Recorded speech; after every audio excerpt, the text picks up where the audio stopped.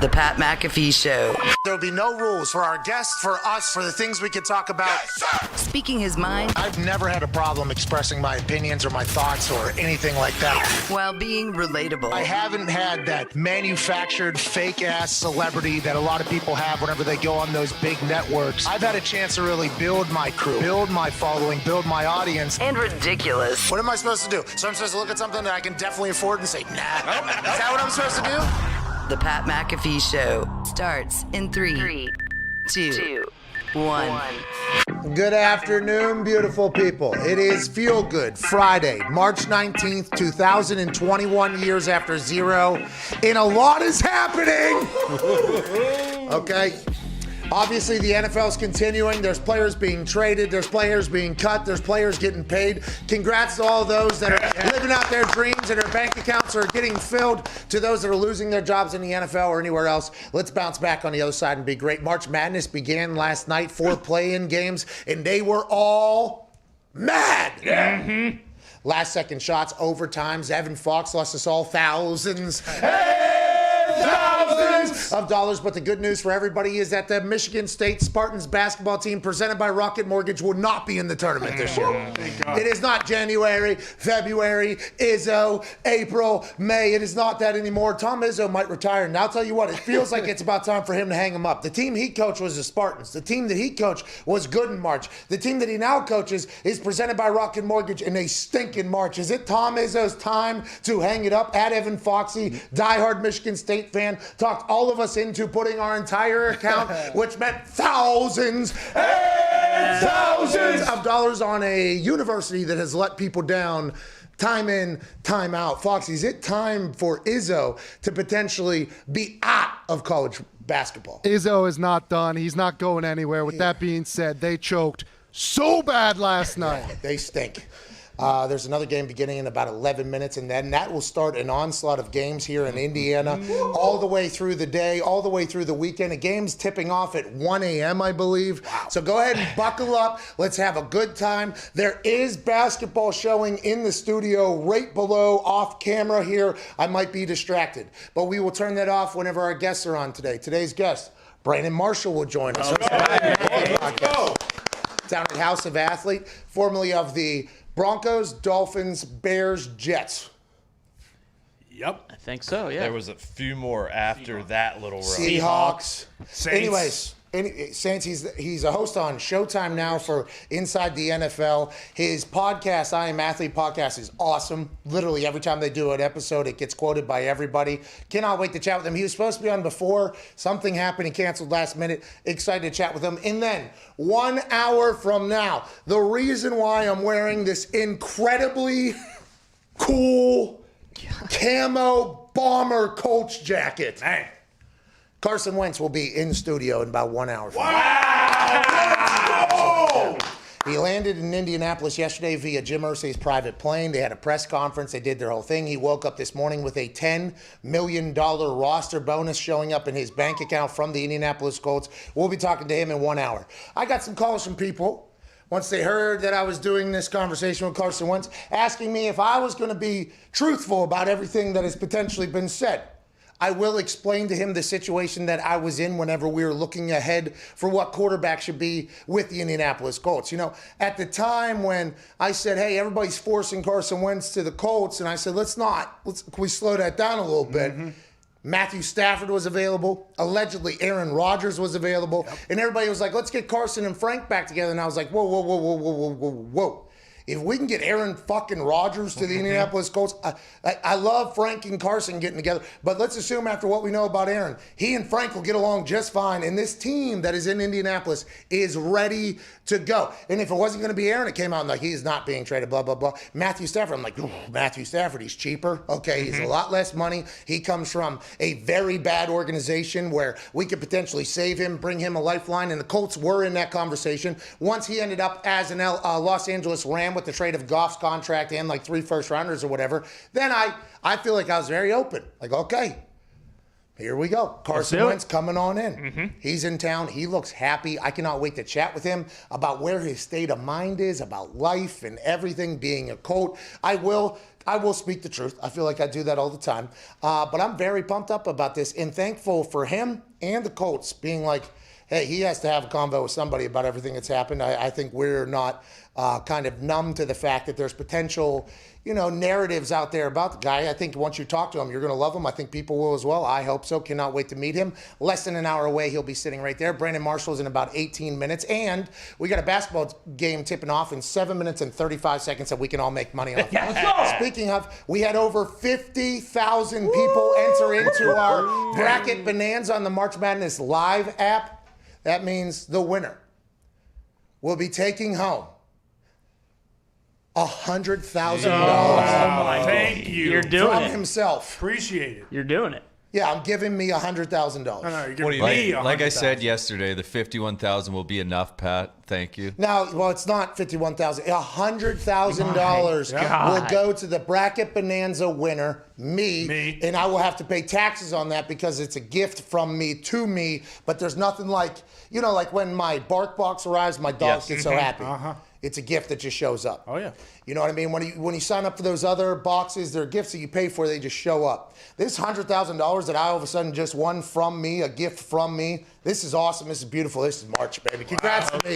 Wow, thank you. Thank you, Pat. Thank you, Pat. For the money. Thank you. In my account. Thank No, you did not win. I did win. No, you were alongside, I think, the 54 other thousand humans competing for second place. Not bad. We're giving $0 to second place, but it's not bad. You at least get to say, hey, silver medal. How you doing? Keep it moving. 54,000 Bracket Bonanza. I came in second. Good news for you at Boston Connor wearing the camo hat. How you doing? I'm fantastic. Had to wear it for our guy Carson. Yeah. But don't worry, I'll break off a piece of my gold medal and give it to you. It's not like you'll feel as if you won a silver Can't break medal. gold, You can have part of the gold. How ignorant is this guy thinking he's going to win this thing, Ty Schmidt? Yeah. He's got no shot at this thing. I mean, absolute buffoon. I've basically already spent the $100K, so I'm just gonna have to replace that when I do win. You're not going to win, Ty. Don't do that. You're No, not- no, I'm Your already. colitis is bad enough. Well, what do you think I need to pay for? I mean, I need to get some new meds. I need to have surgery. I didn't know it was like that. I should not have filled out my bracket so perfectly then. Well, I mean, I didn't know you needed like real life things. It's okay though because I know you got the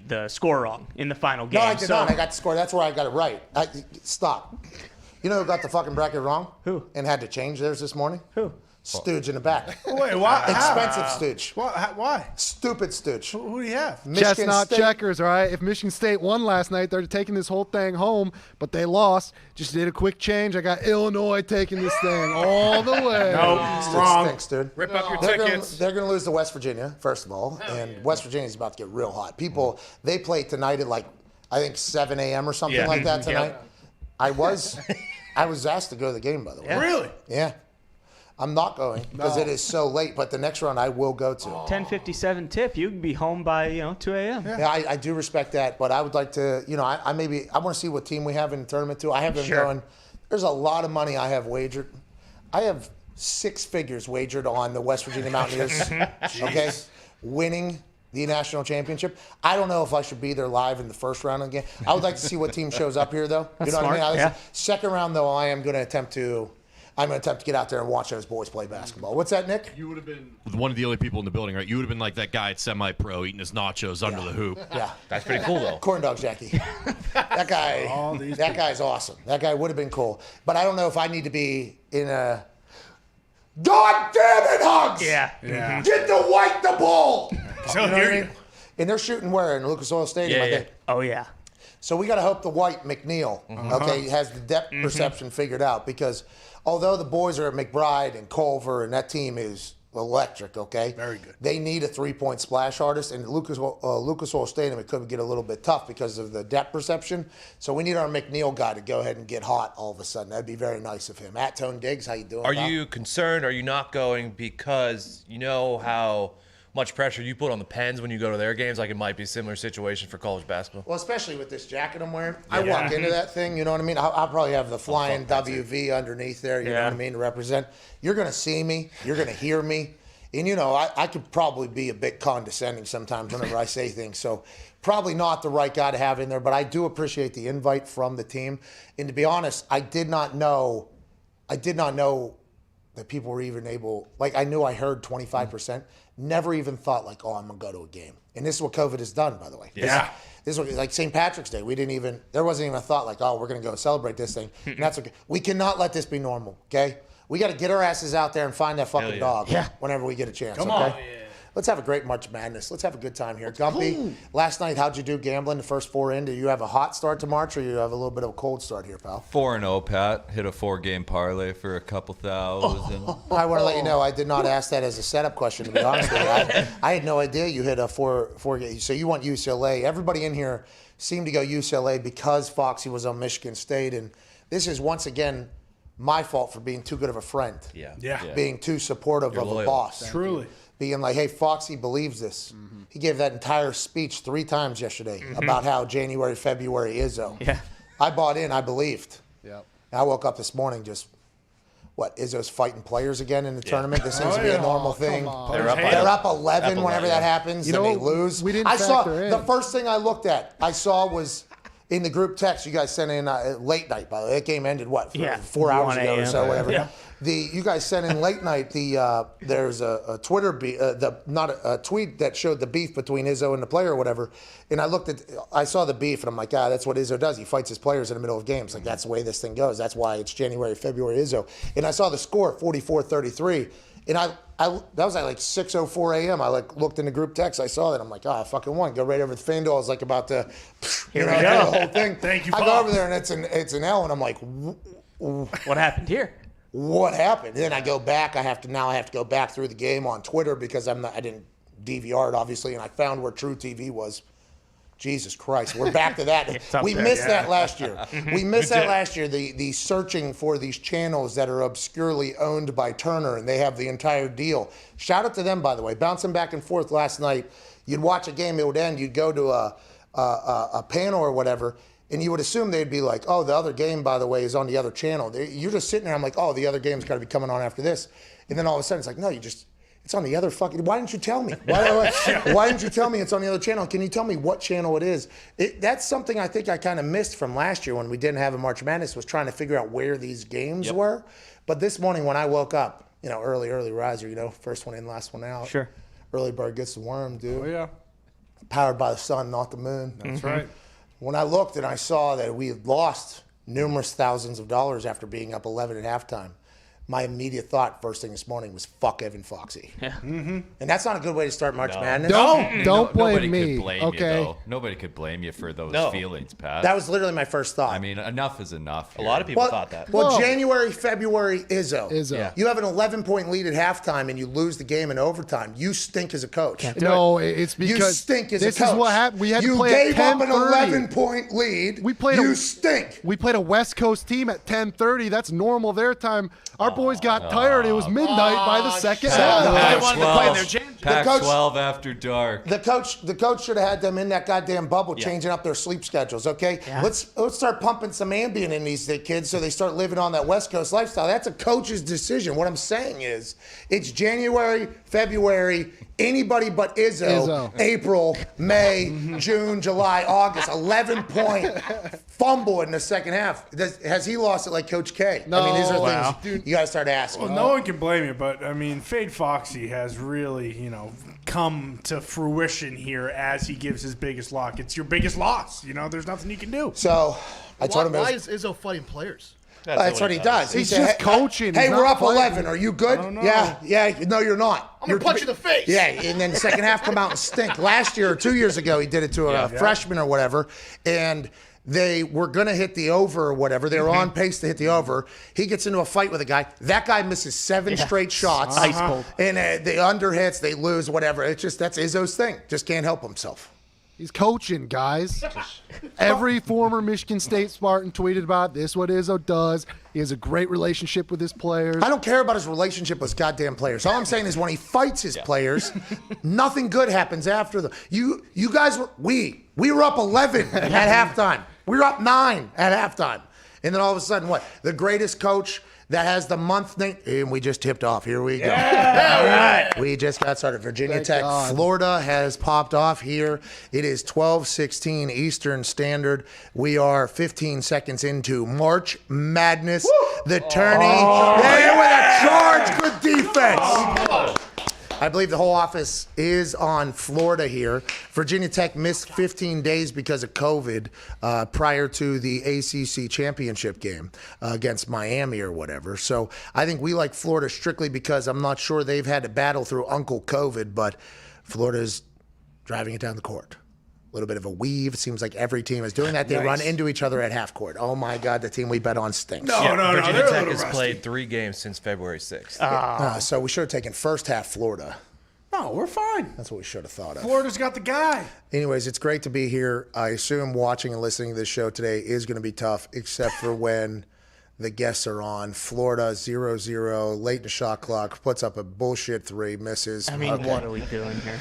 All right. That's fine. That's fine. Let's get some shots up from 3. Let's get some warm. phone calls. We'll do a lot of phone calls today. 1-888-MAD-DOG-6. There's some news around the NFL world. Akeem Hicks is available to find a trade out of Chicago. They are also releasing Fuller, who's a Pro Bowl corner. So I believe Pro Bowl D-tackle, Pro Bowl corner, both being either released or told that they can go elsewhere in Chicago. The interesting thing there is they signed Andy Dalton yesterday, okay, to a $10 million deal or whatever. He was told while he was in the process of figuring out where he wanted to go during that tampering period, which means there was other offers, I'd assume, for old Red Rifle Andy Dalton. He said he was assured that he was the starter going to Chicago, which is one of the reasons why he wanted to go there. Then it came out this morning via Adam Schefter that although Chicago did sign Andy Dalton, and it seems like they're cutting people and telling people they can ask for trades and things like that because they don't have a lot of salary cap room, they are still allegedly in the Russell Wilson hunt. Although the first offer that went through, where you would assume that it was 3 number ones, a third, and 2 starters, at this point, we can assume that the 2 starters were Akeem Hicks and Kyle Fuller, which are 2 very, very good players. Schefter said this morning that don't consider them out of the Russell Wilson camp. So are they going to send Andy Dalton over to Seattle alongside that? Does Andy Dalton know whenever he said that they told me I was going to be the starter, that's why I made this decision? Did Andy Dalton know like there's still a chance to go? Or is what Schefter saying not necessarily true for Chicago, but maybe for another team that's trying to get in on the Russell Wilson trade opportunity? Now, Schneider or Carroll have not come out and said we are not trading Russell Wilson, but we can say with the Russell Wilson situation, he put out a video, okay? He put out a video. We have to move those captions, by the way. They're covering the score and the clock. I mean, that is... That can't happen. Well, we will have to affect that, change that. Diggs is diving into it right now. Old Tech Diggs, we appreciate you, pal. But Russell Wilson put out a video basically talking about his flag football team. So Cam Newton has a flag football team. They're like an entire crew. They got people in the NFL, I believe, that have played for his. Russell Wilson, I think, was announcing his flag football thing. And the interesting thing, the last time we ran a Russell Wilson video, we did get a strike. People were going to try to take down our entire YouTube video. But at the end of Russell Wilson's video that he put out on Twitter just yesterday, he said, "Go Hawks, baby." What? He did. Back. Like Seahawks? No, yeah. Okay, I wasn't sure if he was talking about Iowa. Well, he might have been pulling for Luka Garza and the boys in the March Madness, which we did not dive into. There was some tweets that said maybe he's going to play a little basketball down in Atlanta. And there are other Hawks, by the way. I believe the Hartford Hawks, I believe, are in the tourney, I think. They made it into the tourney. It is potentially the Chicago Blackhawks. So there's a lot of potential Hawks out there. But what we're saying is Russell Wilson, since he has become a Seattle Seahawk, his sign-off of every single conversation he has ever had publicly ends with "Go Hawks." And with Team 3 talking about how they don't necessarily love what Seattle's been doing. And Pete Carroll has anonymous people coming out on his side, and his agent's telling 4 places he could get traded to, and the offensive line has gotten buried by some people within Russell Wilson's camp. We thought there was a chance that maybe that "Go Hawks" would be said with less enthusiasm. Same enthusiasm. Still got it. Russell Wilson still Seattle Seahawk. I don't know if he's going to move on, but boy, I'm intrigued to see how they work that out in the locker room. how they work that out with Pete Carroll. What's that offense going to be? Is Russell Wilson just going to be pissed off again next year? How's that going to affect him during the season? Because last year, if that's what happened whenever he started playing bad there for 4 or 5 games where it looked like he forgot how to play football, is that because he was upset with the entire situation possibly? That Russell Wilson-Seattle thing is going to be intriguing from here on out. But Shefty says, don't think it's over. He's still potentially not going to be a Seahawk. Wait until draft night. I think that's when we'll really know what's going to happen for the future over there. Is there any way that trade? Oh! Somebody got paid. Great cash, homie. Brinks Week continues here on this Feel Good Friday as Florida goes up 6-4. Done deal for the Broncos. They're re-signing Justin Simmons, the highest paid safety in history now. They're giving him a 4-year, $61 million extension, which is about 15.25 average per year per multiple reports. A leader on and off the field. Simmons has been the Broncos' Walter Payton nominee twice and has not missed a snap since 2017. This is the type of player you see is the Walter Payton nominee twice, which means he's big in the community, whether it's in Denver or at back home. This is the type of guy who, incredible football player, everything like All-Pro, Pro Bowler, everything like that. If you're that good of a dude, that good of a player, and you don't re-sign that guy, you immediately look like a franchise that's like, yeah, we don't take care of our own people. Who knows what's going on with Von Miller? I guess they're potentially restructuring or doing something over there. There was reports that he was potentially going to be on the road, and allegedly Drew Lock wasn't locked in as their quarterback going forward. There's potential trade conversations over there. Them getting a deal done with Justin Simmons is good news for the franchise, good news for Justin Simmons, and also good news for guys that go to a place, dominate, be a good person, and get paid in the end. This is the NFL coming together in a beautiful way in Brinks Week. Feel Good Friday. Was franchised last year, was franchised again this year until they got the deal done. Let's get to a break here. We'll get to a break, and then we'll get Brandon Marshall on the other side, hopefully. He's going to be a great conversation. I'm excited to chat with him. I wonder what he'll think about my camo bomber jacket thing I got here. It's pretty sweet. You see this thing? Yeah. It's hard to see, really. Bro. Well, yeah, I get it, but you know what I'm saying? Because when it comes like down like that or what, it can't. Mm-hmm. No, yeah, you gotta pop. You gotta pop that's that. a pop situation. Is that thing reversible? With the orange inside? Oh, I thought it was all orange inside. No, that's for hunting season. Yeah, hunting season. Right. Hunting season. Don't shoot! Hey, I'm not a deer. Yep. Mm-hmm. Oh, don't shoot! It's a human. You hear little bolt action. Yeah. Not a deer. Not a deer. Make sure you yell, not a deer, too. Yeah. I got those. Not a deer. No hooves! No antlers either. What the fuck are you shooting at? Thought we had to be bucks around here. Brandon Marshall joins us on the other side while we watch this beautiful March Madness moment that is back, that was taken from us a year ago. It's a great day to be alive. We'll also take some of your phone calls, 1-888-MAD-DOG-6. This is the Pat McAfee Show here, Friday, March 19th.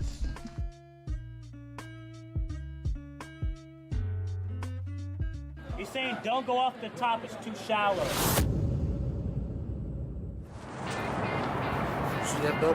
All you're going to hear this stadium do is they put the big paw up, they start shaking it, they go, whoa. Hey, what things are going good, Mason?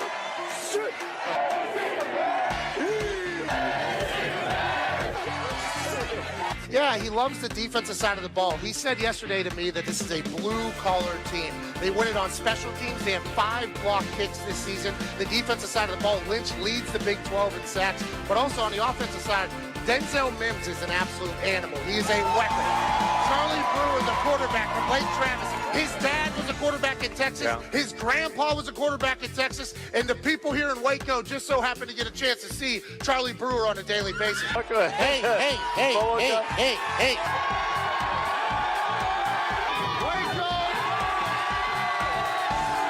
Yeah, Boomer here is going to mean a little bit different than what it means on the internet currently. And hopefully here in Baylor, they hope they're not hearing a lot of Boomer sooner. Everybody wants to be a punter, including quarterbacks. If I was a quarterback, I'd want to be a punter as well. 0 yards on that punt. It's an embarrassing situation. The Dak dance that gets on national television has led to a lot of losses, but you got to respect the hips being able to.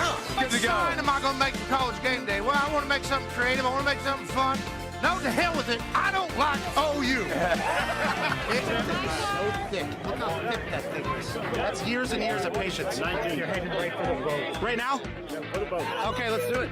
We job. are out here on the Brazos River, which you can take a boat to the game. One of the only stadiums in the country that you can do that. It's beautiful out here. A lot of people would say, this is the last time I'm going to be on game day. The last time I allegedly did what I'm about to do, I ended up in a jail.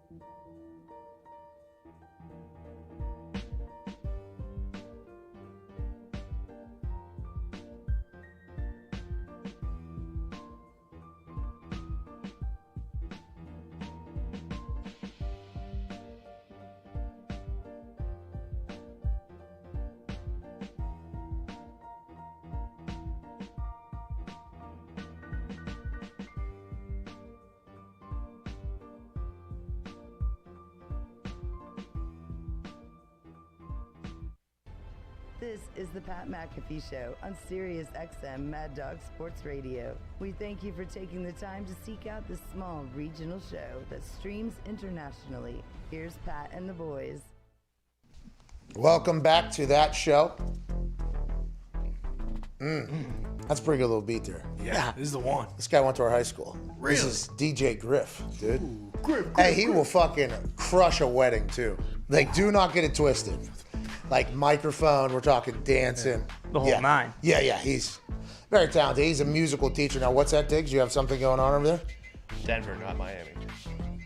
What's that? For what we were talking about as far as records. Oh, yeah, joining us now is a guy that I watched in person catch 21 passes in one game against us. What? 21. We were standing on the sideline after maybe the 10th, maybe the 6th.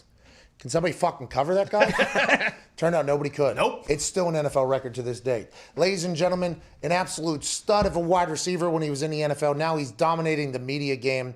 I'm not 100% sure if he owns House of Athlete and the I Am Athlete podcast, but I know I am fans of both of them. Ladies and gentlemen, joining us now from Showtime, Inside the NFL, and everywhere else, Brandon Marshall. Yeah.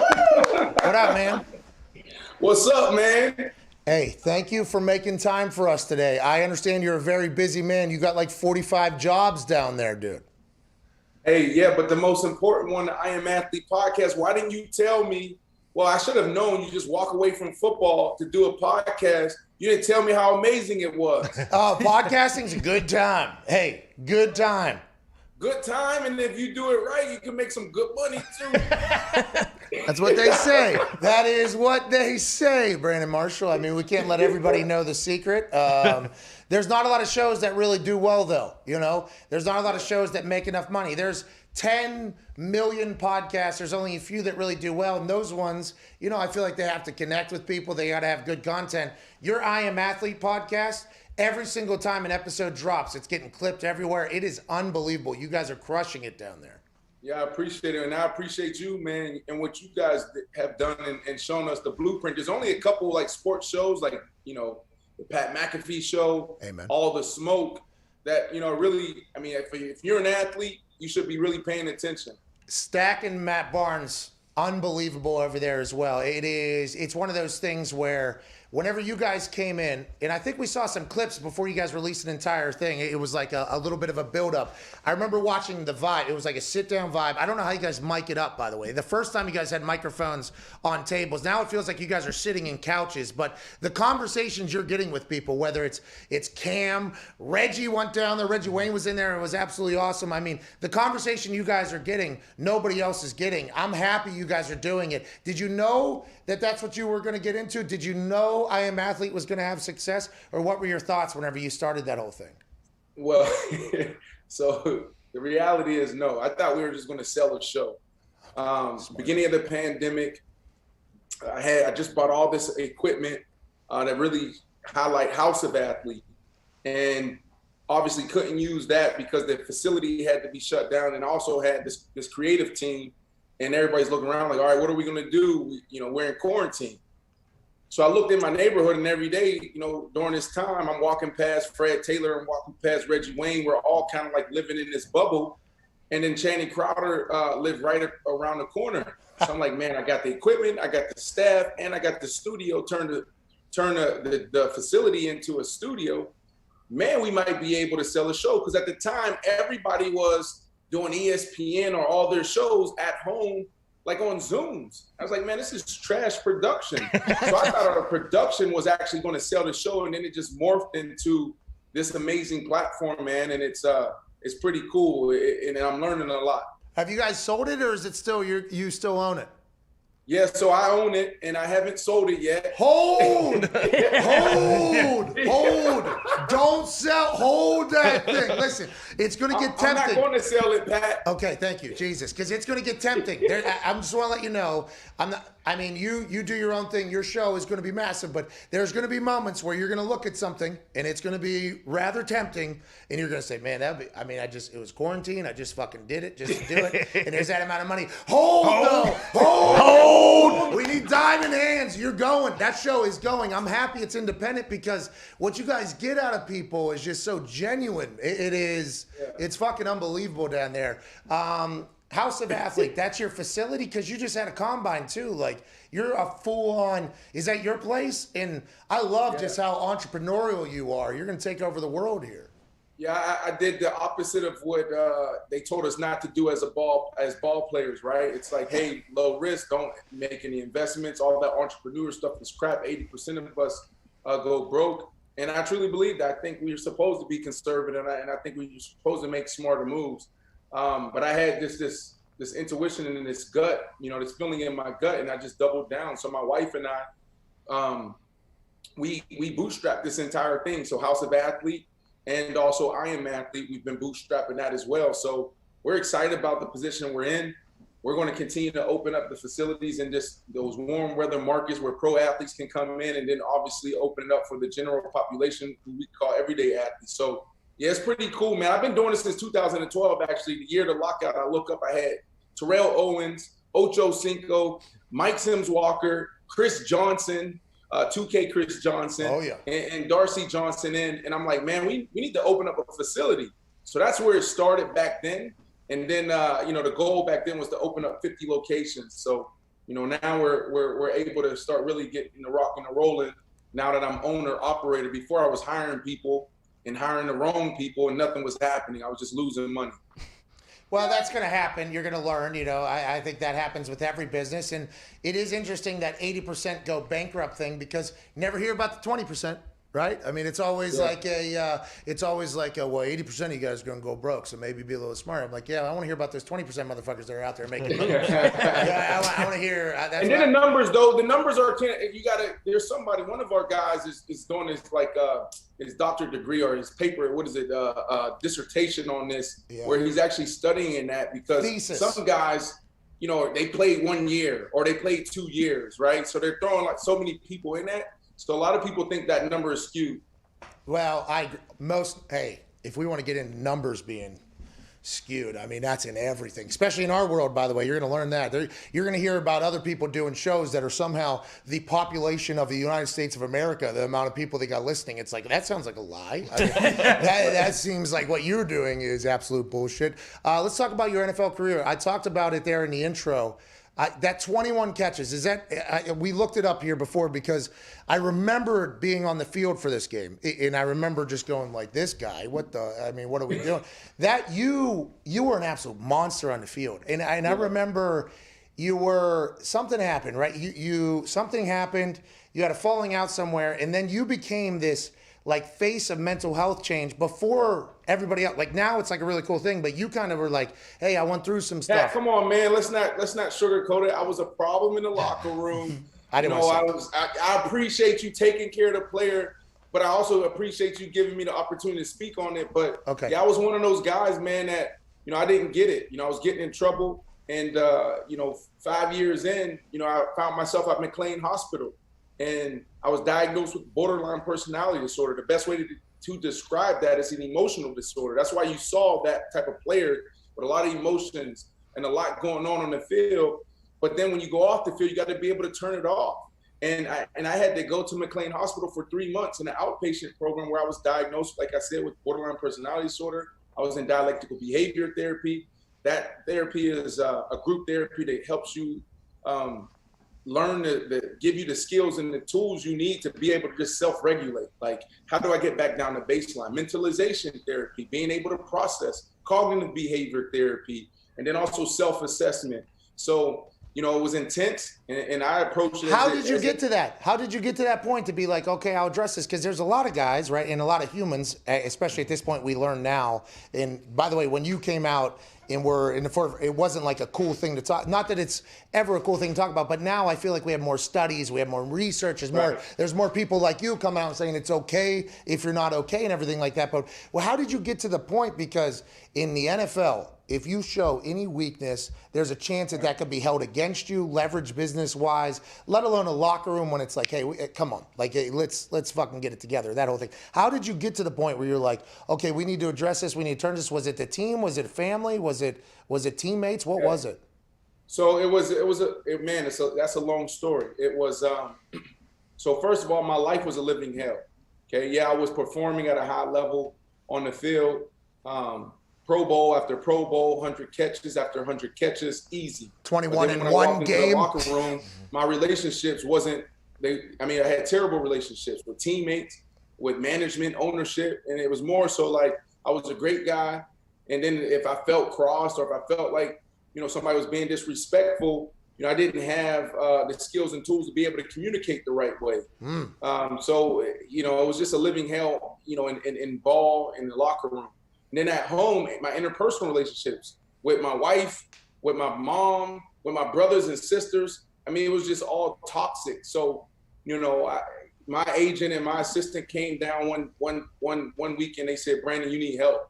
And I said, what do you mean? And they said, you need help. I said, all right, well, what about church? I was like, because I just gave my life to Christ. And they were like, yeah, but I think there's some mental health stuff going on. And I thought I had everything in control. I thought I was trending in the right direction. And anyways, they got a private plane, and I was off to Waltham, Massachusetts, and pretty much outside of Boston. And I did a clinical evaluation, neurological evaluation. And that's when I got the diagnosis. But it really was, a lot of things. But my agent and my assistant at the time, Kathy Lee and Kennard McGuire, was like, man, no, we care about you. And even if it means you got to walk away from football. Man, hey, what a fucking moment in your life. Look at you now. There's no way you thought you would become this dominant media force, basically one of the faces of this league, I would assume. There's no way whenever you were living in that, pre-finding out what the hell you had going on in your head, there's no way you thought like, hey, I'm going to be this bright light of football at any point. How did your life change after finding that out, after those 3 months? Did football get easier, better, more fun? I assume that like relationships were easier to find. Was it an overnight type thing, or did it take a little bit to become, the Brandon Marshall that we see now? Interesting. It was tougher coming back. Like, you got to think, I was almost in a bubble for 3 months, and I was finding out these new things. And one of the things that they didn't prepare me for was coming back to like an invalidating world, right? So it was just this new guy, new outlook, and it was tough transitioning back. You know, I mean, for the very first time on the football field, I felt something. And what do I mean by that? I literally was on the football field and I jumped for the first time. A dude came by me. I was thinking I was just standing there. He ran by fast, missed me, and I just jumped like, holy crap. and so that was tough. You know, this new dude, like this beast, that beast that they used to call me, that monster they used to call me on the field, it just didn't resonate with me anymore. So it took some time for me to find that, like, the thing, like, this is what I said. And I wrote this when I was at McLean Hospital. Every time I would get to like the source or the root of something, I would write. And I wrote this. I said, my strengths equals my weakness. My weakness ruins my mind, body, and soul. I've been trapped all my life, not by man or cages, but by my own emotions. Where I've been while traveling inside myself can be summed up by one word: damn. And what I realized was that anger, that pain, the sadness, all that stuff that I got from Pittsburgh, Pennsylvania, that made me a phenomenal football player. Like, you're not going to take anything off of my plate. Like, this is life or death for me. It literally saved my life. I'm from the poorest county in Pennsylvania. That was my mentality. It wasn't business. It was all personal. But those same things made me that dude that caught those 21 balls and what it took to get there. But at the same time, it was ruining who I was outside of football. So, you know, it was tough transitioning back. But then after a while, it became easy. And you know, it got to a point where, you know, I actually start preparing better and I start working harder, because now was the first time that I was playing football for a community and not just myself. Like, I wanted to use the platform to be able to help the mental health community. So I started going a little harder. It was, by the way, incredible story there. Happy in your writing sessions that you had. I bet those were incredibly profound. I would assume. I mean, we just got a piece of it there. I would assume that was very deep stuff you went through there. Thank you for sharing that story, by the way. There's probably a lot of people right now that have no idea that they're potentially going through some shit and they don't even know it, and it can get figured out. So that's dope that you did that. Now, you got back in the game. You played great football. You get into the Inside the NFL. You have I Am Athlete podcast. What is the most fascinating thing you think about this league that we're in? I mean, you've seen it from all angles now. You were savage, emotionless guy. Then you came back, kind of like a rebirth in the NFL. You've been around the NFL. You've covered the NFL. Inside the NFL is a great show as well, by the way. But then what is the most fascinating thing you think you could tell that kid from Pittsburgh, Pennsylvania about the NFL now that you're kind of one of the faces of it? Yeah, the good or the bad, which one you want? Okay, so let's go. It's Feel Good Friday, but let's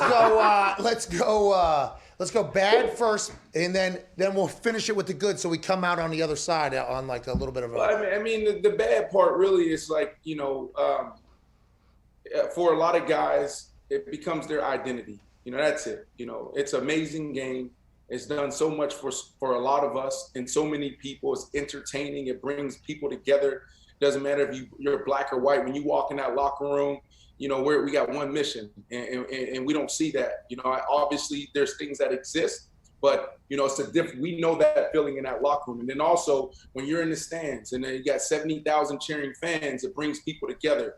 But a lot of times, all of that energy, all of that notoriety, it gets to people where it becomes their identity. So that's the bad. Okay, the good. Here we go. The good, it's so much good, man. We're talking about, you know, young men coming into the league and becoming men. You know, we're talking about, you know, the platform for us, right? Like, you know, for us to now transition into something special, you know, and utilizing our platforms to do something well. Like, I remember what you did, man. Like, think about what you created. You created this platform, but then what did you do when you got the bag? You turned around 2:00 in the morning, knocking on your team's door and like, yo, we made it. Here's the bag. But it really wasn't about the money. It was just like, thank you for everything you did. True. But it started with you. It started with all your hard work there in the NFL, then you being able to pivot and saying, you know what, there's something bigger for me. So I think the platform of the NFL is the most special thing. because we have this amazing power to bring people together and do so many other things outside of sports. I think what you just said is 100% real. And I think, by the way, that team community feel about, doesn't matter where you're from, what you did, when you get in the locker room, okay, we got one goal, we got one mission. That team aspect, people miss whenever they leave the game, that locker room feel. So I'm very thankful for the boys and what we have. I assume down at House of Athlete, that is something else that is very cool down there. The fraternity, the feeling of locker room down there and the conversations is great. Thanks for that compliment, by the way. I had no idea you followed our shit. I do appreciate that. Oh yeah, come on. I follow it, love it, watch it, and study you. Like that's, yeah. Come on, please. Do not study me, please. do not. You will. Well, no, you know what it is? What it is it's, and this is why it works for you guys. And this is why, our stuff is starting to take off, because it's real and authentic. And I'm on FS1. You've done some things there. It's like, man, this is real. People want real conversations. Yeah. You got ESPN out there. That's great. Hey. So I think the people who go on to those traditional networks, that are real, like the Shannon Sharps. That's why Shannon Sharp is thriving, because it's real. Love Shannon. Right. So I think that's why it's work. Well, I know that's why it's working for you guys, and I'm just trying to follow that. It's like, man, just be real, just be authentic. And I appreciate that. We are a bunch of idiots, and if we tried to be anything different, it would change. But that is what is great about your show, and that's kind of, 2021, 2020, 2019 podcast, long-form conversations. Want to see what's real, don't want to see the other stuff. That's why you have to hold.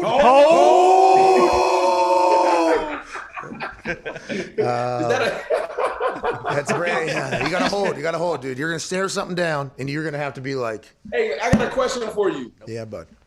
Bro, you did something amazing this year. I doubt it. How the hell did you get Aaron Rodgers every week? Hey, pretty cool, huh? Hey. Oh my God. Hey, pretty cool. So very thankful he did that, by the way. Hey, shout out. Thank you, Aaron. But I think what you said there about the other networks, right, and how they might be motivated by different things than actually getting the genuine, authentic facts or stories or whatever. And I'm not saying everybody at Fox Sports 1 or ESPN or NBC or anywhere. I'm not saying that. But the way things have gone a long time is like, what do we get hits? What gets us views? What's that? Normally it's controversy, drama, Real Housewife bullshit. And with Aaron, I think a lot of his life was a lot of that. So whenever I pitched the idea of like, hey, is there any way, because I got a chance to meet him at a golf tournament that we won, by the way. No big deal. No big deal. No way your team won. I like your team. But in golf, please. Brandon. You fucking Brandon, please have a little bit of respect. I'm fucking undefeated in golf tournaments. Okay, I don't need to hear it. We beat the. I don't see you guys as golfers, man. Come on. By the way, I am not a good golfer. I was the worst on the team. We beat the NBA. No big deal. Chris Paul, J.R. Smith, take a fucking hike. But anyway, those are good dudes. Those are good dudes too. But I think whenever I met him that weekend down there for the first time, we had followed each other on the internet, but it was the first time I had met him or whatever. And as I was talking to him, there was a rain delay. It was like an hour and a half, 2 hours. As we were chatting, I'm like, yo, I know nothing about this dude. And I feel like I'm pretty, dialed into like people and the internet and everything like that. And everything he was saying, I was like, man, this sounds a lot different than how they portray you. Is there any way we can have a conversation? And that thing kind of just led to it. And I was like, it worked out to every Aaron Rodgers Tuesday. Listen, Brandon, there's a good idea. Well, I think that was some of the best sound bites of the football season, was seeing him. I don't know the hell, was he on the back patio in Appleton, Wisconsin, and just tapping in? Like, it was awesome, man. Well, I appreciate that, and I think the fact that every episode you guys have Ocho Cinco is pushing the narrative that nutritionists are full of shit. I love too. So I absolutely love it. I'm the same way. Okay, I think you were in the league for that. As science got involved, I don't know. So we got this thing called Ocho versus science. So you're saying you're siding with Ocho? Oh, 1,000% on. We used to have, the first team I was on, the Peyton team, where I was too young. I wish I would have appreciated that more while I was in it, but I was just kind of having a good time, We had wings the night before game. Pizza was available. Guys were drinking beers the night before the game. Okay, that team, winningest decade in NFL fucking history. Okay, that team.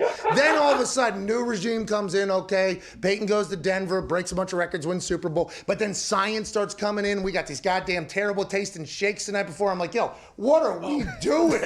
What are we doing here? And they're like, well, they're going to be faster. They're going to be this. I'm like, yeah, but everybody hates each other. Like, can we? Y'all didn't win the Super Bowl. Yeah, exactly. Brandon, I'm on Team Ocho there. It's nice to know. No way. But then you got LeBron James. You got Tom Brady out there. Serena Williams, who's embracing science, and they're playing in their 40s, like going into their 40s. Still winning championship. So maybe if Peyton Manning embraced the TB12 method. Whoa. Peyton was not eating the wings with me. Peyton had his own thing going on. Don't talk about the general. I did not want to be associated with Peyton Manning's bad health. I am not going to be a part of that. I'm just saying that team, there was some smoothies, there was some protein shakes, but man, there was a lot of really delicious. You know who was siding with science on that team? Dwight Freeney. He had this special water. He had 4 different things he was eating. You're right. He was 100% science guy. I'd assume Peyton was as well, but I hated how the nutritionist started to take away the keg moments for the kale moments, because I think a team comes around a lot more around keg than they do kale. Connor, what do you have? Yeah, Brandon, Cam Newton was on your guys' show, and he called Bill Belichick dope as shit, which was awesome to hear for a New England Patriots fan. Hey, 5 straight days, ESPN, by the way. That was the thing. That's an incredible fucking clip from you. Right. Great poll, but why do you think? Hold on, time out. No, he talking about Ocho. Look, he's drinking water. He's getting a gallon of water. He's off the camera. All right, it's got messages on it too. It's actually pretty sweet. Listen, you health freak. Health freak. Listen, I'm trying to adapt. Listen, my wife got this for me because I was so unhealthy. It's like, good morning, okay? By 9 a.m., hydrate yourself. This thing's a reminder all day, you know what I mean? Keep going, it says. She got influenced into buying one of these for me, but, I'm almost at the There you go. You're almost there. Keep going, health freak. Hey, listen, I live a healthy lifestyle, okay? It's not just every once in a while. It's every single day, please. When I was in the All right, so Cam Newton, where are we at with Cam? Oh, fuck you. Okay. you did. Sorry, go ahead, Connor. Yeah, where are we at with Cam, though? Like, do you think this year is going to be much different as compared to last year because of the weapons? Or what do you think is going to happen? Yeah, so, first, having the weapons is a big deal. We can't take that for granted. If you don't have a wide receiver, if you don't have a damn tight end, if you don't have offensive linemen to protect you, then you don't have a chance at the quarterback position. The only question mark out there still on Cam Newton is that shoulder. We got to be real. There were some moments where it's like, man, is he okay? But if you go back to college, if you go back to his early days in Carolina, it never looked smooth. Cam never had the prettiest form and release, right? But there are some moments where it's like, why did you just dirt that ball? Yeah. And when I sat down with Cam, I asked him, I said, well, explain that to me. And for him, it was like, man, pre-snap, that's where the game is won at the quarterback position, is before the ball is even hiked. He said I was just spinning. I didn't know what was what. I didn't, there was just things after COVID where I felt like I was a click or two behind. He said, when I got COVID, we were rolling. And then all of a sudden, when I came back, it was a new playbook and they kept rolling. So I think that they'll be fine. I also love the moves that Bill Belichick just made. Now, look, a lot of people are like, oh, they overpaid, et cetera, et cetera. But who cares? If you win, who cares? Right, exactly. And then they're going back to those days, Pat, where Daniel Graham, you got Benjamin Watson, and then the Gronk days and the Aaron Hernandez. And then they brought in Martellus Bennett. They always love to have 2 tight ends, and they want to run the ball. So if they can get back to playing that type of ball on offense, and then obviously having who's the guy, the mad scientist? You got Ernie. Patricia. You got Matt Patricia back as deep. They got a lot of mad scientists up there. They got a lot of scientists. They're going to be fine. The Patriots will be fine. How terrible is that, though, huh? Isn't it? Kind of. Talking about the mad scientists? No, Coming just back? the thought that we thought they stunk forever. You know what I mean? Like Tom leaves, they have a bad year. It's like, oh, this team stinks. Like Bill Belichick 70. Okay, maybe his kids will be able to do what he's doing, but this team stinks. And then Bill was just sitting up there like, is that right? What'd you say? $150 million in guarantees in the first day. It was unbelievable to watch Bill do that work earlier this week. I fucking loved it. Brandon, I enjoyed this conversation a lot. Thanks for making it happen, man. No, I appreciate y'all having me. Oh! Yo, the Hawk, I said, what's up? All right, you got it. I'm sure he says hello, ladies and gentlemen. Brandon Martin. That was a great conversation. We got 19 seconds until this first hour ends. He's fucking awesome. Yeah, that was incredible. Need him back on the show.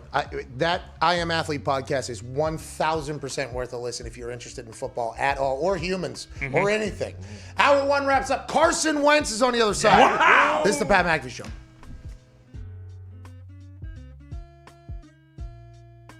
Thing happens one time, anomaly. Happens 2 times, it's like, oh, okay, maybe. But whenever there's a trend of 18 plus, 20 plus things being predicted, you got to go like, hey, Groening, the gig's up. We know. You're a time traveler. Just tell us. Bro, I just want to talk to you. I got so many questions. Siegfried and Roy tiger attack. Do you remember that? Of course. Do you remember back in the day how tight Siegfried and Roy were with their tigers? It was like every main story was like, oh, these tigers are the best behaved animals on earth, blah, blah, blah. Simpsons in 1993 said the tiger is going to turn. This little friendly tiger is going to become an enemy of Siegfried and Roy quickly, and it's going to happen. 2003, it actually happened. Autocorrect errors, 1994.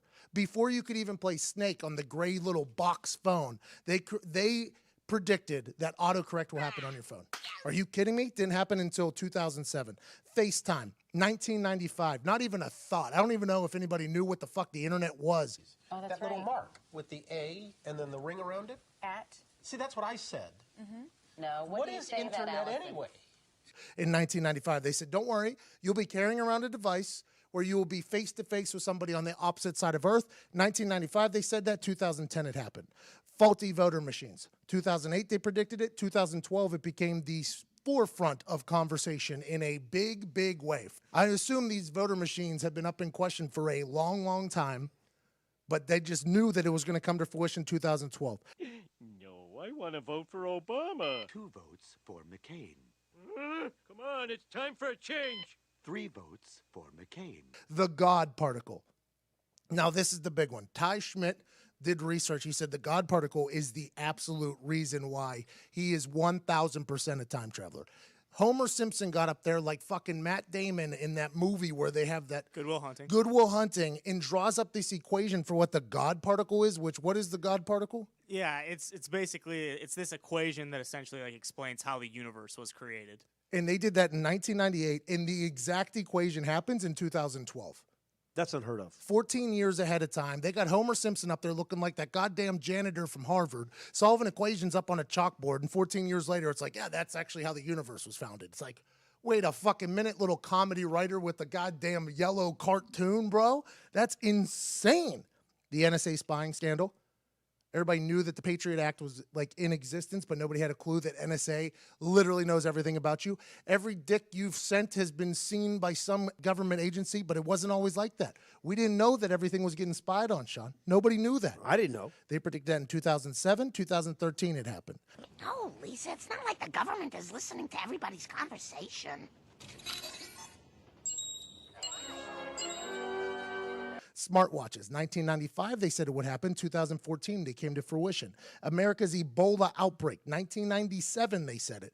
2014. Do you remember when Ebola hit? It was literally hospitals like shutting down. Oh, they had people wearing like hazmat suits, carrying people around because they were scared Ebola was possible. In the modern world, this was happening. Years and years and years and years ago, Matt Groening said this is going to happen. The FIFA corruption scandal, 2014, they called it 2015. It came all crashing down. Everybody knew they were getting their pockets greased, making decisions, sending a World Cup to a goddamn desert. Matt Groening said it's going to happen. It happened. Greece's debt default, 2012, they called it. 2015, it happened. So many countries out there, by the way. They picked Greece. The exact country to happen. Trump's presidency. 2000, they called it. 2016, it came to fruition. The Simpsons called this President Trump out there, and everybody probably looked at, those Simpsons guys are so funny. Bang, 16 years later, it is about to happen. It goes down. Lady Gaga Super Bowl halftime show, 2012, they called it. 2017. I mean, I think we all knew that she was born this way. She would probably get the halftime show at some point, but to the details that they had. These are not coincidences. Coincidences. I don't know how you pronounce it. How the fuck do they know this stuff? It's got to be time travel. Matt Groening is a time travel. I have so many fucking questions. Disney's takeover of Fox, 1998. They said it. 2017, it happens. The Shard in London, which is a building behind Big Ben, I guess. Is that right? Apparently, that's what Google search said. 1995, 2009, it comes to fruition. Robot Librarians, 95, they called it. 2016, it happens. The censorship of Michelangelo's David, 1990, 2016, it happened. Three-Eyed Fish from the fucking nuclear waste place. In Japan. Three-Eyed Fish comes to fruition in 2001. Matt Groening did it in 1990. 9/11. 9/11. They called that happening. If you do recall, planes going into buildings, they said it in 1997, 2001, it happens. The Syrian uprising, everything that's going on in the Middle East has all been talked about on The Simpsons. And then he created another show called Futurama. That is huge. He created another show like, listen, here's me rubbing it in the face that's where I could go if I have to. I have so many questions for Matt Groening, and guess what, Matt Groening? The gig's up. We know. I'm all in on you, Matt.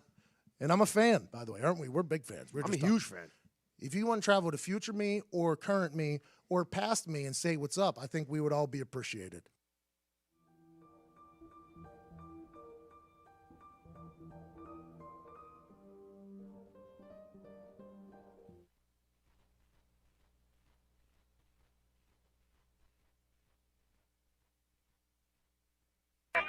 The Pat McAfee Show. There'll be no rules for our guests, for us, for the things we could talk about.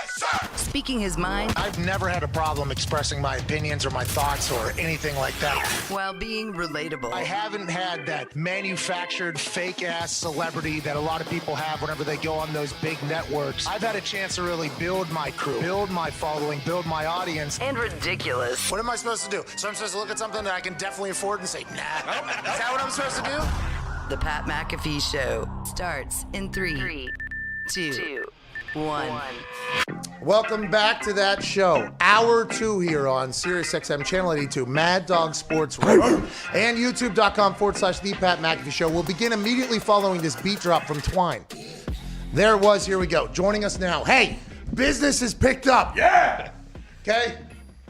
Not often in the middle of Indianapolis, Indiana, do you get a chance to get somebody that is maybe a conversation piece from everybody across the country in studio. Ladies and gentlemen, joining us right now, All-Pro, Pro Bowler, new quarterback for the Indianapolis Colts, Carson Wentz. Thank you, sir. Hey, Carson, thank you for coming in. How you doing, pal? I'm doing great. By the way, you're also talked about all across the country too. So. Yeah, not for good reasons. It's not for my athleticism or anything like that. It's for saying dumb things into a microphone, but I do appreciate that. Yep. First question here as we get started.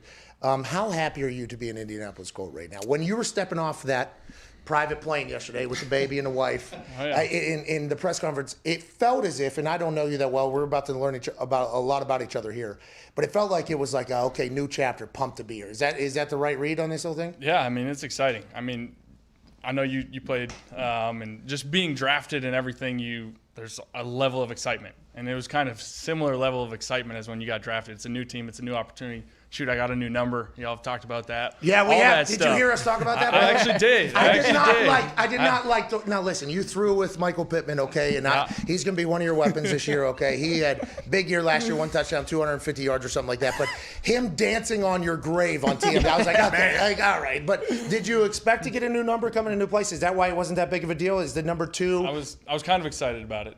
Really? Honestly, I texted him and I was just like, hey, are you married to the number? He's like, I'm locked in. I'm like, cool. I'm going to change anyway. I've always liked number 2. I wanted number 2. I was 20 in high school. Good old Friday Night Lights. That was me. It was a family number, so obviously you can't be 20. So I wanted 2, but I was stuck with 11 in college and just wrote it out. So now It's a new me. Hey, now you got the right number. Hey, let's go. Let's go. Okay. Giovanni, by the way. Yeah. I'm just learning about him from this entire. He's awesome. Awesome. Yep. Want to let him know that, hey, I'm a big fan. The boys are a big fan. We know Carson's a big fan. Yep. I guess he caught some shit over there in Philadelphia, which is what happens in Philadelphia. Oh, yeah. But, Gio, know that we're your guys, right? Yeah, We absolutely. love Gio. Man, by the way, come to the Colts, Gio. Yeah. Hey, we'll send you a camo jacket. When you get drafted to the Philadelphia Eagles, out of North Dakota State or whatever, right? Yep. And North Dakota State is a big meeting point now. There's like billion-dollar meetings happening there between Schneider and the Bears and everything like that, obviously, with the way things are popping off with Trey Lance. But when you get drafted to Philadelphia, do you have the feeling like, okay, I'm going to a city that is maybe, and I'm not 100% sure, I've never been to North Dakota, but maybe the most polar opposite place than North Dakota State? Was that ever a thought that you had whenever you got drafted to Philadelphia Eagles? Crossed my mind, definitely. I mean, it's a different world out there. The Northeast is a different world. North Dakota is a different world. Everyone just thinks it's a frozen tundra and we live in igloos, which isn't true, by the way. It's a beautiful state. Okay, beautiful. Beautiful state. Beautiful just state. don't go in the winter. You'll regret that. Yeah, don't go in the winter. it is chilly. Unless you want to go ice fishing. If you want to go ice fishing, I got a lot of buddies. We'll take care of you. Yeah, but other than that, it's a beautiful place. But yes, very different world, faster paced, aggressive, all of those things, everything. There's a lot of good and bad about the Northeast, about Philly, and I love the place, I love the area, but nothing. It's very different. It's very different. Yeah, you kind of got baptized, by the way, in fire over there with Philadelphia. That's that's one way to do it. We saw your. I guess so. Yeah, throw in the deep end. We'll find out if you swim real quick. But your house just went on the market in New Jersey. Yeah. Okay, we saw your house. Beautiful house, by the way. Thank you. Hey, it went up like, I think 78% or something like that since you bought it. So good real estate investment as well there for you. But we saw the house, okay, and they showed the inside of the house and everything like that. And you got the sense that if this dude does come to Indiana, this is going to be like, okay, Frank's here. Yep. It seems like just by looking inside your house, Indiana seems like a much more natural fit than maybe Philadelphia or New Jersey. When you get off that plane and you start talking, you re-talk to Frank, and I'm assuming you're looking at houses with your wife at some point here in the next couple of days because a bag just got dropped into your bank account. You deserve it. Congratulations. But it has to feel as if like, okay, this feels like the right place for me. This feels like a perfect place to kind of restart this whole thing. 100%. It feels like perfect place football-wise. You talked about Frank. You talked about the weapons and the pieces in place. Saw what they were able to do last year, so I'm excited to join that. But from a family standpoint, I got an 11-month-old baby, got a wife. Congrats. Thank you. And my wife is actually from Kentucky, so her whole family's like 2.5-hour drive away. So it feels like us. It feels like our culture, our values, and kind of our vibe, so to speak. So we're pretty pumped about it. Let's talk about Frank a little bit there because you hit on that. Congrats, by the way, on the baby and coming back closer to your wife's family. That's massive. The in-laws, I understand you would like to keep them happy. that is a good move. But let's talk about Frank Reich because immediately upon learning that there was a chance you were going to be on the move from Philadelphia, all Eagles fans, most NFL fans immediately went, Carson's got to go to Indy, get him back with Frank. It'll be all good or whatever. And after last season, there's a lot of people that are like, is Frank even going to be able to bring Carson all the way back? What is Frank to you? And why is Frank Reich so good? Phillip Rivers, Jacoby Brissett. I mean, he was my quarterback coach, by the way. I heard yesterday. Yeah, he was my. He said your ball handling was poor. Poor. You'll have to take that up with him. Poor. It was his coaching. It wasn't my scouting report, by the way. That's not Listen, bad. see that? Deal the cards. Deal the cards. Yeah, deal the cards. That's what you do. Yeah. Man, I had a play action too. We never ran it. But I had a whoo. You know what I mean, Carson? But what is it about Frank? That, I think Frank obviously went to bat pretty heavily. He was like, hey, let's go get him back here. We'll be good. But what is it about Frank and yours relationship you think that you established in Philadelphia that'll be able to carry hopefully into like 10 years here in Indy, maybe even more? Absolutely. First of all, it's a special relationship off the field. Just the man that he is. Looked up to him. We share the same values, both, faith first type of men and just almost a mentor, like looked up to him. But from a football standpoint, he understands it from a quarterback's perspective. And anytime you have that, and I had that with Coach Peterson too, like just anyone that understands and has played the position sees the game differently and knows how to maximize their quarterback. I mean, you've seen all the quarterbacks he's worked with have had success, and he knows how to put guys in the right position to succeed. And it was awesome working with him for 2 years, and obviously we had a heck of a year in 2017. And MVP like run until you got hurt there. I mean, so it was fun, and I look forward to hopefully bringing that out here and kind of progressing the offense a little bit more than what we did then. But he's really good at motivating and getting the most out of his players, and super relatable, and a guy that you respect and want to play for and give everything you have for, which is pretty special. 2017 was a magical year for you guys. And now obviously you get injured there late in the year, but it was a hell of a run for Philadelphia. Then after that, it gets interesting. You, a couple years ago, 2 seasons ago, your entire team was getting hurt every single week. Like it felt like every single person was getting hurt. And then at the end of every single game, it was you literally putting the franchise on your back. It was very cool to see that whole run. Now, I will say, Orlovsky misquoted me, on ESPN. He said that I said that you stunk for a bit that he was doing that year. I did not say that. I want to let you know. That's Orlovsky, classic ESPN lies. Just want to let you know that. For the record, I don't watch much of it, so it's okay. Me neither. That's a good answer. Good answer, Carson. But no, and then last year, and you talked about how Doug Peterson also quarterback saw that whole thing. Last year, it felt like there was just something different from the outside. Then, obviously, with the way the league works with sources and leaks and everything like that, what happened was when Jalen gets drafted there, was that the beginning of it all? Was there a miscommunication? What happened between you and Doug? Because they were saying it was, what was it,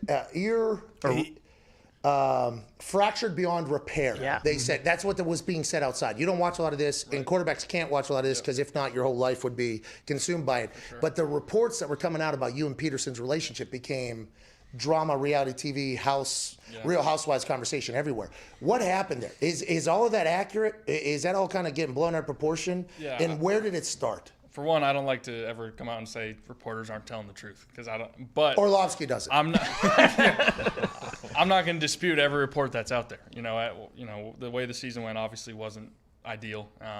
When Jalen was drafted, that had no bearing on me. I trusted the organization. I signed that contract.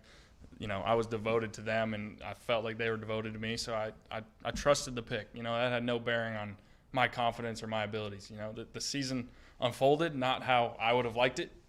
Personally, I could have played better. We just lost a lot of games at the end and just didn't fall into place the way we wanted. But there's a lot to learn from it. As a man, as a player, and all those things. And I have still a lot of respect for Coach Peterson, and I think without a doubt those reports are very exaggerated. Like I said, I don't hear a lot of them. They come to my attention from my agents or different things. Yeah. But I have a lot of respect for him, and it was unfortunate for everybody and how the whole thing kind of just went down. But what do you think happened? What do you think about you? Because early in the year, there was a lot of us talking about you, by the way, because the year before that, what you were doing with a team that was absolutely littered with injuries. You were putting a team on your back. There was, hey, MVP Carson is back. Like, hey, now they just need to put a team around him and everything like that.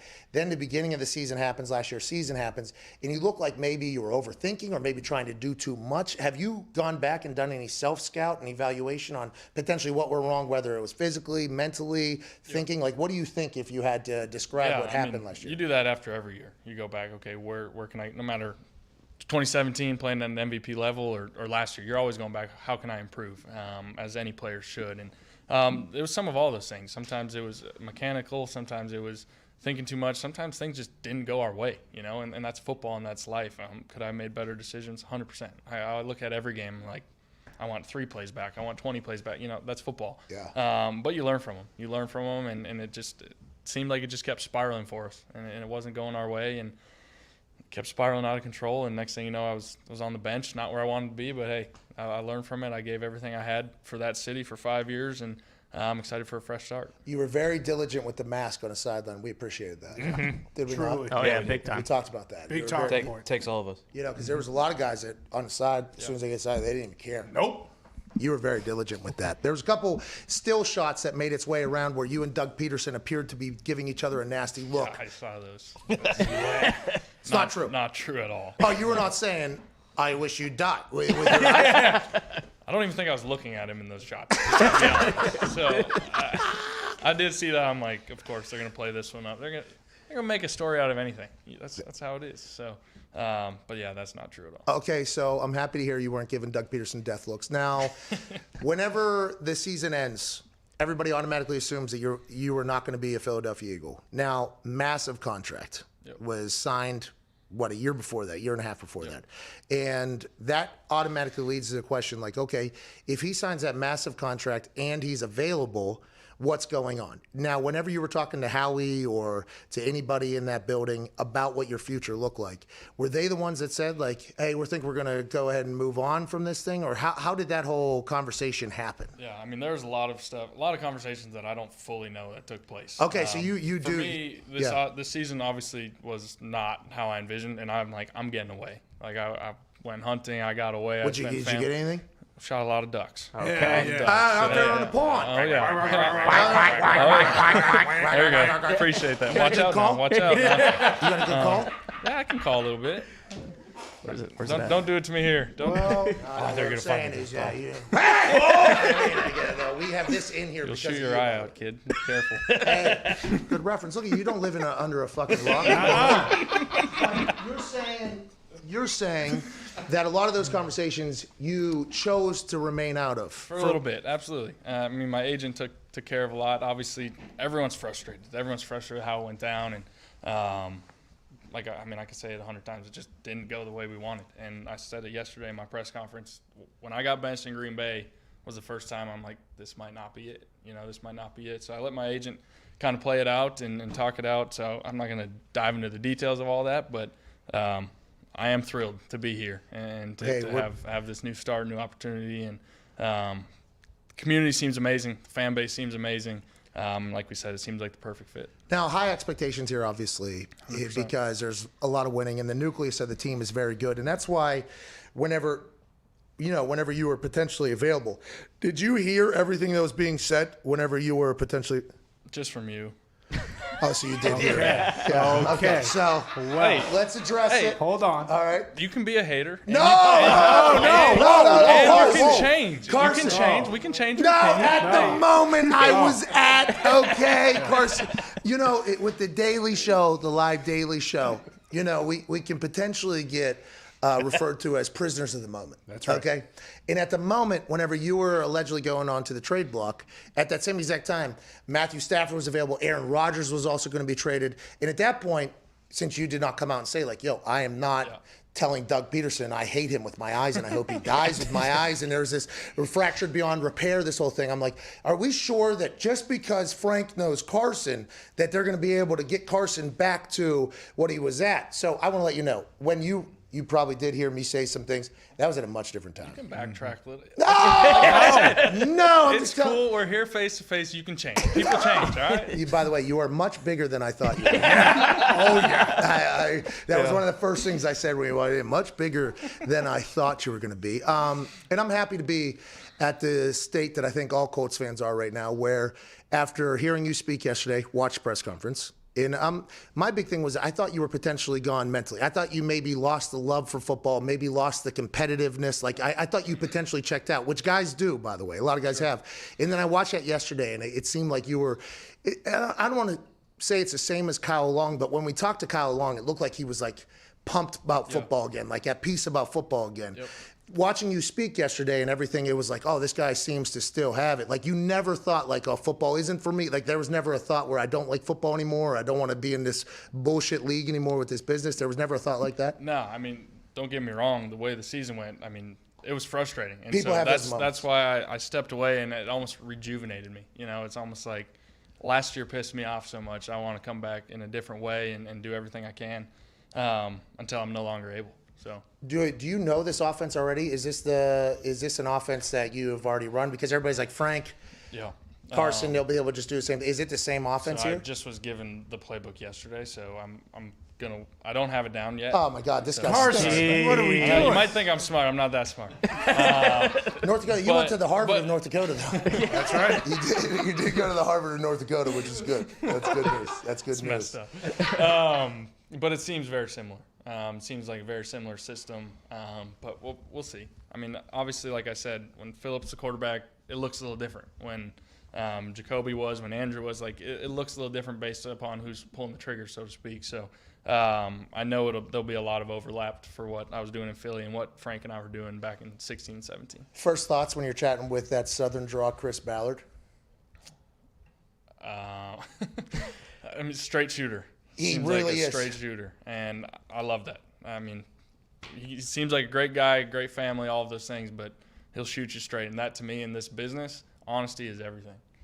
Did you get a chance to, during the season, you said you saw what Phillip Rivers was doing and everything like that. Did you know what was going on in Indianapolis? Or is that after the season ends, you kind of like check in on either Frank or whatever? Or was there a thought with you and your agent, like, you know, maybe Indy would be a cool destination? Like, did that happen as the season unfolded or as it ended? For sure. Like I said, once Green Bay happened, and all of a sudden I'm watching games from the sideline, all those, you have a million thoughts. You can't control them. And you're like, hey, maybe there, or maybe I'm going to be here. We're going to work it out. All those things go through your mind. But I'll tell you today, where I'm at with Frank within this organization, I'm excited about it. And I think I said it before, I think it's a perfect fit. Hey, you're not. It seems like you're not just like a broken man. I thought you were a broken man last year. Carson, I'm serious. Because you were just this guy from North Dakota State, okay, who the year before you were running through people. I mean, you were making these throws that were just absurd. And then it seemed like something had happened, and it was like, oh, the guy lost, like he just lost it, which happens. And I think normally it's a lack of interest, or maybe things change off the field, or maybe you're thinking about not getting hurt, whatever it is. I thought that was the case. And then as I listen to you speak here and the whole thing, man, it is awesome to hear that you're ready to go win a Super Bowl for us next year. Okay, that's good news. Yeah. Connor, what do you have? Yeah, Carson, you mentioned hunting. Have you been able to scout out a couple areas here in Indiana where you're going to be? Also, what are you shooting? And is Mike Trout going to come out here soon, maybe play for the Colts? I'd love for Mike to come out here for starters.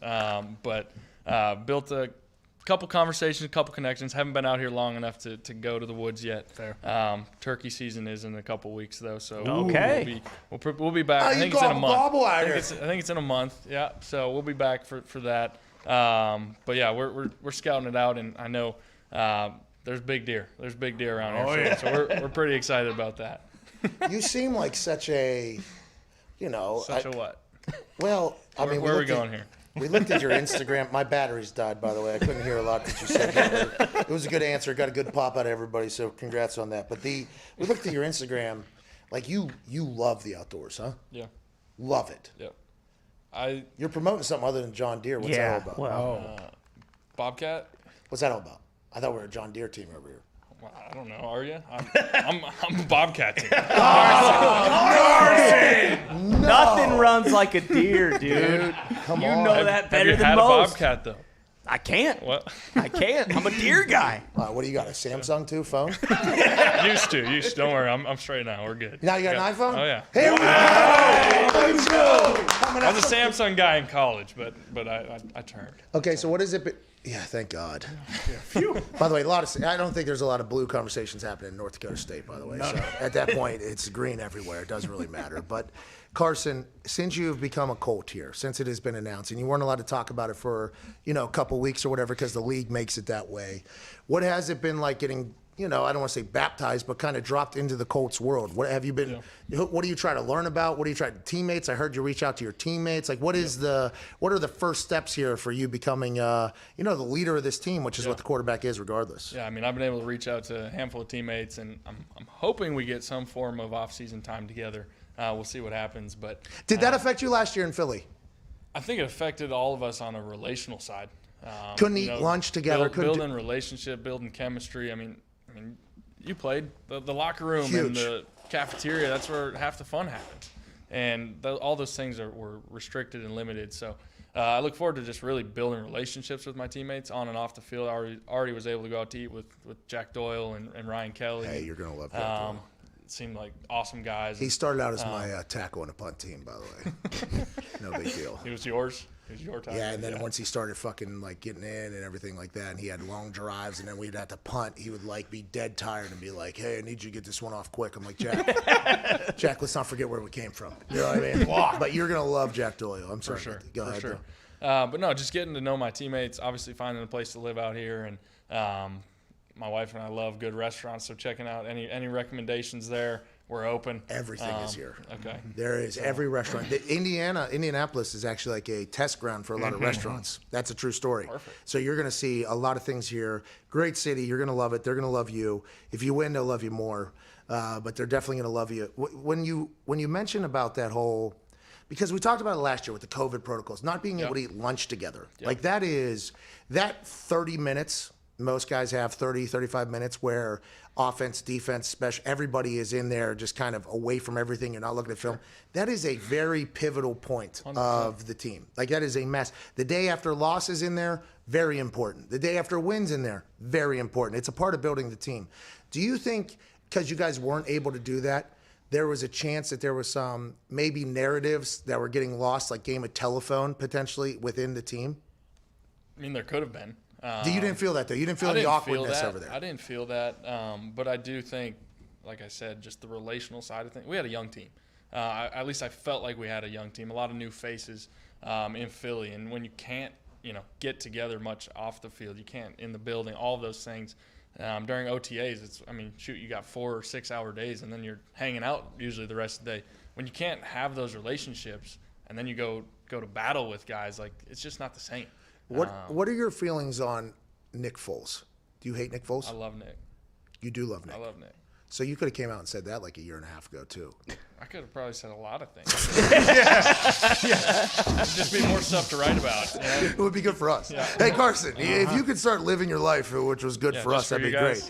Yeah, we'd be fantastic. Evidently, you thought I'm just some broken man that lives in a closet. Yeah. Well, at least under a rock for at least a bit. Which, by the way, not a broken man. That's good news. But you did have a Samsung phone until you're 21 or 22, which is very interesting. But Nick Foles. That whole situation there, I would assume he's potentially a guy you lean on now, right? As a guy who, he almost retired. He went out into the woods, did this whole thing, and then he came back, had like a resurgence or whatever. Is there any chance you talk to him about maybe the other side of a bad year or bad thoughts or anything like that? Or I haven't yet, but Nick and I still keep in touch. We're great friends. I know his family well. So a lot of respect, and it's a mutual friendship. Everyone would have just assumed naturally we must not like each other. All those things. It's just the narrative. It's the narrative. And you're right. Maybe I could have come out and said I love Nick Foles, but I did for the record. Anytime I was asked about him by our Philly media or anybody, I said no doubt about it. Those things didn't get out of Philly. That's on us. That's not a cool storyline at all. Exactly. Guy's got a statue. You hate him. That's the whole.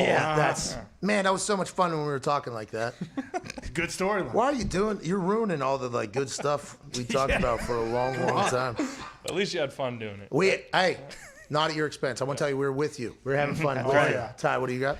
Carson, first and foremost, how does your body feel? Because I feel like a lot of the things people were saying was your MVP year after you got hurt. It's like, oh, he hasn't been the same since, and you obviously took a lot of hits last year. Like, have you considered maybe I need to do this a little bit more differently now that I'm getting older? And we had this with Luck. He's alluding to the Luck syndrome potentially. Body feels good, honestly.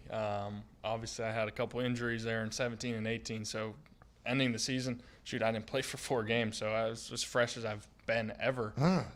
So body feels really good, in a good place. And ever since 2018, those back-to-back injuries, I've definitely I've changed my diet. I've done a lot of things differently, work with some people more frequently off the field and all of that stuff. So I do everything I can to take care of it, and it feels pretty good.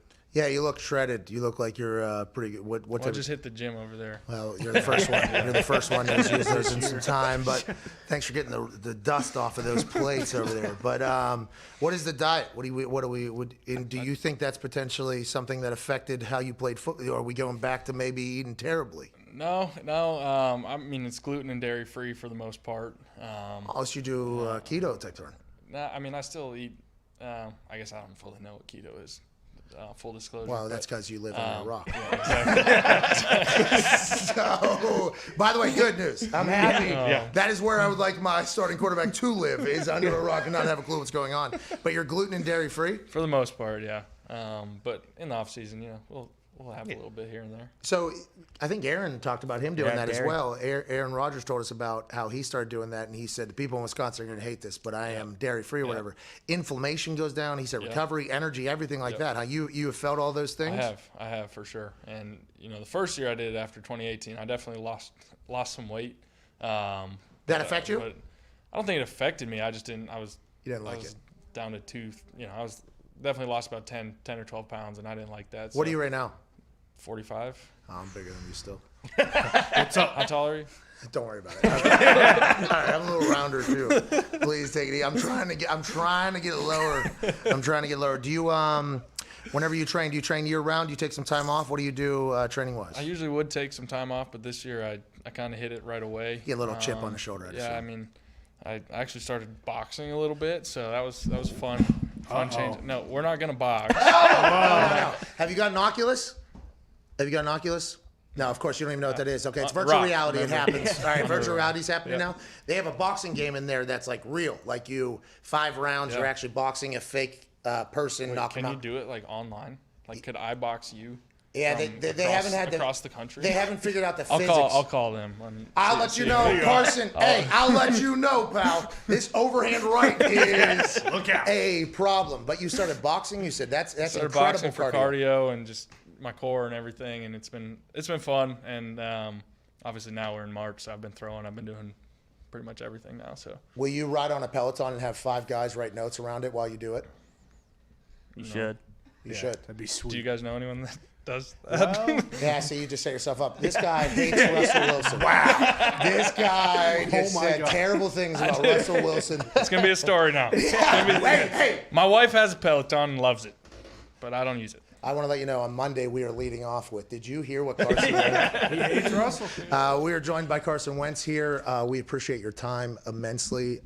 Expectations, goals every time going into a year. I'd assume you write those out, have those visual somewhere maybe. I don't know how you do it, but going into this season, because you have to have realistic expectations too. You're coming into a team that's a nucleus, a quarterback getting dropped in, the most important part. What are some realistic goals that you have going into next year, and have you and Frank really sat down and done any of that yet? Yeah, I mean, for starters, we want to be playing into January. I mean, it's a simple goal.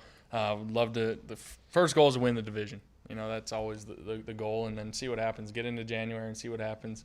But they're very, as you know, Ballard, Frank. I mean, they're very process oriented around there, and 1% better every day. Yeah, absolutely, 1%, and then every day that just adds up. 100 days. Think about it. Yeah. Whoa. Think about who you're going to be in 100 days from now. Is that possible? You're going to be 100% better. I can't wait for it. But they're very process oriented, which I love. Honestly, I love that because you get fixated on the result all the time, and next thing you know, one thing goes wrong and all hell's breaking loose. So I'm excited that that's the culture that's in place. But yeah, those are the goals. Did you think when you walked into this studio that numerous people would be wearing camo and you wouldn't be one of them? Huh. I did not, but that's a sharp jacket. So we did say when I put this on this morning, because the Colts had seen that the Chargers had been sending me a lot of stuff, and shout out to you coming on the show, the quarterback and head coach were on from the Chargers, and Tom Telesco is the guy that got me into the NFL. He's their GM, and they've been sending me a lot of merch. The Colts saw that, and they were like, whoa, whoa, whoa, whoa, whoa. So they started sending me some merch. We did wonder if, since I was wearing this today, they maybe didn't offer it up to you, and maybe we got beef immediately with the Indianapolis Colts and Carson Wentz. So they need to get you one of these, I think. I think they will. Hey, by turkey season, we need to get this thing. Yes. You know what I'm saying? Or are you here from here on out? I'm sure you'll take trips to Kentucky and everything like that, but we're here for a couple weeks, and then we're really waiting to see if we have an off-season program or not before we make any decisions on where we're at and what we're going to be doing. We got, like I said, 11-month-old baby girl, so we got a lot of things to figure out. Happy birthday to your daughter. It's coming up. It's coming up. Congratulations on one trip around the sun, that daughter. Yeah. She's pretty cool. She's not even going to remember her time in Philly. No. No, she's an Indianapolis Colt. That's right. She couldn't leave the house this year with COVID. I mean, all she knows is our house out there. Hey, it's a nice house. Get any offers on that thing? Yeah. So you did enjoy whenever we all saw the show, because that probably helped out with the entire process of selling that thing? Of course. Did you show it or something? Oh, yeah. But the world saw your house. Appreciate that. It wasn't just us. The whole. I mean, I wasn't trying to promote it, but I'm not I'm not going to say no. You had a lot. I'm not going to say no. Hey, you had a lot of antlers hanging on them Yes, walls. yeah. Yeah, you've been out there doing that thing. Is that big hobby? Outdoors? Anything outdoor stuff? You fish? Yeah, I fish a little, but more just hunt, chase deer, turkeys, ducks, geese, all that fun stuff. And your bobcat, unbelievable. Do you play video Maybe games? I'll have to get you one. Get a Maybe you'll deer, change. dude. I won't use it. I mean, I'm wearing this camo jacket right now because I look incredibly fucking cool, but I would not Goes hop great in with the jorts. Thank you. Yeah. Thank you. I did that. And I the did. Air Force One. So Thank you. solid, Yeah, solid. well, they make me 2 inches taller. I knew you were walking in. What are some hobbies? You play video games? You do anything like that? No. Me neither. I played video games until I got my dog in college, and I said it's time to turn my attention to my dog and training her for hunting and all that stuff. So you have a dog now? We have 3. We have 3 golden retrievers. Any of them sniff for COVID? Is that a thing? Yeah, dude, get out from under the rock, dude. All right, get out from underneath. Yeah, it's a thing. I do live under a rock. That's fair. Okay. All right. So maybe, these journalists and media people are half right every once in a while. You're not a broken man, but you do live under a rock. The 3 dogs, they all hunt with you, yeah? Yeah. They're 8, 4, and 2. So they're a lot of fun to have out in the woods and everything. Man, you got his dogs, go hunt, play some football. Carson, you are What awesome. else do you need? Hey, amen. We are very thankful you're here. Sorry about what I said in the moment. It's okay. You I'll didn't hear it forgive either. you. I feel like somebody I'm did. a forgiving person. I'll forgive you. That's very nice of you. Yeah. I forgive you too. I'm a forgiving person. Look at me. Thank you. Wow, that's very big of you. Nobody's ever going to talk about that. Shout out me. Pumped to have you here, man. Thank you. I think Indianapolis, I think will be a place that'll rally behind you and be very excited. I hope you're here for another 10 years. I hope you do great things. That team is awesome. You need to put your banner up on the side of the stadium. Are you doing any recruiting? Are they asking you to do any recruiting for anybody? Not really yet. We'll see what happens. See what they. Oh, so they said maybe we might need you. We'll see. Oh, what's the Again, text? I'm Is still, it under, coming I'm through still green? under that rock, so anytime they call, I'll Is the figure text, that out. the text will be blue though, so at least we have a It'll chance. be blue unless someone else has the wrong phone. They won't. No. If they're a free agent, they will not have it. Carson, very thankful you stopped in here, man. Absolutely. Thank you. Thank you for clearing some things up. Absolutely. Will you ever talk to Doug Peterson again? Yeah. You will. Yeah. That's good news. We had Donovan McNabb on here, also in Philadelphia. Yep. Mm-hmm. Seems like. What do they put in the water? Well, we asked him about his relationship with T.O. or whatever. Yeah. And it was one of the most awkward situations I've ever had in an interview. It was when I was like, hey, don't we think it's maybe time, But and he was, no. All right, Connor, you got to quit. I'm happy you said you will. That's great news, I think, for everybody that's Eagles fans, for NFL fans in general, because that was an anomaly of a situation I don't think we've ever seen before.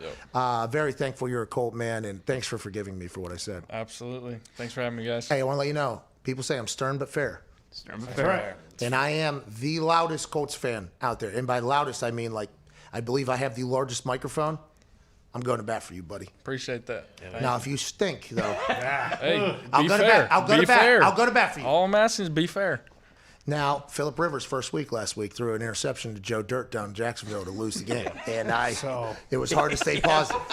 It was very hard to stay positive. start. It was very hard, but I did. I'll do the same for you. I think all of Indianapolis will. We're very thankful for you. Ladies and gentlemen, Carson Wentz. Thank you, Carson. Okay, we're going to get to a break. We'll be back on the other side with a reaction to all the terrible things that Carson Wentz just said in the last 35 minutes. Big shout out to you, man. Thanks for stopping by. Absolutely. Thank you. You watching March Madness at all? You don't care. College basketball, who cares? There's a lot going on, but we might turn it on. There's a lot going on. Yeah. Training. You should see his banker right now. Oh, jeez. His banker. Counting bills all Oh, day. yeah. There's March Madness going on. We're raking in coins. Congrats to you. You deserve it. Can't wait to see what you do. Thanks for coming in here. Not a lot of people would have, by the way. So I'm very Absolutely. thankful that you came by here.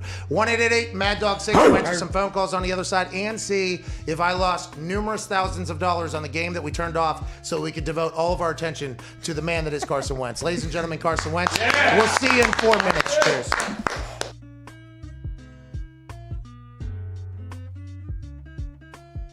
Let me tell you a little story about these statistics. Troy Polamalu, okay?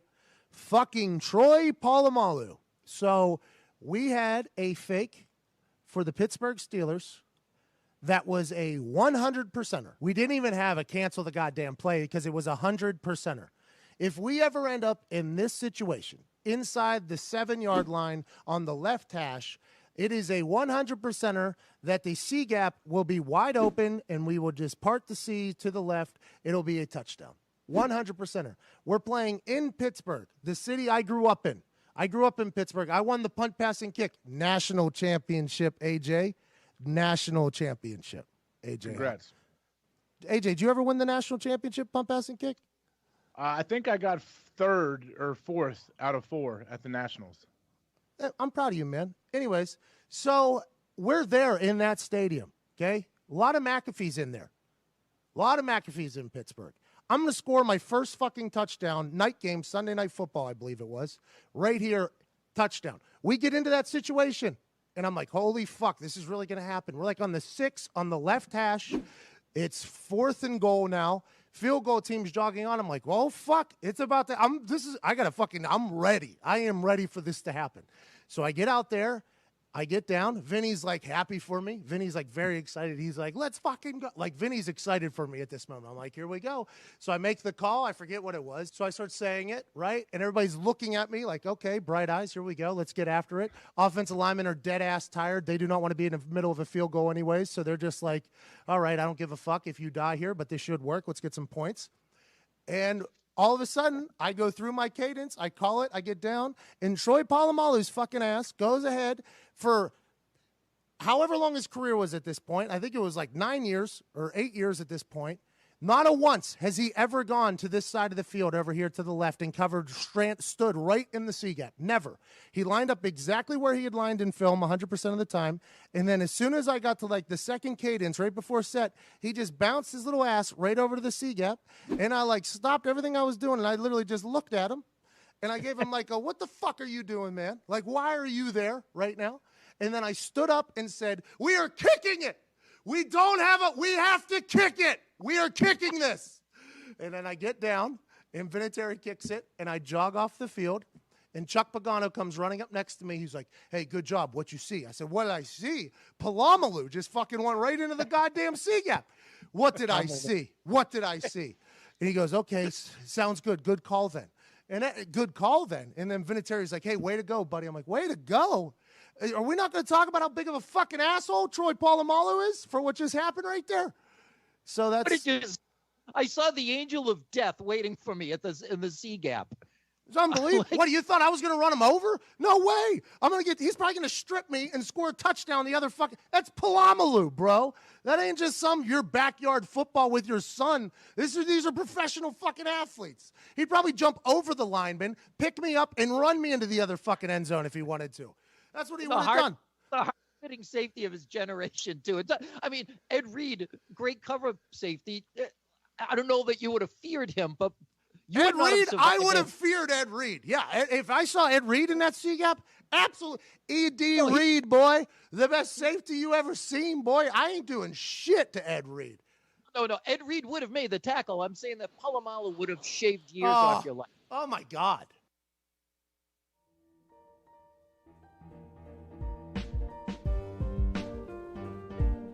Giving the old white guys something to complain about. It's the Pat McAfee Show. Welcome back to that show. With the NCAA tournament starting today, it's safe to say most of you are way more focused on bets and brackets than whatever work you're supposed to be doing. Yeah, that's right. We turn the TV back on. I am losing a substantial amount of cash right now. A lot of time here. Teams that are down come back. Whether you're blindly betting the under on Baylor, forgetting how bad their D has been down the stretch, or you inexplicably put a 12 seed into the Elite Eight, shout out Foxy, our good friends at CBDMD have the perfect topical product to keep you cool and comfortable while you're hunched forward screaming at 20-year-olds on TV for the next few weeks. Sounds good. Shout out to CBDMD. CBD Freeze with menthol is an award-winning product that offers temporary instant cooling relief for sore muscles and joints in a convenient and easy-to-use roller shareable squeeze tube. I love that thing. It's like, back in the day when Icy Hot happened, it was like a big deal. They've taken that, made it much less like disgusting. Right. And it also works a lot better because it also has the superior CBD within it. It's the best. I've been training rather hard. You guys all saw how fat I was just 2 weeks ago. I've been getting after it. And CBDMD has been putting me to sleep at night with their CBDPM product. And this roller has been making, don't even try to get by me or I will trap you with these boxing nights I've been having. Whoa. And to make it even easier to try Freeze and all of their other incredible products, they're offering you 25% off your next order when you use the promo code McAfee at checkout. That's 25% off at CBDMD.com and use promo code MCAFEE. Listen, CBDMD is changing the game, making your life better. Shout out to CBDMD and also them changing their ad read. I appreciate them doing that. Yes, they're dialed in. They're a great product. They're a great company. And it's a great time to be alive. Shout out to Carson Wentz. I feel like he was a human in here. Yeah, that was awesome. Hey, that was really cool. Yeah. He was not staring. He said, I wasn't even really looking at Doug Peterson. Now, it did appear in that picture. He was looking at him, but I guess a still frame can catch you in a little bit different spot. Him and Foles still nice Still little talk. relationship, yeah. Yeah, but, and I did say to him, they're like, Carson, these things you could have said or whatever, but I do like the fact that he is literally just, hey, I'm going to go ahead and get out of here. Yeah. I assume he had a moment with either Philly fans or some fans where he was maybe all in and like, let's see what's going on. Then something happened. He's like, I don't even want to. Or maybe since the beginning, he was like, I don't even want to hear it, but I'm pumped for Carson Wentz or whatever. There is some big news in the NFL. Yeah. Especially, thanks to Carson Wentz, by the way. Thank you, Carson. That was really cool. Big shout out to Carson Wentz coming down here. Didn't have to do that. We're safe. He's going to have to take a bunch of COVID tests, as two of us every single week do. I mean, we didn't the last 2 weeks, but we will get back into that, I guess. Massive news in the NFL. Yeah. One of the wide receivers that was being talked about potentially going to anywhere in the NFL after allegedly receiving offers from the Kansas City Chiefs and the Baltimore Ravens. Juju Smith-Schuster is back with the Pittsburgh Steelers on a one-year deal worth $8 million. He had better offers than a one-year $8 million offer from the Ravens and the Chiefs, but he decided to stay in Pittsburgh, which is what he had been saying this entire time. He said it would be my preference to stay in Pittsburgh, and everybody said, no way, no way. He's going to take more money elsewhere.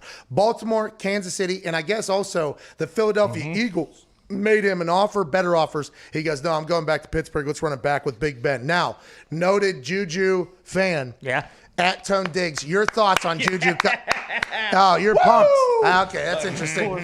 Now, on Twitter, there's a lot of people in Pittsburgh saying thank you to me. Save your thank yous. It wasn't just me that got Juju to come back on a 50% discount, turn down offers from the Ravens and the Chiefs and the Eagles. One more year, 7, 19, back for 7 again. I mean, this guy, his sophomore season, his second year, 1,400 yards, team MVP. Wow. 95 catches last year, potentially the best slot wide receiver in football. It Gives back to the community. Wow. Great locker room guy. Everybody loves him. Wow. Okay. Obviously, he loves the city of Pittsburgh, came back for the blue-collar steelworkers like I said he would. Yeah, of Cares course. about the steelworkers, cares about the blue-collar city of Pittsburgh. I mean, I couldn't be happier. What a day to be a Steeler fan. Diggs. All right. The internet's going to react, I think, in an interesting fashion to what you just said there. The fact that you took credit, by the way, for trying him, and like basically mocking him. I love the fact that is because of you. Juju Smith-Schuster, Tone Diggs, and Nick Moraldo obviously hung out one time back in Pittsburgh. Wow. Good Since friends. then, their relationship would be a bit rocky, I think is how you would describe that. For sure. Now you have Juju Smith-Schuster back in an offense that he knows, back with a quarterback that he knows, and all of a sudden Diggs is a Juju B. Juju says, can't say it enough, I love you, Pittsburgh. I came in here a young 20-year-old, and you guys embraced me from the moment I got here. So much love, had my back through everything, all the struggles and success, so hard to leave. See you this fall in Hines. We're going crazy. Corvette. Chiefs, Ravens, Eagles all made offers that were better than a one-year, $8 million deal. Juju says, I'm going to hit actual free agency next year whenever there's an actual market. Let's run this back with Ben one more time. Congrats to the Steelers. Congrats to Juju. Are the Colts going to sign anybody for Carson to throw the ball to? No. I like Carson. Good kid. There's a lot of teams that need some weapons. Juju's off the board. Galladay's still out there. Galladay allegedly got offered a deal from the Chicago Bears. I don't know if he turned it down or not. He stayed the night in Chicago. He also visited Giants and Cincinnati, who's been big players. Yeah. Hey, Cincinnati signs Riley Reif, who is tackle of Minnesota Vikings, captain for them. Also, Hendrickson over there. They're making real moves. Now, you have to release people.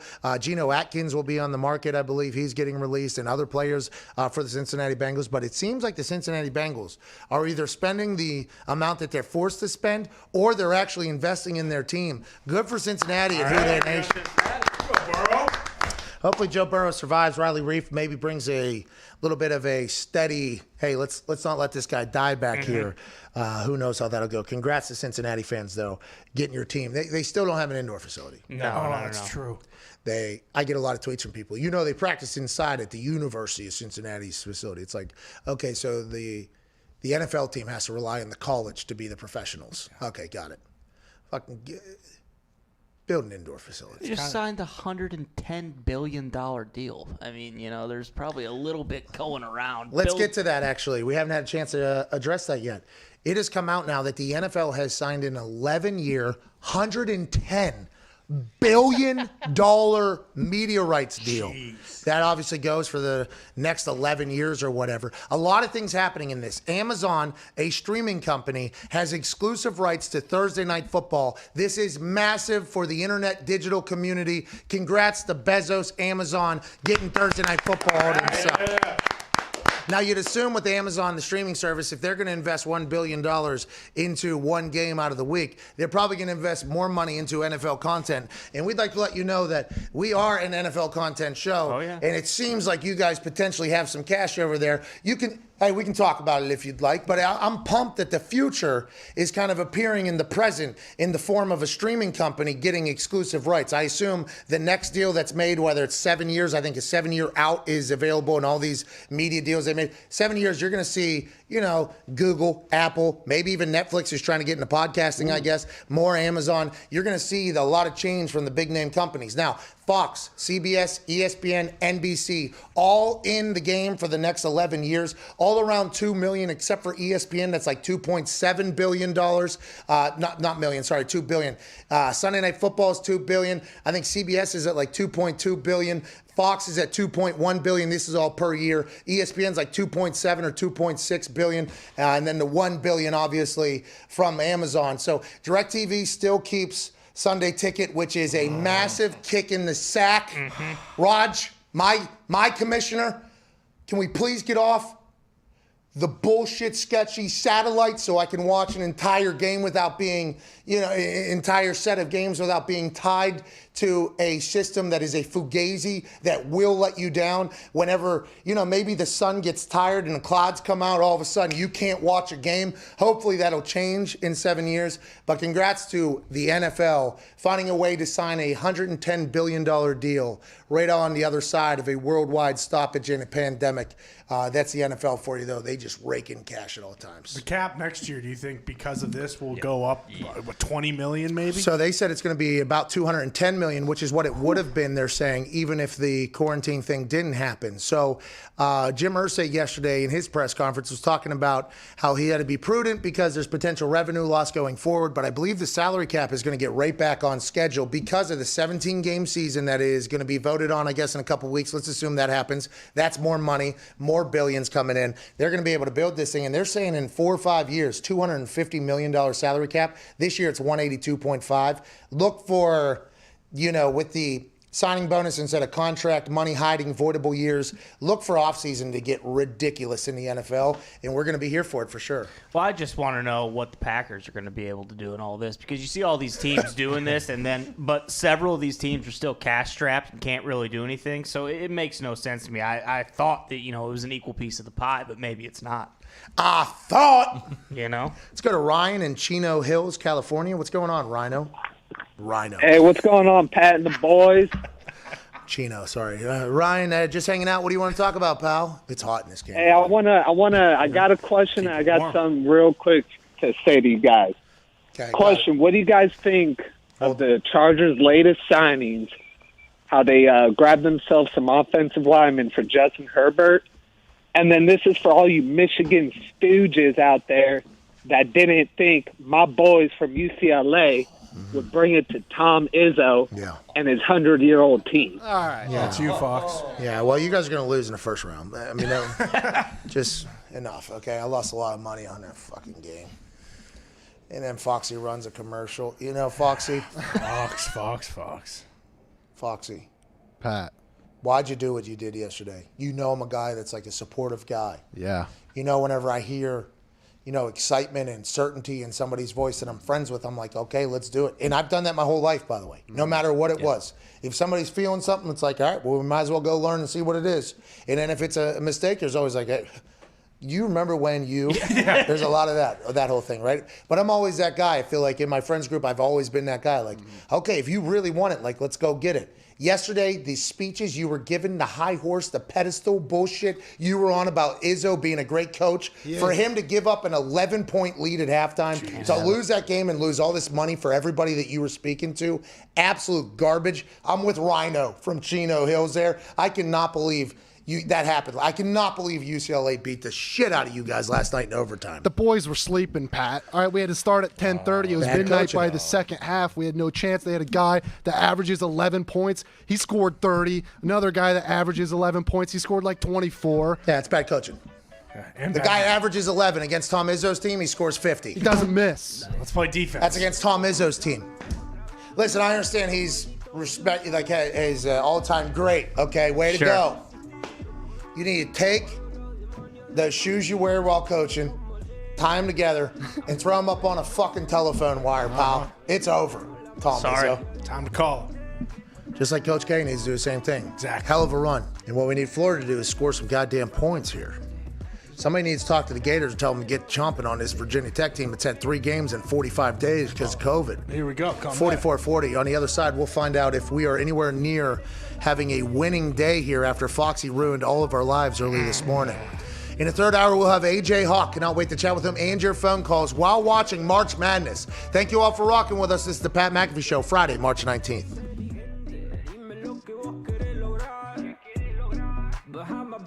Just checking your availability. If you're in Indianapolis now, did you get to Buffalo? Yeah, I got a plane that's supposed to take me down to game day anyways, so I could definitely have it go to Buffalo first. How long is the flight from Indy to Buffalo? You can find us a plane for like 4 o'clock. I think that'll be perfect. The best we can do is depart around 5:30. Okay, do we have can you find any other planes that can get us out of here earlier than that? I was just asked if I could appear in Buffalo within the next 4 hours to basically do the show on Fox tonight. Okay, I'll call you back. You know what I'm asking for? Yeah. All right, so he's going to call Jim Irsay and see if I can just use Jim's jet.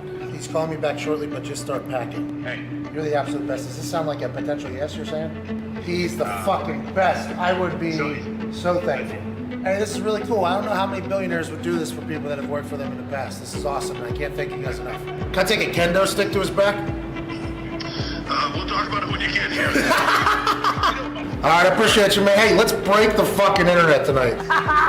What a hilarious life. We are live on Fox in 6 hours and 35 minutes. 3 hours of sleep, no clue what the storylines are. Just fucking let the nuts swing, bro. Let's just go out there and have a good time. Plane company. I know. Here we go, boys. All right. Talk SmackDown tonight. This is going to be a night we're going to look back on and remember. And then we're going to hop on a plane and head to Memphis for College Game Day.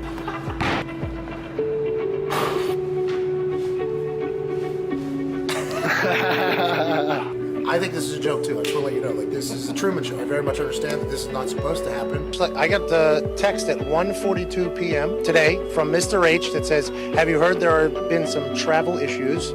Can you make your way to Buffalo?" Jim Irsay, owner of the Colts, literally lent me his plane. Might be the most confident I've ever been on in something.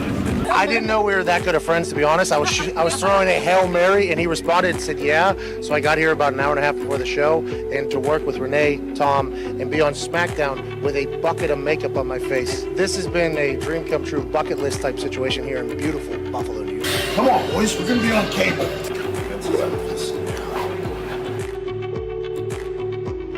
We're joined here by Pat McAfee, replacing our guest commentator Aiden English. No sleeves in, George. Good to see you. It feels good here in Buffalo. I got a text from the game, a cerebral WWE official. He said, hey, you might have heard about the travel issues. Can you make it to Buffalo? I said, absolutely. What a magical evening it is, November 1st, 2019. I mean, let's be honest. The Marine was a heater. You know what I mean? I mean, he's a great actor. He was great on The Real World. He was great on all of that. Tegan, no! That's how they do it in NXT, baby. Almost took me out holding another grown lady in the air. November 1st, 2019, greatest SmackDown in the history of SmackDown. Pat, you joining us, it might absolutely be correct the way things have gone here tonight.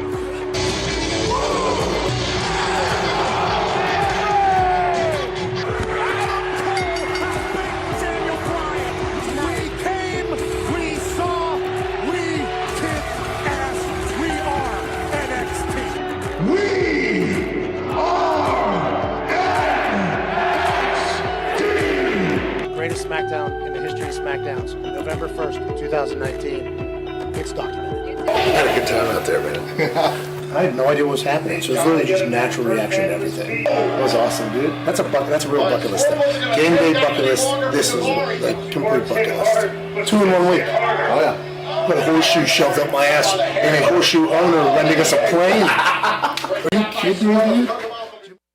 That opening kickoff in that Super Bowl you're referring to with the Colts, Hester takes to the crib. You having a little bit of a heart attack there? Very bad decision, Pat, on my part.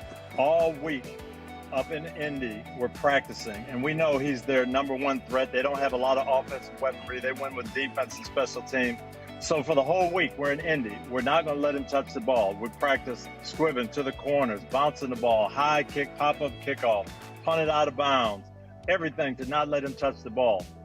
We have a chapel service, and the chaplain talks about David and Goliath, and he says, hey, the reason David beat Goliath, he wasn't afraid. Everybody else was afraid. David ran right at him, threw it right between the eyes, and it was over. And I started thinking, we're acting like we're afraid of Devin Hester. So I told the team on Saturday night, I hope we lose the toss. We're going to kick off. We're going to kick it right down the middle. When we pound him, they'll know we mean business. It's going to be over. We kicked it to him. 12 seconds later, he's in the other end. He's looking at me saying, what idiot decided to kick the ball to Devin Hester? But fortunately, the last 59 minutes, the team made up for it.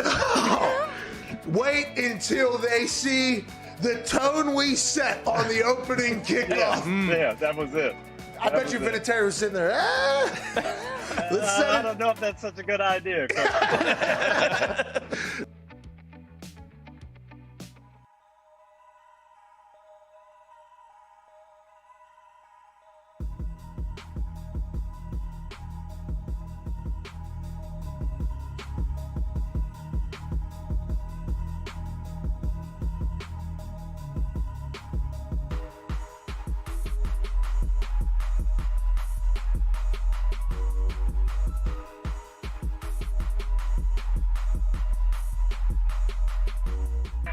The Pat McAfee Show. There'll be no rules for our guests, for us, for the things we can talk about.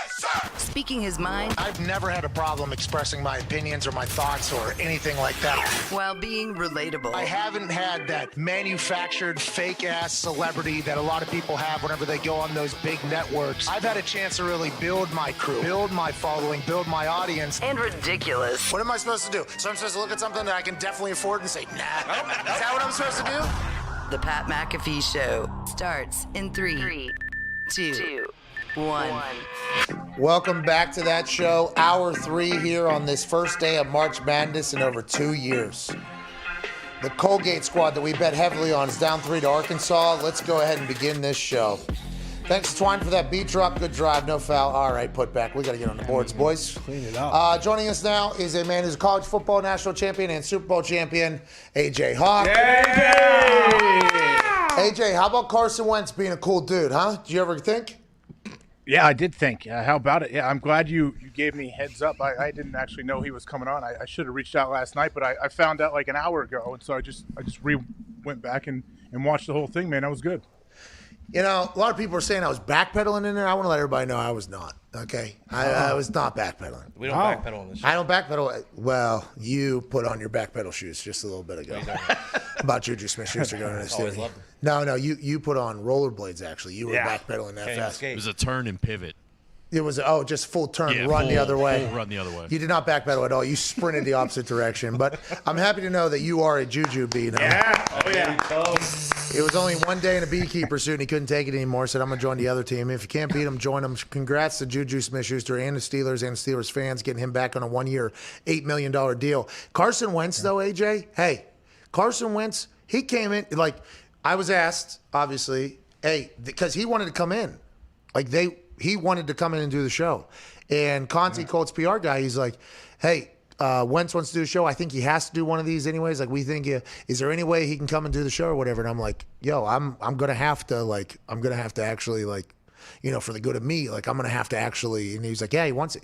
Like, Wentz wanted to come in here and, like, wanted to do it. I have a lot of respect for that, especially for a guy that does not like addressing a lot of things, which he alluded to in basically the whole conversation. I appreciated what he did coming in here.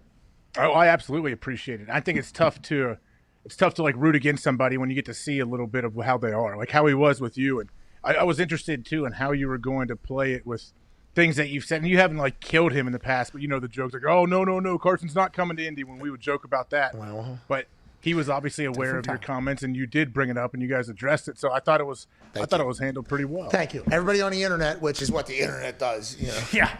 You know, once one person said, Darius Butler, by the way, said, oh, my dog Pat, and he put a video of me back. I did not. I feel like we addressed it. I just had to explain the situation. What were you supposed to say to him, though? Like, what? Hey, man, are you broken? And I still think you're broken. Even after you give him the answer and tell me you're not, you're still broken for sure then. You're terrible. Is that what people want? Now, I would like to say, I did say at one point that I would rather have Matthew Stafford and Aaron Rodgers. Yeah. Okay. I did say that at one point. I said I feel like we addressed everything. And by the way, Carson sat there in the pocket and he was like, yeah, here we go. He did talk about how, you know, because I told him afterwards, I was like, man, you were so cool there. It was like nice to learn about you. I did not do a lot of research about him as a human. Because I feel like I would ask the questions that a lot of people would have then if I don't like. He's a cool guy. Like, hey, that guy was a really cool guy. Mm-hmm. And I was like, normally your name is just a headline. Your name is just a headline with something that's going on. And it was really cool to see him. I'm very thankful Carson Wentz did that. I hope he plays good so I can continue to be just super nice to the guy. Yeah, expectations are sky high for him, aren't they? Like, what do people around Indy, are people like, hey, this is our time. We have our window with this young team, like some of the young studs you have right now. Like, our window is now. We got to win it. And maybe that's why Chris Ballard isn't spending any money, so the expectation isn't that we win a Super Bowl. Ooh, smart. When I look at the team right now, I think, hey, this is a team. They got an offensive line. They got a great defense. Special teams is great.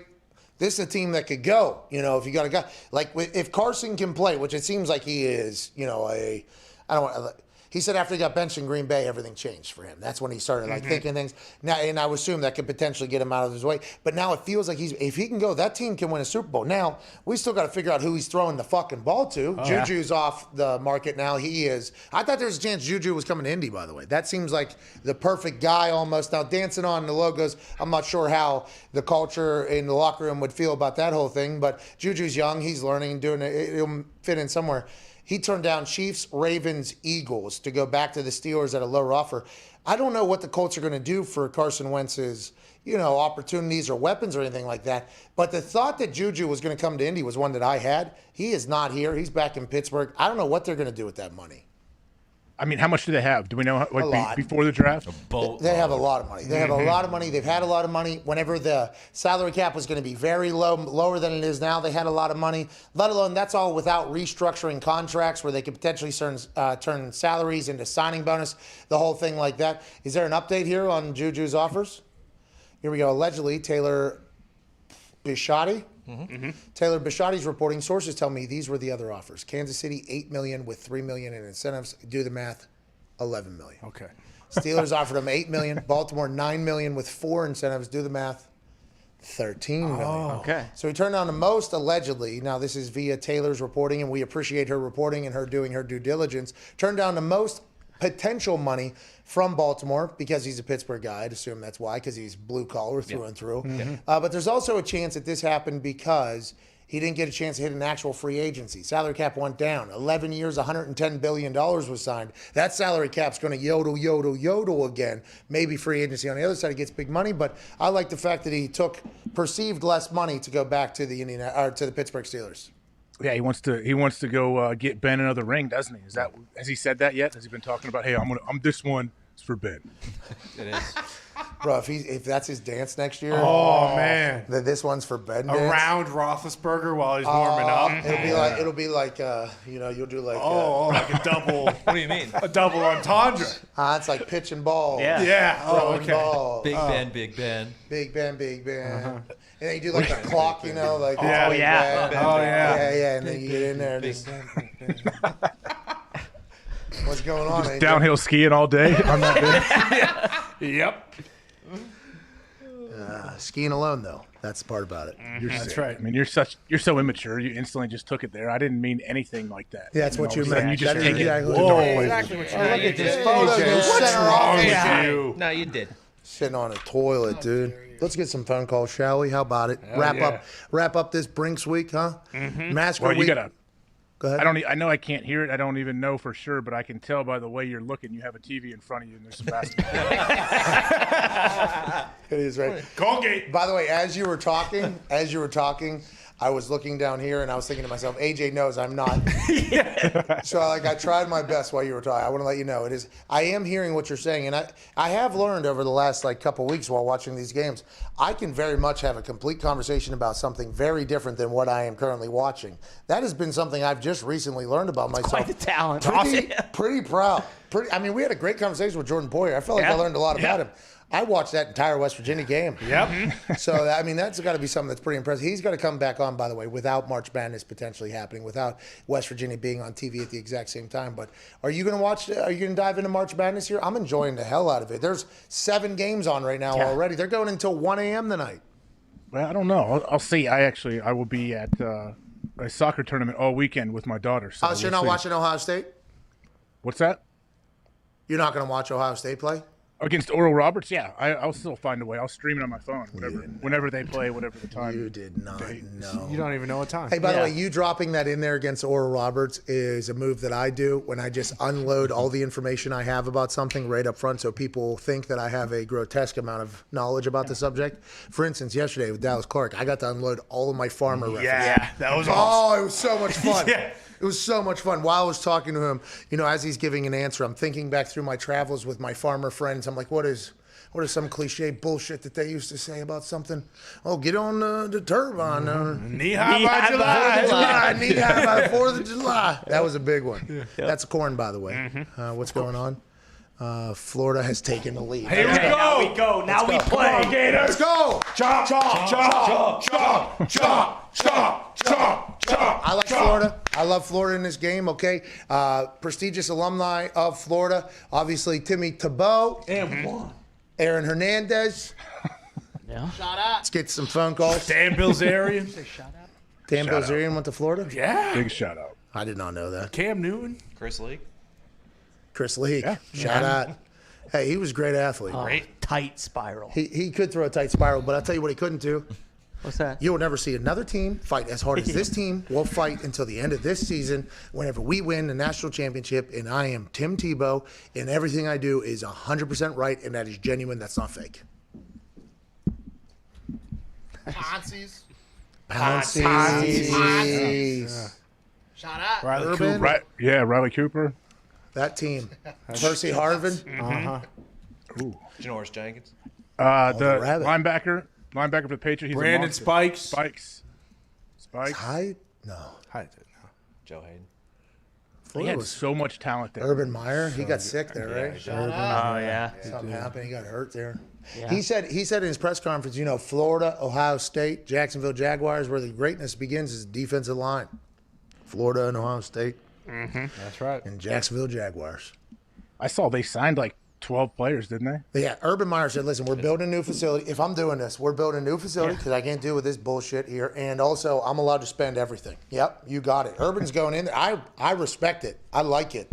Because if I was going to go coach a team, I would want to be able to do the same thing, especially if I'm in the position of Urban Meyer, which is he can basically do whatever the hell he wants in this particular time frame whenever it comes to coaching. I like that they're going all in. I like whenever teams make moves. That's why, whenever Irsay first said that he was potentially being prudent because salary cap and revenue was going to be changed for the foreseeable future. And then by the end, he said, listen, I'll get in there and win some games if I have to. I'm kind of mixed. I don't know how I feel about it, but I like when my team's going, AJ, I like it, dude. You should, but would you be worried if your team was going too much and they were throwing too much money at players that you thought, was maybe questionable? If they win, who cares?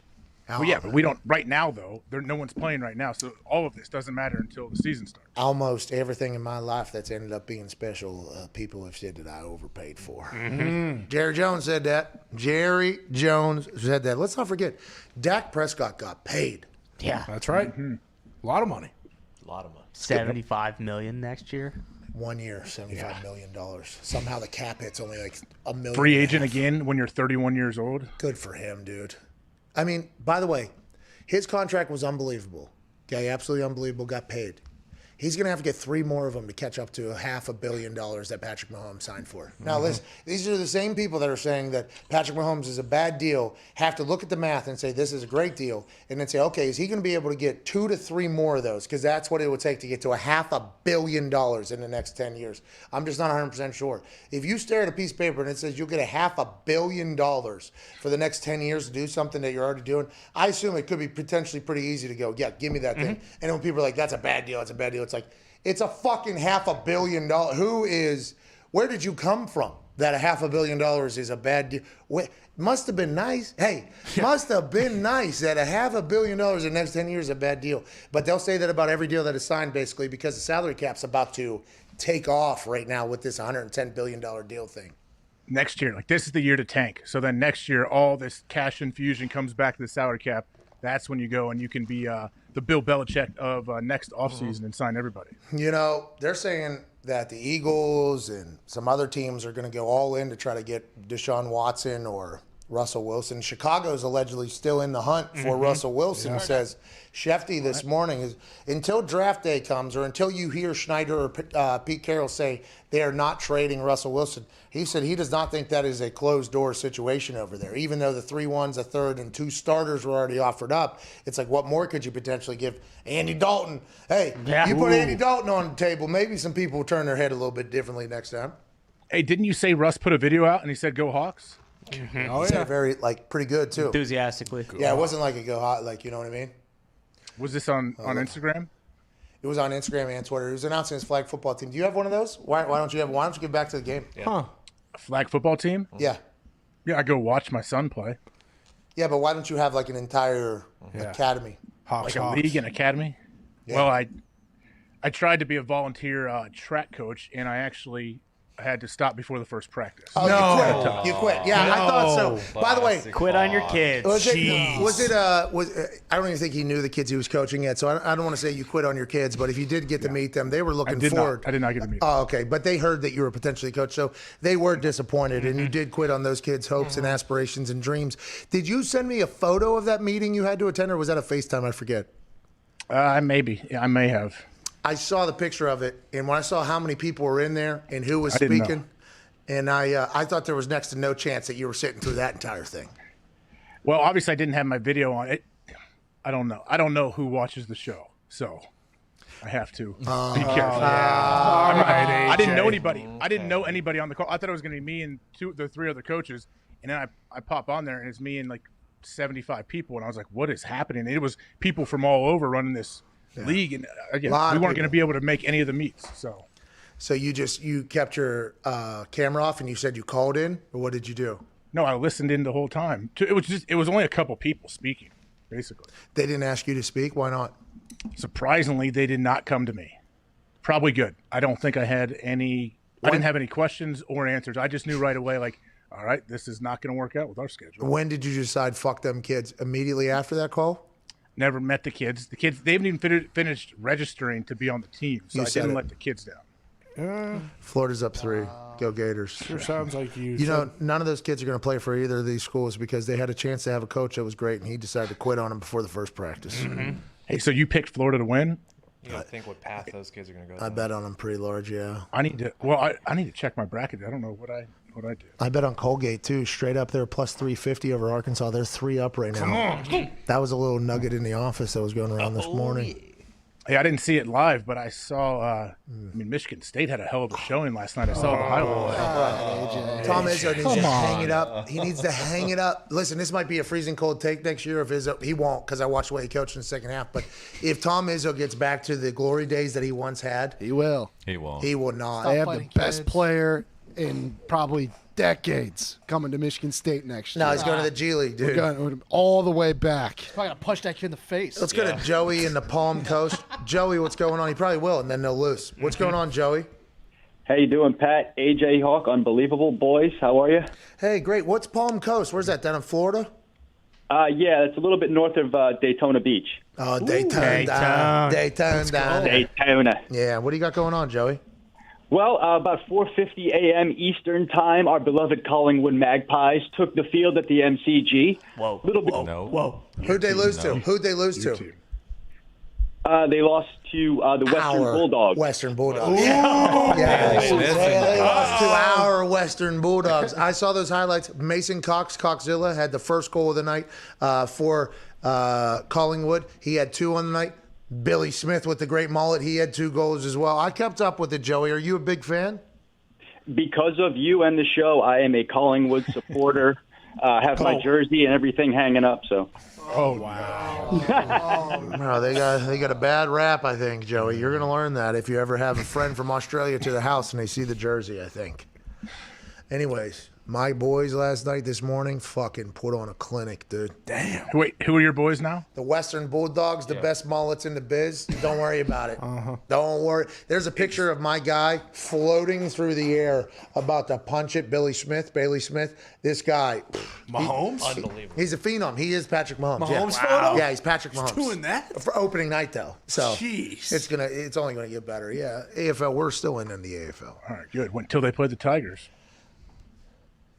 Have the Tigers played yet? Richmond, that is. Yep. I think we're undefeated. You don't even know. They played in who front of your 50,000, team I think, a couple nights ago, actually. Yeah, they are playing. Good sign. And Dusty's back, by the way. Dusty's your guy. I had a lot of Australians tweeting us that we gave up on AFL. What? We did not. Says who? We did not. It's the offseason. What are you talking about? We're a football show, dude. Yeah, so whenever it's the national football time, Yeah. we watch it. When it's the Aussie football time, we watch it. I mean, we followed it right to the fucking final dance. What are you talking about? The Grand Slammy. Yeah, the fucking Grand Final. Yeah, the Grand Final. I mean, we tried followed to it get all there. the way through. Tried to go. We did try to go. You know who said no? Foch. Yeah. And Australia. Yeah, Australia said no harder than Foch, by the way. And Australia was like, no planes coming in. China's like, you come here, we're going to shove something up your butt, make sure you don't got COVID, and you can go about whatever you got to do. There he is. Look at this dude. That's my guy. That's Bailey Smith. That's my guy. Hair looks good. Yeah. Is that a Specky or was You he guys punching do that have out? Is that a turnover or what? How does that work? What was he doing? That was an Allen Iverson type moment. Yeah, I figured. Making a play. Crossed him up. Yeah. For those that don't know what we're talking about, it's Aussie Rules Football. It's in Australia. It's the Australian Football League. It is not rugby. You think it's rugby. It is a vastly different sport than rugby. It is explosive, electric. Not that rugby isn't a good sport and incredibly tough. I get it. You got to be very tough to play rugby. But Aussie Rules Football is much different, and it involves a lot of punting, a lot of mossing people, a lot of tackles. I mean, it is a fantastic sport. We still watch it. I'm a Mason Cox guy till I die. Of course. But I hope the Western Bulldogs trade for him. Let's go to Rob in Pittsburgh. What's going on, Rob? I bring him into camp. What's going on, Pat and the Which boys? cap do they have? Hey, just hanging out. Well, I think they've been doing some salary cap gymnastics down there. They redid Bailey Smith's deal. wow. Into a lifetime deal because the son bitch is so good, and they're like, we'll just figure that out down the road. But Coxzilla comes out hot, 2 goals. He's going to be expensive. I understand the restructure is going to have to happen, but get his ass to over fucking the Western Bulldogs so I can tweet about him without having the rest of Australia tell me that I'm supporting just a terrible club or whatever. Rob, down there in Pittsburgh, what's going on? Yeah, what's up, Pat? I got 2 things for you, man. First, I just want to thank you and the boys for everything you do, man. Thank you. It's been tough on us since COVID, working from home, but you know what? at 12 o'clock when your show comes on, I feel like I'm hanging out with my friends, and you guys put me in my right state of mind. So thank you very much for the show. Thank you, Shout Rob. out to Rob. Thank you, Rob. We appreciate you, Rob. Yeah, man, I appreciate you guys. So my question is, and I'm sorry, it has nothing to do with March Madness. Actually, I was wondering, after people retire from sports, not just the NFL, but really any sport, and they have a showing on TV, some athletes get a little fluffy, and I'm not body shaming. What I'm wondering is, why do some athletes have a hard time staying in shape? Thank you, Rob, for your incredible. Why does anybody have a hard time staying in shape? No, but I will go into the athlete part of it, and let alone anyone. But as athlete thing, and I'm not saying I ever was an athlete, probably a better athlete than you, not a better athlete than my teammates. So I'm not talking to you, AJ. I'm just talking to people that are listening or watching or whatever. You're a legit great athlete. You really are. Thank you. That means a lot. I mean, I could beat mostly anybody at anything, but I appreciate you for that. I was a punter professionally, so in the professional athlete ranks, very low, I have a lot of self-awareness there.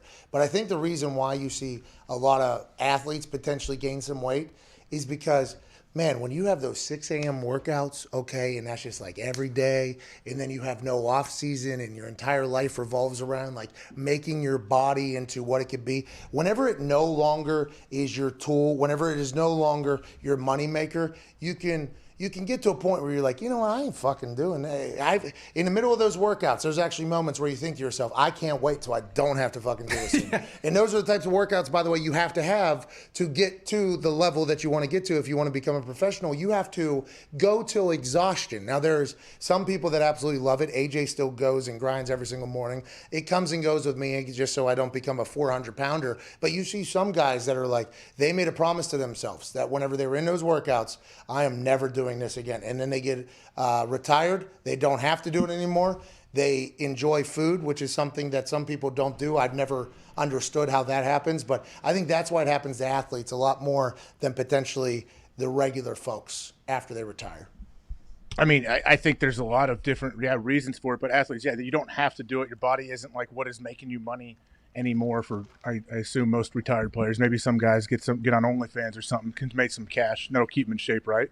Yeah, I think the guys that get on OnlyFans, though, that are retired, they probably love working out, those guys. I'd assume, you know because their body is their moneymaker still. So that's what keeps them engaged. Yeah, but they're on OnlyFans because they love their body, too. You know what I mean? They're like, check it out. But also, think about the players. I don't know. Ask AJ. I thought he was on there. Dudes are swinging dick on OnlyFans? I assume there's how sexist is that if there's no males? You're right. His OnlyFans is a sexist operation. Jeez. That is something I never even thought about. The fans only situation is interesting because people are really turning that into a very profitable profession. I'm not sure that particular app is ever going to slow down, the OnlyFans. No. I think that is gaining speed. The next level, really. Just check. There is men on there. Fat dudes too, yeah. Let me check real quick. That's what I'm saying. I think to your point, like the dudes that are still using their bodies to make money on OnlyFans, I think those are the guys that enjoy working out full time. Yep. But what? There is big dudes on it. Oh, relatable. Yeah. Okay. Some BBMs. Yeah. Let's go to Dak in Illinois. What's going on, Dak? Hey, what's going on, Pat and the boys? BBMs. Just hanging out. What do you want to talk about, pal? You're an idiot. Well, I've been a Bears fan my whole life, and Ryan Pace has fucked this team over so much. Damn it. I can't even cheer for him anymore. It's hard to fucking even want to wake up and cheer for the Bears anymore. Wow. Is that the representative of all Chicago Bears fans? We don't have a focus group. We can't just immediately dial into Chicago Bears fanhood. The only person we can ask is Zito. Zito, is that a representation of how you Bears fans feel right now? Yes. If you could see the Andy Dolan comment section when he was live yesterday, it destroyed him. Oh, man. It was bad. But, yeah, Chicago is very, very mad. They need to make a big, big move this next couple days. Russell Wilson, they thought. Yeah. Andy Dalton. Still, Russell Wilson's on the table, though. Still on the table by maybe that Chicago Bears fans or Chicago Bears organization telling Shefty, like, please, Come on, they're killing us. Please let us know. And then Fuller, Akeem Hicks, it feels like there's a lot potentially on the way out. And Khalil Mack was allegedly getting traded a few weeks ago. I mean, there is Chicago Bears fans, loyal fan base. You could see how they potentially are about fed up with what's going on over there. I mean, they better jump out to a hot start, or it's going to be a tough year for them, man. Like, it's going to be weird. They have to win. Everybody there knows that, like, this is the year we have to find a way. But, man, what could they do to bring the fans back? Honestly, is Russell Wilson the only way to get the fans back? You win a game. That's it. You win. Yeah. Winning cures everything. Win and look good. Like, win and look good offensively. That'll get the fans back. I don't even think so, because last year their team looked terrible and they were 5-2 or whatever, and they were like, yeah, we're going to a Super Bowl. We're going to a Super Bowl. I think if you just win, isn't it amazing how much winning can just cure in the building, out of the building? There is blatant mistakes being made all over the place, but we're winning games, so who cares? We're celebrating. We're having pep rallies, and it's like, this team, there is some dumb shit going on. We're winning. Who cares? It's amazing. And then as soon as that loss comes, and the Steelers suffered from this last year, as soon as failure shows up, all those things become a big zoom in factor. If Andy Dalton and the Bears win early, I think their fans will be on board. But as soon as the loss comes or whatever, they're going to be like, remember, we had Russell Wilson. Remember, we had Fuller, who's a Pro Bowler. We had that. All this stuff comes back to, like, they just have to win. But that's all that matters is you win.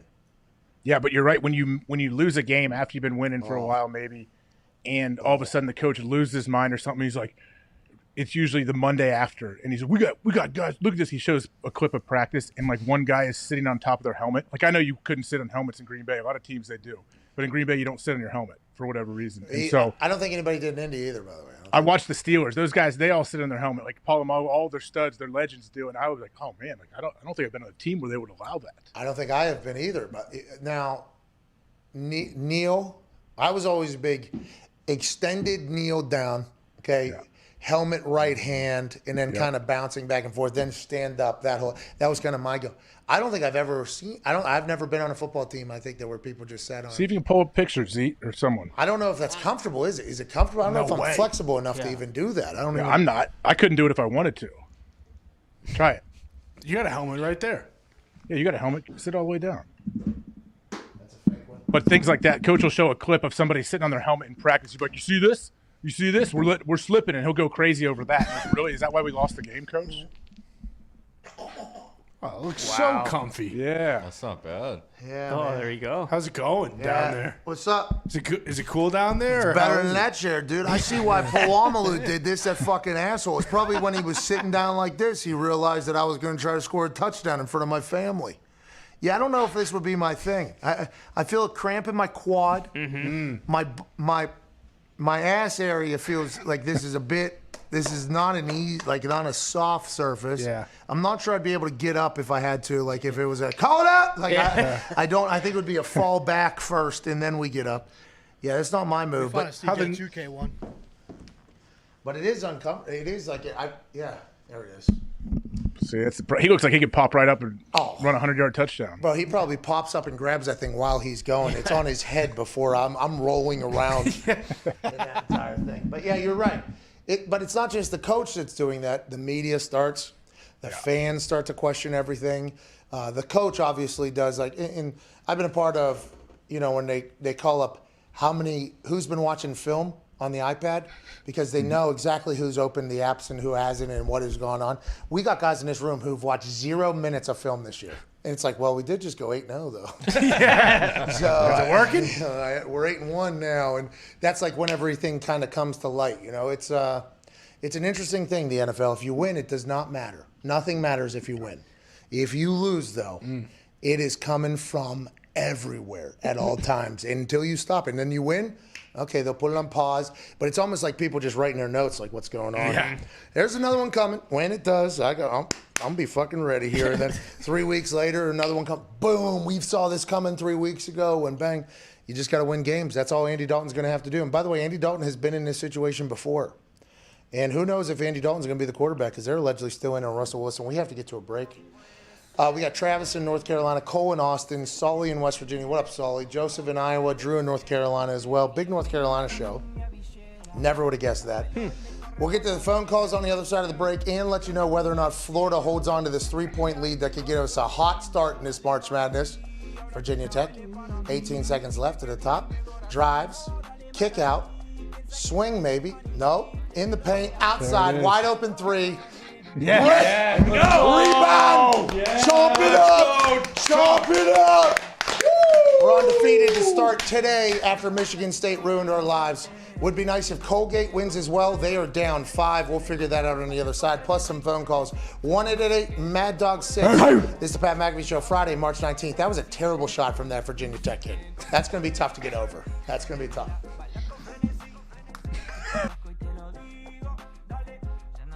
Why is football the greatest sport on earth? And do you think football is the greatest sport on earth? And why do you like football? That's a really deep question there, Pat. I know. I think I'd get a good answer out of you, though. Like, I think you'd be able to talk about it in a way that I think a lot of people haven't, because you've been at the pinnacle of it for so damn long and inside of it, and your brain is a pretty fantastic one. We've learned here over the last few weeks, obviously. Last few weeks, that's it. That's all the time we've learned that. I think it's the greatest sport in the world for one main reason. It is a true team sport where it is damn near impossible for one person to dominate an entire game. If you look at other team sports, basketball with 5 guys on the court, I think you've seen multiple players over the years. Maybe one player, maybe 1 or 2 players on a squad be able to dominate and win championships. Baseball, you can have a dominant pitcher and win championships. Soccer, you can have a dominant forward and or goalie. That seems to be a little more of a team sport, but you don't have 11 players engaged at the same time on every play. It is truly a sport reliant on every player on the field to do their job in order to be successful. And I think that's why at times, you know, certain star players can get maybe too much credit and maybe too much blame on the flip side, because it does take so many players at the same time in 3 phases to win football games. And I think that's the beauty and the draw of our sport, is that something new happens all the time, because you are literally dealing with 11 humans on the field at one time who all have lives outside of football, and there's distractions, there's a reliance on coaching, there's a reliance on preparation, there's a reliance on diet and performance. I just think there's so many facets to it that you see something new every single week, and I think that's the beauty in our game. When it comes to the love that I have for it, it's rooted, and I think like any player who's played for a long time, the love is not just about our sport, it's about competition. And I think there's nothing in the world for me that fills that need and that hole I have like competition. I think players who played for a long time at a high level, you have that need to be satiated competitively, and it's a love of going out there and going against guys and being in an environment where you know that nothing is guaranteed. And that's why at times I've taken umbrage to people saying that it's easy, because it's not easy. It's never easy. And I think that's the beauty in our game, is that you see things new every single week. It's never easy. And your only thing you're guaranteed is the ability to compete. I love that aspect of it. I love competing. I love going out there and harnessing the fear of failure, where I think so many people who maybe don't love football as much, the root of that is a deep fear of failure, that you might go out there and your best might not be good enough, and that's not okay with you.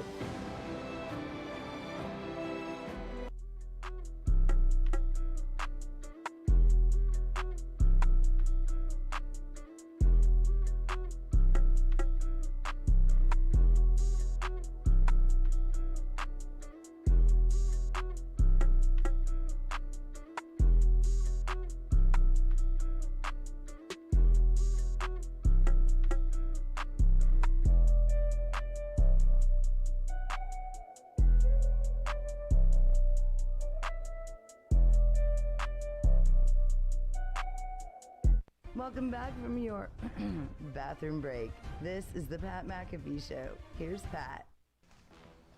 Welcome back to that show. This Feel Good Friday is brought to you by CBD MD.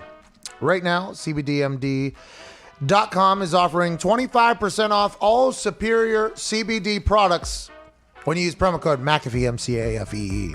And with NCAA starting today, it's safe to say that most of you are way more focused on your bets and brackets than whatever stupid stuff you're doing at work. Yeah. People going to work right now, or everybody working from home still? Some people take off. Some people take half day. A lot of half days since it doesn't start till noon. I think I'm not talking about that. Just talking about the people world. are working from home. Yeah, Most people still working from home. I think so. Yeah. I like the fact you were so dialed in. By the way, I do like. And the kid that we said stunk the shot, the three at the end there for Virginia Tech before we went into commercial break. While we were during commercial break, put in a dagger after Florida misses 2 fucking free throws. Damn. Going to time. Going into commercial break, we thought we had a joy. Fucking Florida. This is all because of Michigan State. Yeah, it is. That's right. Don't forget it. That makes no sense. You carried the game ended this morning 2-3 a.m. or whatever. With that loss that Izzo gave us to start this entire day. Now we're with this thing. Florida just gives up at the end when you're trying to win the damn game. Wait, Foxy, did you bet on Florida? No, you didn't. No, you didn't. What seed is Florida? Oh, everyone in the office said. No. Everyone in the office. Oh no! You guys are screaming Florida. What are you gonna? The only thing Foxy can't mess up is CBD MD, Superior CBD products. I mean, they are absolutely unbelievable. CBD PM will put you to sleep. CBD Freeze, I believe is what they're calling it, is a incredible, lotion you put on that kind of makes you feel better, especially when you're boxing 3-4 dudes a night. Foxy, fuck you. Don't blame me, all right? Blame whoever was screaming, we're taking Florida, because I ride with the team. I'm a team player. I think that was me, because I was asking, are we all doing Florida? Yeah, we're doing Florida. Let's go. It was a whole squad. And I said, yeah, let's go Florida, baby. If the team's on it, I'm on it. Foxy, you don't deserve the hate that you're getting right now, okay, as an overall, as you as a person. But when you have chosen to do with your allegiances and fanhood, knowing that you curse people is absolutely immature, irresponsible, and despicable. Yeah. AJ, go on. What seed was Florida?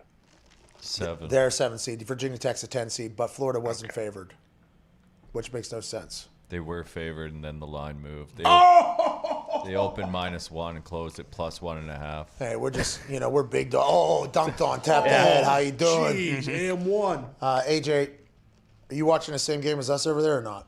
No, I'm not. I don't have it on. Oh, so we are definitely bad guys then. You know what I mean? 'Cause No. You're like, Oh, no, I can turn on. The Buckeyes are all that matter to me right now. what time's their game? When's their game? OH, I don't know. IO. Thank you. OH. Go Bucks. Close. I mean, we're getting there. Yeah. Feels Yeah. like we're kind of getting there. Let's get some phone calls here, shall we? Let's go to Travis in North Kakalaka, North Carolina. Go on and raise up. What's your question? The boys, what is up? Travis, great to hear from you, pal. How are you doing? What do you want to talk about? North Carolina stinks at basketball now. I don't know how you're going to feel about this whole thing, but what do you want to talk about? Go Tar Heels. Hey, I agree. I am a Wake Forest guy, so I mean, I'm kind of used to it. So yeah. I was just going to do the full clean sweep. Wake Forest, North Carolina, Duke. They all stink right now. No. Yeah, I know. Look, man, Carolina Panthers. No. Look, Coach Roy, baby. Yeah. You don't stick with Coach Look, Roy. The guy that. Yeah. I saw none of that this year. Oh, just wait. You're saying COVID took away the No. Can't dance. 29-0 first round of March Madness in his hell career. yeah. They got a tough Thank first you, round Coach. matchup. Oh, yeah. Yeah, but he has done nothing this year, right? Have they been good at all? Duke. I have not seen him dance at all on any videos, any celebration coming out of the Tar Heels. They won the ACC, right? Hell yeah. No. No, Georgia Tech. No, they did not. What do you want to talk about, Travis? First of all, shout out to the Rachel, okay? And then, Shut up. look, Carolina Panthers, man. Look, Christian McAfee. He's just getting older. I mean, he's been Older. 25? 24? Yeah, okay, well, maybe not. Okay. Well, look, he's getting hurt. We just need to go ahead, pack him up, send him down to damn Houston, and then get ourselves Deshaun Watson, get a team going, because if not, he's just going to be wasted, Bailey Sanders, you know? We need Deshaun. Come on over. Deshaun Watson. All right, Hey, listen. what else? What else they have to give to get Deshaun if they'd send McCaffrey? Well, Deshaun was allegedly going to be a Panther there for like a day or two, and I mean the Virginia Tech is just Euro stepping right through the Florida Gators there. I mean, Can't it hit is- free throws in Can we March. please? We are in overtime. We got 4 minutes left here. We need to stop with the Euro step. But Deshaun Watson, the Panthers being very interested. At the beginning, made no sense to me. I was like, Carolina Panthers, what are they doing? Then you're like, new owner from that area. The Panthers are trying to make a splash. That new owner wants the Carolina Panthers to be a team that is in conversation of relevancy for a long time. They're in the NFC South. That is not an easy place to play. And I was like pretty pumped up for him. But then once you hear what was offered for Seattle's Russell Wilson from the Chicago Bears, it's like, are the Panthers able to put together enough shit to get one of these quarterbacks? Maybe they will. Maybe they'll be able to make it happen. I'm not 100% sure. But I don't like the fact this guy's like, Christian McCaffrey, get him out of here. That is the most what have you done for me lately take I've ever seen in my entire life. Because Christian McCaffrey got hurt last year or whatever. That dude is unbelievable at football. You'd want to keep him around, I think, especially if you finally get a quarterback again. Yeah, you'd think just because the guy got hurt, they want to write him off already and say it's a bad contract. The dude is one of the most dynamic guys in the NFL. He can play multiple positions. No, absolutely do not move on from him. He is all they have. Not, I shouldn't say that. He's definitely not all they have, but like Matt Rule said, he was excited to build the offense around Christian McCaffrey when he came in there. Yeah, but they've said a lot of things down there. I know. You know, Matt Rule, Cam Newton's my quarterback or whatever. You know what I mean? Yeah. And then Teddy is this guy, and then Teddy's not this guy, right? Yeah, big tall white just did something good for Florida there. And one. He's had quite a game. Yeah, I saw him flexing a lot while I was talking about other stuff. Yeah, Teddy Bridgewater goes down there, and it's like, nah, he's not our guy. Get him out. The owner, or I don't remember if it was the owner, GM, or the coach. I forget who. Somebody important was giving a conversation. It was like, at the quarterback, you need somebody that's dynamic. It was Rule. Yeah, Rule was like, you need a quarterback. You need somebody that's dynamic. We gave it a go. Okay, we got Joe Brady down here still, but let's go ahead and do some. Let's go to Sully in West Virginia. What's going on, Sully? What part of West Virginia? Smithville. It's about 40 miles outside of the DuPont plant in Parkersburg. Oh, of course. Parkersburg was one of the finalists, by the way, for Championship Town of America. They win a lot over there. Really? Yeah, Big Red, I do believe. Big Red? Yeah, I do believe, if I'm not mistaken. How far are you from Jane Lou down there? Jane Lou, let's see, hour and a half. Well, you're going to have to drive that far whenever Huggins takes this national championship trophy to the hot dog stand in Jane Lou. You're going to have to go see that thing, my brother. Yeah, I'll wait till he brings it around to Parkersburg.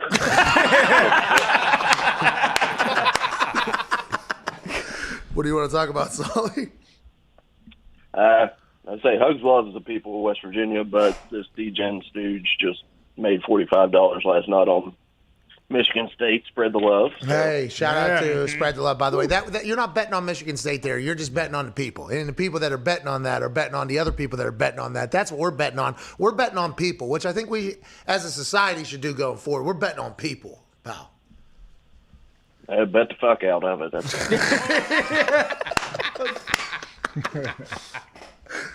Were we just talking to Bob Huggins again?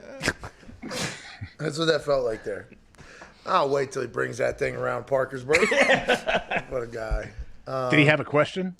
No, I don't think so. No. I mean, there's a couple opportunities in there. Yeah. No. By the way, not a bad call. If you want to come in, Shoot. pop the whole room. That's good news. We are at 69-66. How long wearing the number 69? Like it or hate it, AJ? How far behind? It's 69-68 over here. I just turned it on. Well, I guess he makes his next free throw. Can't do The that. guy just put it off the man. backboard, front of the rim, back of the rim, front of the rim, back of the rim, backboard, top of the backboard. Shot clock in his first free throw, 69-68. How much time is on the clock right now for you guys? 2:55.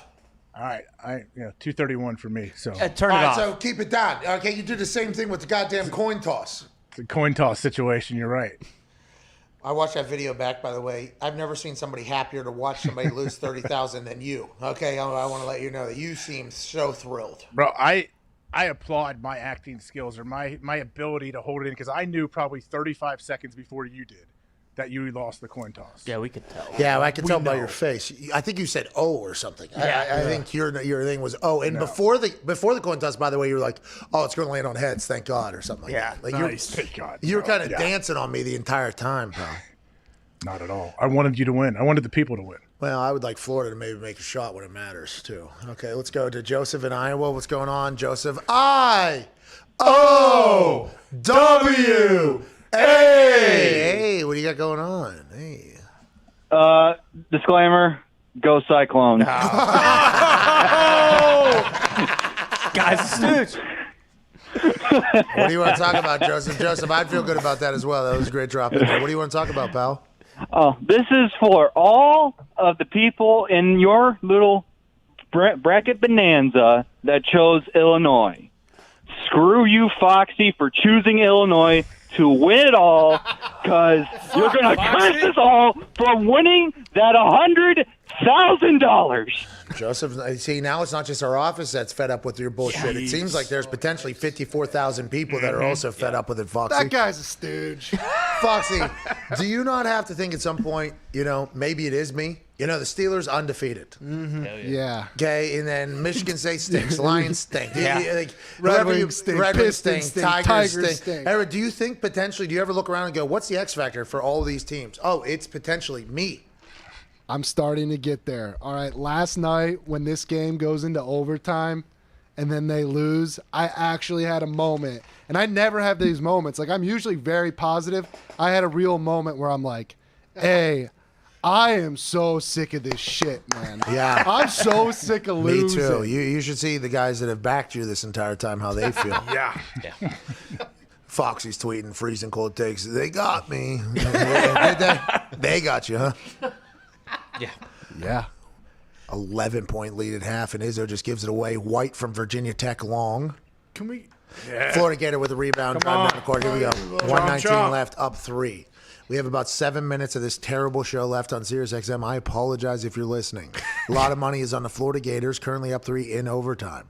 1 minute left in the period. Man that I don't know with a left sleeve on is carrying it at the middle of the court. He's the guy. Pick and roll, Big White down underneath, who's had a great game. Dishing, driving, kicking, moving, grooving, ball out of bounds, ugly. Gator ball, though, Tech hokey, punched it last.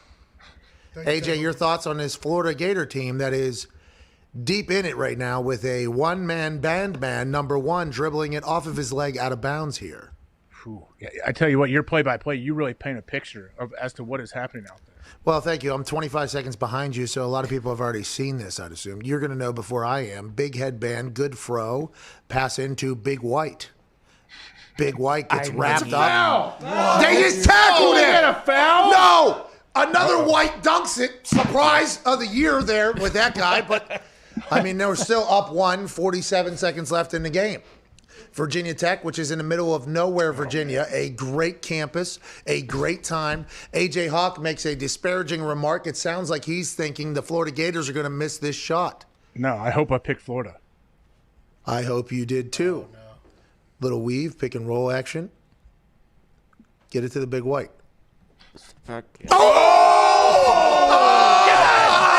Step back dagger! 22.9 seconds left in overtime. The man with the fro who's got the front dyed like Wiz Khalifa with the headband knocks down an absolute gang. Turn. What a shot by this dude. Step back, cross, push off. How you doing? Create my own shot. That's NBA-like shit. Splash in overtime. 20 seconds left. March Madness. Thank you, Gators. Thank you, Gators. Florida. Now, they did have this type of lead with like 11 seconds left before, and they gave that away. Let's hope they don't do that. Yeah, at the end of the game there, because remember we made fun of a kid that missed a shot, and then he got it back on the other side, and he drained it the next time. Was he a lefty, or are you just shooting lefty? Yeah, that's how.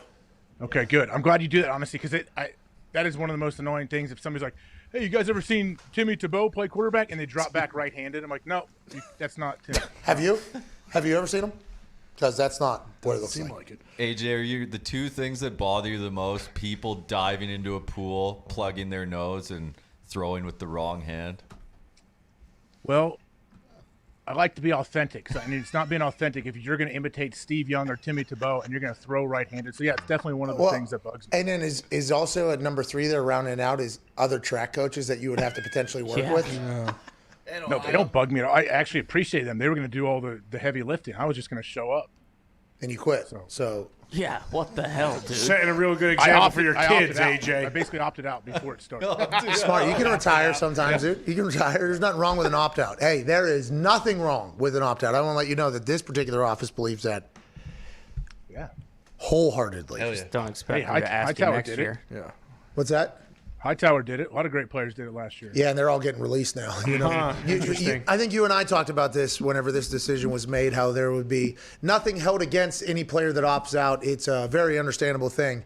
I think that sounded great on paper, but the humans, and especially football humans, especially with an entire season go off, will remember that. Now, I'm not saying every team feels that way, but there are certainly some teams who, the guys that opted out, they potentially try to, hey, we're going to opt back in. Get the fuck out of our building. Remember me? Okay, yeah, we do remember. Yeah, we actually do remember. It's interesting. It's an interesting series of events. The NCAA, these dudes don't lose a year of eligibility, right? Right.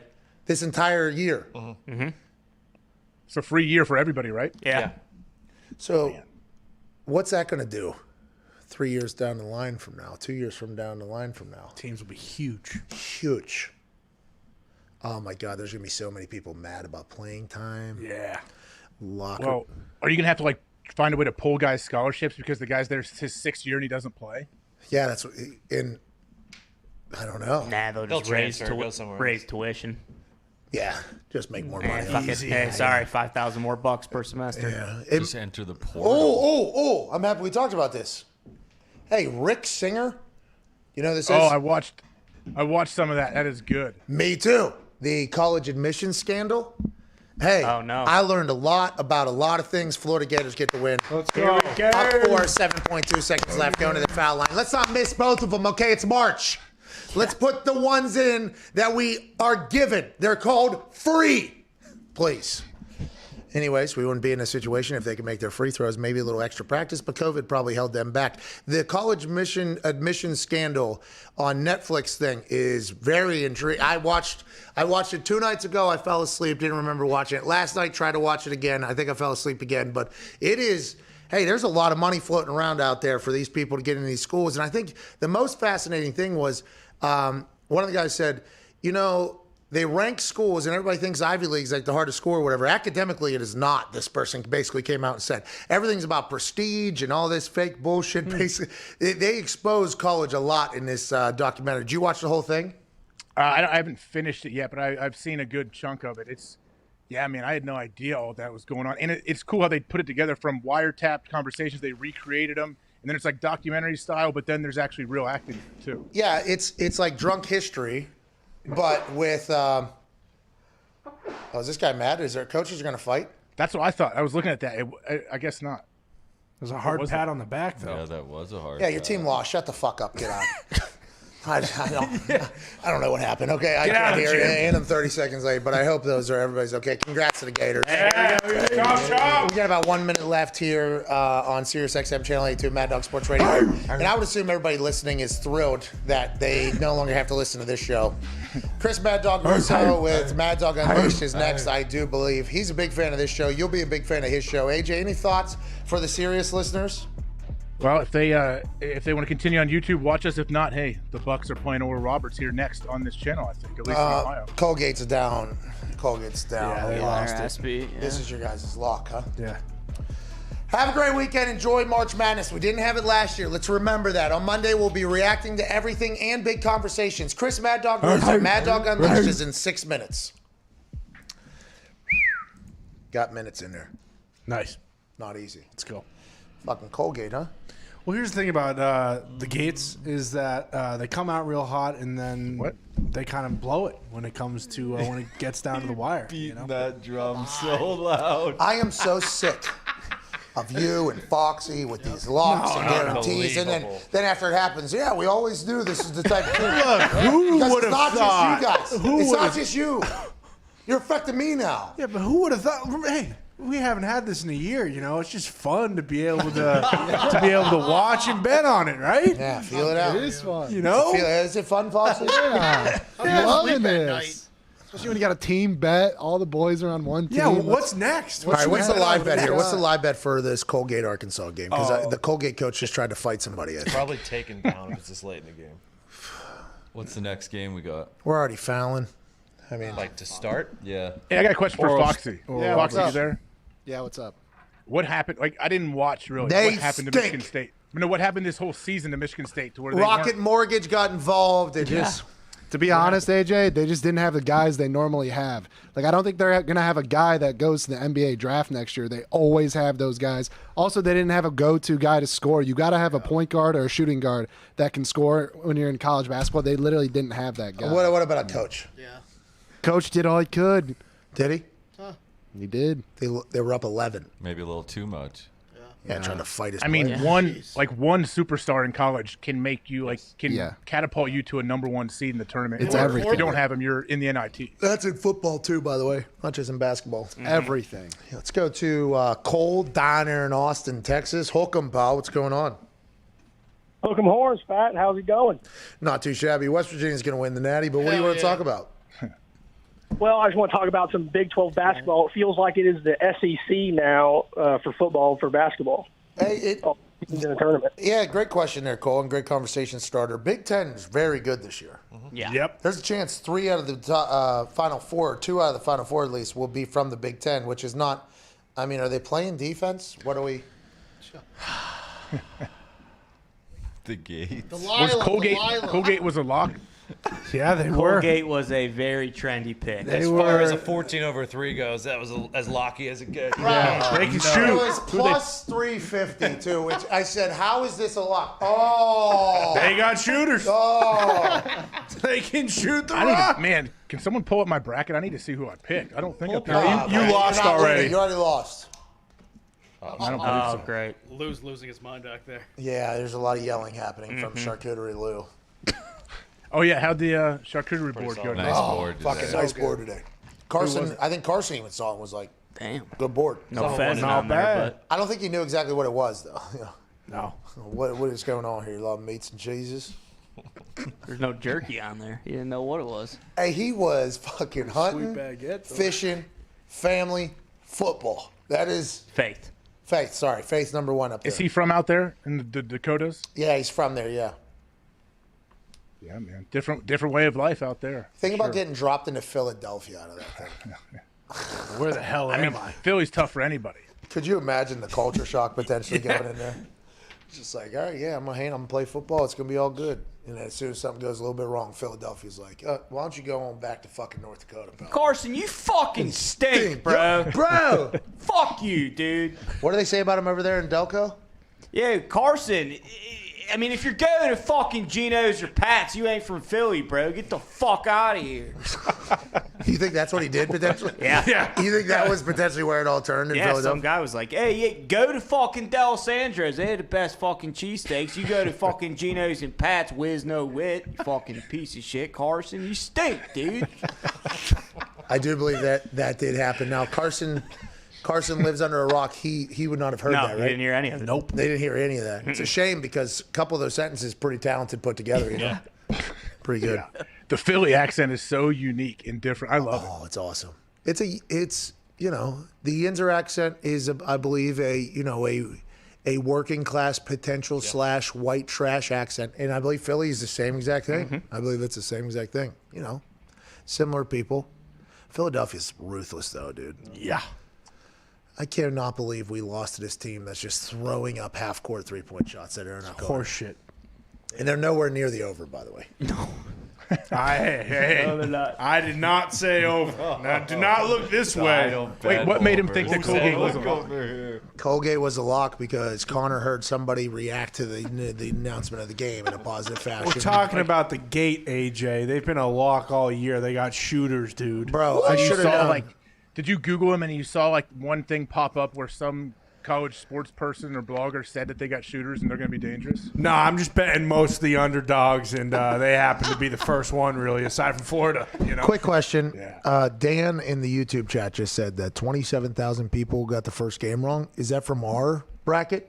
Or is that from that's from our bracket? Probably. Stats right now. Did I get it right? I wonder. I got it right.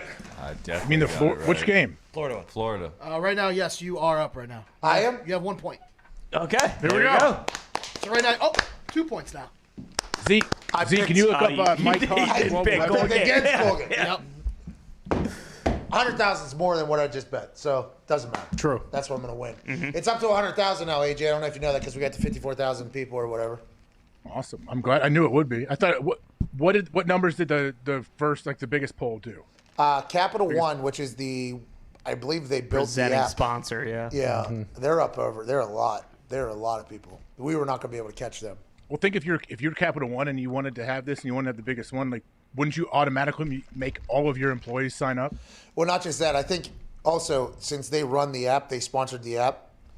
I think I even entered into the Capital One because it was offered as an availability. So we pretty much, I think we put 99,000 people, I guess, in Capital One. I'm gonna win that one too. What are they giving away? Anything? It's a sweepstakes. I'm sure you'll get a car and a trip to next year's Final Four. Let's go. Probably be in India. I can't find Mike Cock. Well, no, that was taken. There's some numbers after it. Mike It's under Hawk was Zito's taken. mom. Look for that. Mike Hawk is under 0 Zito's. points for Zito's mom. Oh, shit. What a loser! You're not on top, Nick. Oh, come on. Let's go, Texas. AJ! Why'd you do that? Because Nick always said, like, Zito's No, mom's going we to be know what on you top did looking there. down at everybody. And instead, what? Go on. Now Do I it. guess Just do she's it. on Just the do it. Just do it. What? Say it. He doesn't have any points yet. So Zito's mom has 0 points. Okay. That's not what you were alluding to. But, Seemed like you were. You're saying Zito's mom's on. That's what it sounds like. No, I said she wasn't on top. I didn't say anything else. But it's not her. It's a bracket, by the way. So who are you talking about? Yeah. I don't think we should be gender assigning brackets. Yeah, or my mom. That's Ohio, I guess. My God. Let's go to Ben in Indiana. What's going on, Ben? How you doing, boys? Not too shabby, Ben. To be honest, probably not going to pay attention to what you're saying, but I hope it's a good thing. Texas Tech just took a 2-point lead for all of us. Hey, you're all good, man. I already lost my bracket, so. Well, we knew that, though. If you signed up for ours, we knew you lost because you're not. Hey, 50-50, right, boys? Amen. No. What? We're not going 50-50. Is that Cold take earlier this week with Juju. He went to the Steelers today. What about Galladay? Where do you think he's going? Why is he not? He's going to the Giants? Are you a Colts fan? Are you a Colts fan in Indiana, or who are you a fan of? Bears down, boys. Hell yeah. They stink. It's bear down. Hey, but That's sure. not a real person. Bears down. Bears down. You don't want that. Bears down happened in that Grizzly guy movie. Grizzly man, yeah. Yeah, the Bears got down. Yeah. Rest in peace to him. It's saying Galladay is currently in the Giants, in the Building? right now. Yeah. He's inside the Giants. He's in the Giants. Zito's mom's bracket. This show is the worst. You know, we haven't had the moment where I've completely just botched something. That's become a Friday routine at this point. I'm pretty pumped up about it. Those brain pills you're taking. Am I taking brain pills? Are those brain pills? I don't know. I'm taking those the Roman testosterone pills. Turns out they are brain pills. Oh yeah, it might be. I mean, I don't know. I'm taking those though. If those are going to be a testosterone boost, let's go. Let's do it. Because I think the only other way you can get it is you got to go and got bend over at some like little Halloween costume shop basically in the plaza and have somebody shoot it in your ass or whatever. So no thanks. What's What that? kind of Halloween costume shops are you going to? Oh, you remember the boom? This was whenever I was still in the league, you were still in the league. There was these testosterone pop-up shops that started happening. You remember these? No, I mean I know like anti-aging clinics were popping up. I don't know like if there was a kiosk in the mall shooting people up. There's a place here that was actually called like the Low T Center. It was like a Halloween costume store that was in the plaza, and it had success. And another one popped. There was like 15 of them around Indianapolis. I was like, so people are just going in here, walking in, getting a shot, walking out. They're like, yep, absolutely. I'm like, That's nice, man. I mean, I don't know if I'm bending over in the middle of a plaza like that, but I like what you guys are doing. So now I got Roman's pills. I think it's changing me. I think it's making me smarter. You heard me today. I'm fucking been super intelligent. Yeah. There was that one name today you got right on the nail. Taylor Buscetti. Yeah, that was the one. See, we don't know if we got that right. Harold Coots did have a rebuttal to what happened yesterday. Did he say something? He said thanks. He said that his grandpa, the original Harold Kuntz, would have turned 100 or something either today or next week or something. So this Happy birthday. Happy birthday to Happy birthday. the seniors. He said this has been a 100-year-long problem. So he said no problem. I said, He said problem. Huh? But is he going to keep it going? Like if he has a son? Yeah, I think he has to, right? That's like one of those things. Yeah. I mean, you don't have to do anything, but yeah, you can. Well, just because you didn't like yourself to name your kid that or whatever. Is that how it works? I don't like myself, so I don't name my kid the same. Pretty much. I think so, yeah. I don't like myself. I wasn't a junior, so I didn't need to start that whole trend. Would you go by Junior or Deuce? Me? Yeah. I go by Deuce sometimes anyway, even though I'm not a junior. Really? Yeah. Come on. Because you like to. Oh, you felt so good. Stop looking at me. It's how you look at me. Because I was hoping, honestly, I thought for a minute if I could hold it together, I could get you to start calling me. I would have. By the way, because Deuce is a great nickname. But I always wondered if I was like a June or a second or a Deuce, what I would go. I think Deuce is the right way to go. That I was about to. Would you be Trip then if you were the third? Or Cubed, bro. Ooh. Fucking math joke. That's what I do. That's what I do on these pills, bro. Let's go. 5. Then what's the fifth one? Huh? What's the fifth one then? Too much. We got to break it down smaller and cube it and then square it. Fifth power. You could just go by power. Yeah, and you put you put the pent up there, right? That's right. Is that what it is? Pentagon? Hex. Yeah, That's 6. But a pent is at 5. So I would assume if you're putting something to the squared to the cubed, I don't know what 4 is, but I would assume pent is involved in that thing. Oh, yeah. Quad. That would be 4.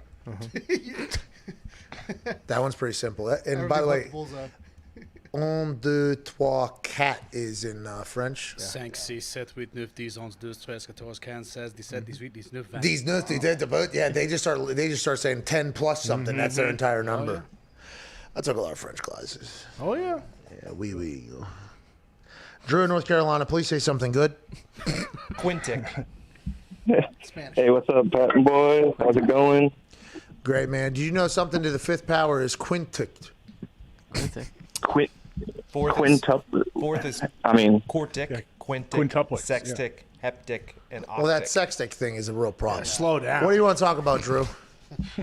Hey, first of all, I haven't had math class in like 5 years, so let's be glad that we're all out of that. Well, I just know that it wouldn't be a problem if I still was, but I'm happy you graduated from math class. Yeah, baby. Drew. Shout out, math. Drew, what math class were you in 5 years ago? I was in AP Calc. Oh, dude. Big flex. Advanced placement. Wow. What do you want to talk about? Yeah. So, I just want to talk about the blockbuster deal of the offseason in the NFL, which no one's really talking about. Carson Wentz. And that's Mitch Trubisky to Buffalo. I knew it. What happened yesterday? I knew it. I mean, we did not talk about it. We covered it. Yeah, a we bit. did. Yesterday. Yeah, that's what I'm saying. That was the first time anyone heard of it. Yeah, but what he's saying is it has not been talked about since. I think he said, like, hey, let's put a little maybe like quintet amount of conversation onto that thing. You know what I mean? We're talking about Mafia Mitch. He's a backup 1 year. Maybe he'll go be a starter somewhere else. They said Big Money Bean said, the general manager. Kyle Brandt, Good Morning Football, said the backup in Buffalo is better than the starter in New England, which he never thought would happen. Ooh. That's interesting. I don't know how he got to that. I don't know how he came to that conclusion, but I do believe he said that. Now, that was just a tweet. I did not watch the actual video, so that might be taken out of context. Do you believe that, AJ? I don't know. I believe that Kyle Brandt believes that. I know he's a huge Chicago fan, so he must be a Mitch guy, huh? I don't want to take him out of context because that happens to us, and I don't want it. I saw the tweet. You saw it too, yeah? Yeah. Did you see the people taking Darius Slay's comments about if Galladay goes to the Giants or whatever he said it's going to be on or whatever? With Darius Slay's accent, he actually says if he goes to the Giants. Like he actually says if in there, but the Giants bloggers are like, what does Darius Slay know? Is Golladay going to the Giants? That whole thing. Yeah, it was it was happening on the internet. I was starting to get a lot of tweets, and I almost answered one, but then if you answer one, I'm going to have to answer like everybody that says it. I don't think Darius Slay knew that whole thing, but this Juju to Pittsburgh thing is interesting. Mitchell Trubisky to Buffalo, interesting. I mean, there's a lot of very interesting moves happening in the NFL right now. Yeah, Juju coming back. Obviously, the market probably wasn't what he was hoping it would be, and it's probably a smart move. You think he can win people back, though? Like the people that left the Juju train, are they back? Diggs. Did you ever leave the Juju train, and can Juju win you back? I never actually left the train. Sure. Is that right? I said things to motivate him to potentially come back to the city, and that happened. So, I mean, if there were people who were against Juju, shame on them first and foremost. I mean, the kid's just having fun. He's awesome on the field. Never did anything to hurt anybody. But I would welcome them back to the Juju train if they did leave it. What's up? Okay. Where did you take that picture with him? I saw you and Nick. They were at a club, Diesel probably. Nah, it was a Super Bowl party. Oh, really, Donner? Oh, that was in Minnesota. Nice. Oh, it was good times. Heard a lot of stories out of that night. None of them had Juju involved. Really? What do you mean? I was not there. Yeah, I left before that. But the next day, there were a lot of stories rolling out from that night. Busta Rhymes almost beat up Zito. Yeah, that did Busta? happen. Yeah. Busta almost got me. Busta. Come on. You need to sacrifice yourself for that, Zeke. That would be awesome. No, I did sacrifice myself. I got pushed into a wall. By Buster or like his people? I went in for a handshake to Busta. I went in big. I just met Jamie Foxx. We were best friends, and told Jamie Foxx he's the best. No, that was the previous time, right? Busta Rhymes, pretty large dude, right? Pretty massive individual. I mean, depending upon his which neck era. was 20 inches. Oh, but he had 4 dudes around him that dwarfed him. Yeah. And so Zeke saw this and ran up on him and throws the hand out like, Busta! Busta! Did you see T-Pain that night, Zeke? No, it was Jamie Foxx. Shaq was DJing on the floor below. Mark Cuban was there. Did you guys talk to him? Cubes? Shaq? No, he was in his zone.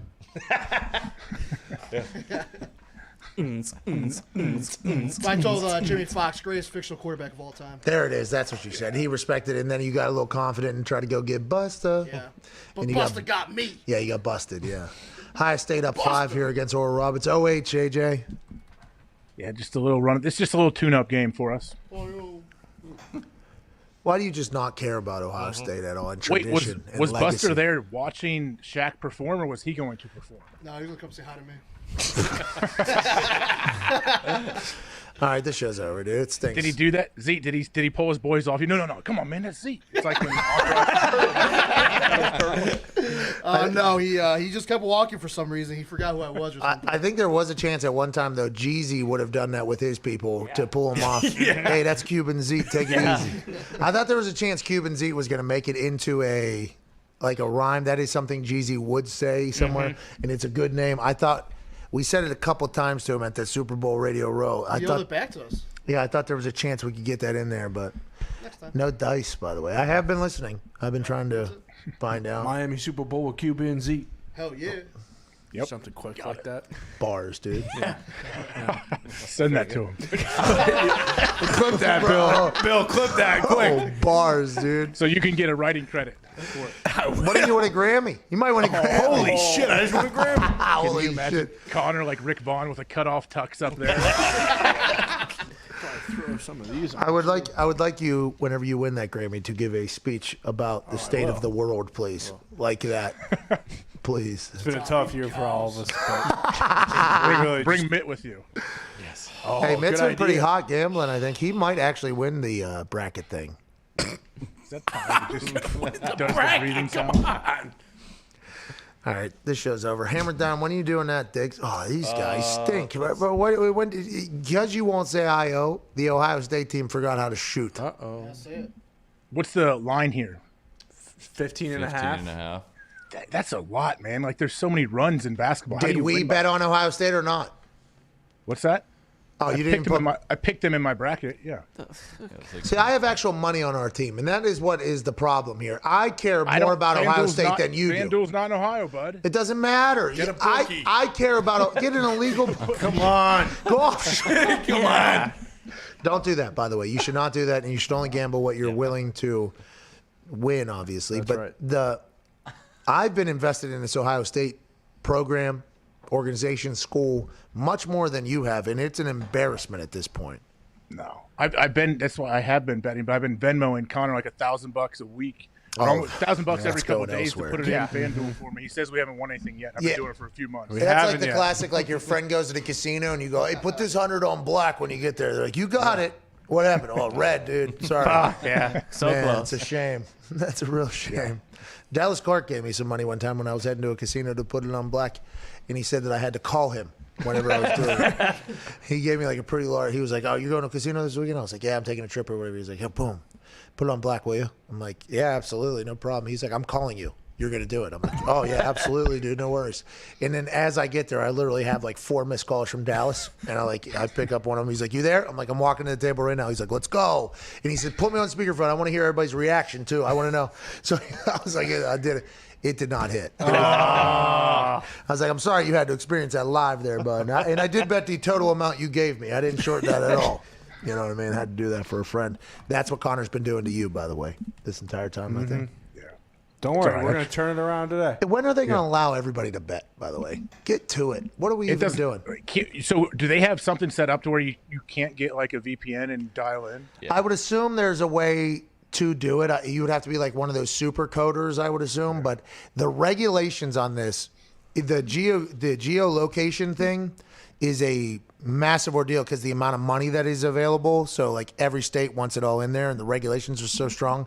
I think it's going to be very difficult to potentially hack into most of these sports books and everything like that. We used to land in Jersey, and then as soon as we were anywhere near New York, that thing shut off like very, very quickly. Is it not time though? We've seen it work. It's worked in at least 7 states now. Just fucking let it go. The NFL, I think the NFL is going to play a big part because Goodell has finally come out to support it, saying like we want to do what we can to work with legal gambling. So that instantly puts a lot of pressure on the states that are holding out. And they say they go hand in hand they're going to go hand in hand with these things. So the amount of money, although this says $110 billion over the next 11 years, if they're incorporating sports gambling into these TV deals, this thing is going to be, there's maybe $1 trillion in the sports gambling business if this thing opens up to all 50 states. Like it is, it's only a matter of time before this starts going. Now, somebody told us it was a bubble that was going to pop, and that person, what? Yeah, gambling on sports? They said that they thought the sports gambling bubble was going to happen at some point. That person no longer does business with us. We do not talk to that person anymore. But that was one of the dumbest things I've ever heard in my entire life. Bar none.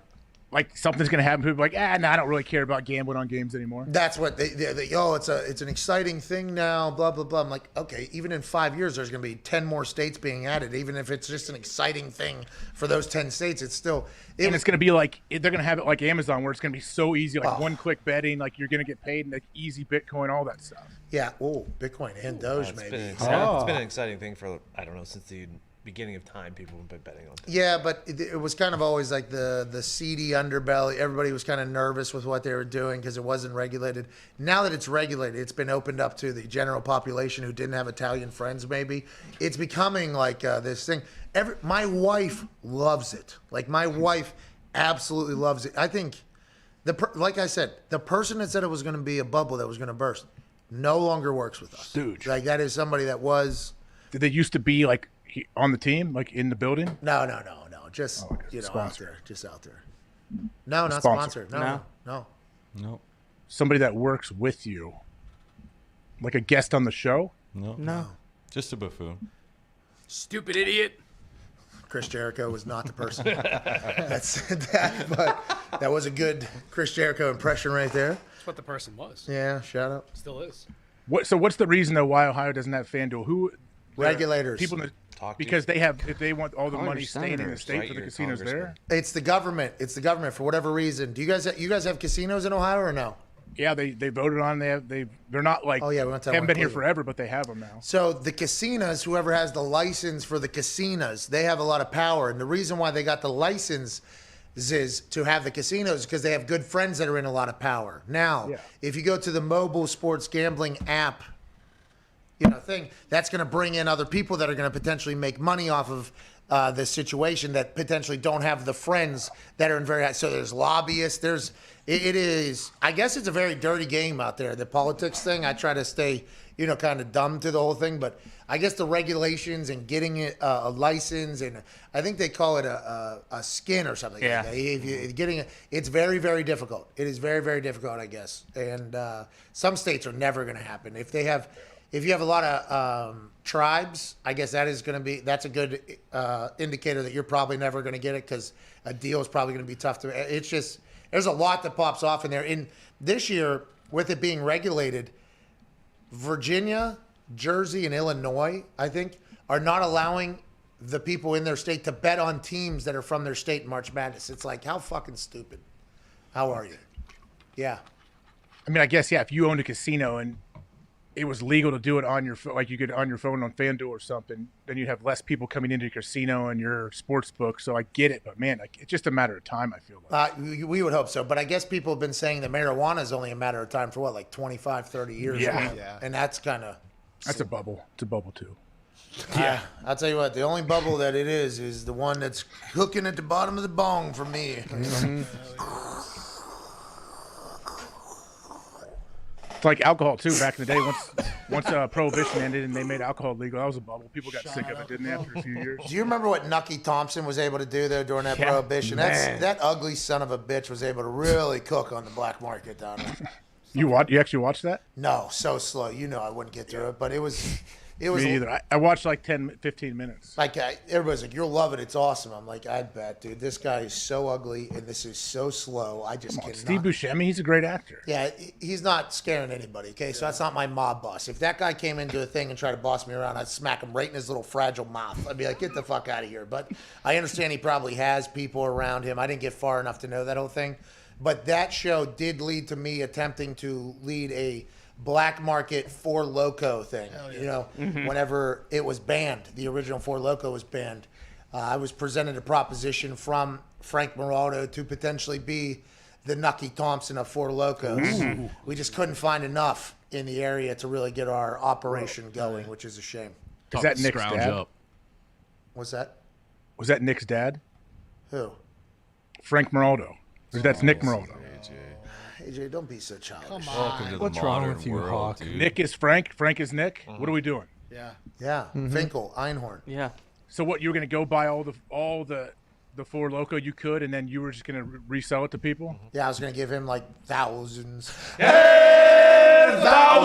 of dollars and tell him to keep the amount that he would need, because the original Four Loko made Frank, Nick, however you want to refer to him, a completely different human. And it was fantastic to see. I'd come home. Oh, in a good way? Oh, really? He was wide open. Yeah, dancing, bebopping, life. I would come back to Pittsburgh after being gone for a couple months. I'd come back, and they were like, we'll just meet you at the bar or whatever. I'd be at the bar, I'd meet the people, and all of a sudden Nick would come in fucking waltzing, bebopping in, leading dances on the dance floor. I'm like, yo, Nick, what is going on? He's a Four Loko, man. I'm not going to remember this, but it's a good time. I was hopped up on goofballs and damn near blind, but it was a good time. And then they said, no more of that. And I was like, can't have this for Nick. So, Nick, why don't you get the amount that you need, and then we'll sell all the rest. And we couldn't find enough to get past the fact that he needed a lot. We couldn't get to the profit portion. He got high on his own supply? Yeah, too much. Too much. Four Locos the reasons why I have heart problems. It was big in Pittsburgh there for a bit, I realized. These kids stink, by the way. Brutal. That would have worked too. Oh yeah. I had the new Four Loko, and I knew at the time it wasn't the same. Yeah, you gotta add meth. Yeah, Four Loko light. That's right. I'd love to try one now. I don't think I've ever done it. Oh, bull. Really? I don't think so. Meth or Four Loko? Both. Yeah. Do they still sell the new Four Loko? Probably the little dumbed down Gatorade version. Yeah, I think They so. do. The Mickey Mouse Four Loko. Yeah. They were. You had to drink 2 of them, and then you were there. The Four Loko Ridge, though, was trying to kill people. When that thing Did came kill on, some people. yeah, it was trying. I don't even know how that gets cleared. You can still get them in Virgin Islands. What? That's where they send the ex-Super Bowl champion shirts when they lose. When Four Loko gets banned, send it down to the Virgin Islands. You go half 40, half Four Loko. It is delicious. Really? Yeah, actually, the sidewalk slammer. It is unbelievable. Is that because you're going down? Yeah, you will end up on the pavement. The Four Loko, I think I had a sip or something like that, and I was like, this one seems like not good for me, because I'm a quick drinker. I don't need that thing. That'd be dangerous. Yeah, I did not need it. Yeah. One more. I'm happy I wasn't in college when that thing was around either. We would have been bonging those things. I mean, it would have been the fucking lights Man, out. can you imagine? I bet Jay Glazer was into Four Loko. He'd probably be nuts. He was, I Hey, think. Jay, listen, I understand this conversation. He's already a high energy guy. Yeah. I understand this conversation was going too positive, so you had to kind of change that whole thing around. But, I mean, is Jay Glazer available for comment on Four Loko? Has he ever tried it? Do we know if Jay Glazer's ever tried it? I actually did have a barrel of Four Loko at Kurt Menefee's wedding. You remember I came on and actually made an ass out of myself and said something I shouldn't have. So no more Four Loko for Jay, but it is good stuff. He really did. Didn't he say that on your show? That he gave a bad best man speech. The worst, he said. I'm the worst. Guy was being nice, sharing his story with us, and here's Ty months later fucking using it against him. That's why this show stinks. That is why right there. That is the whole reason. Lou Holtz definitely would never touch Four Loko. I don't drink, AJ. Unless you're putting fucking applesauce in a blender, I'm not drinking any booze when you're nuts.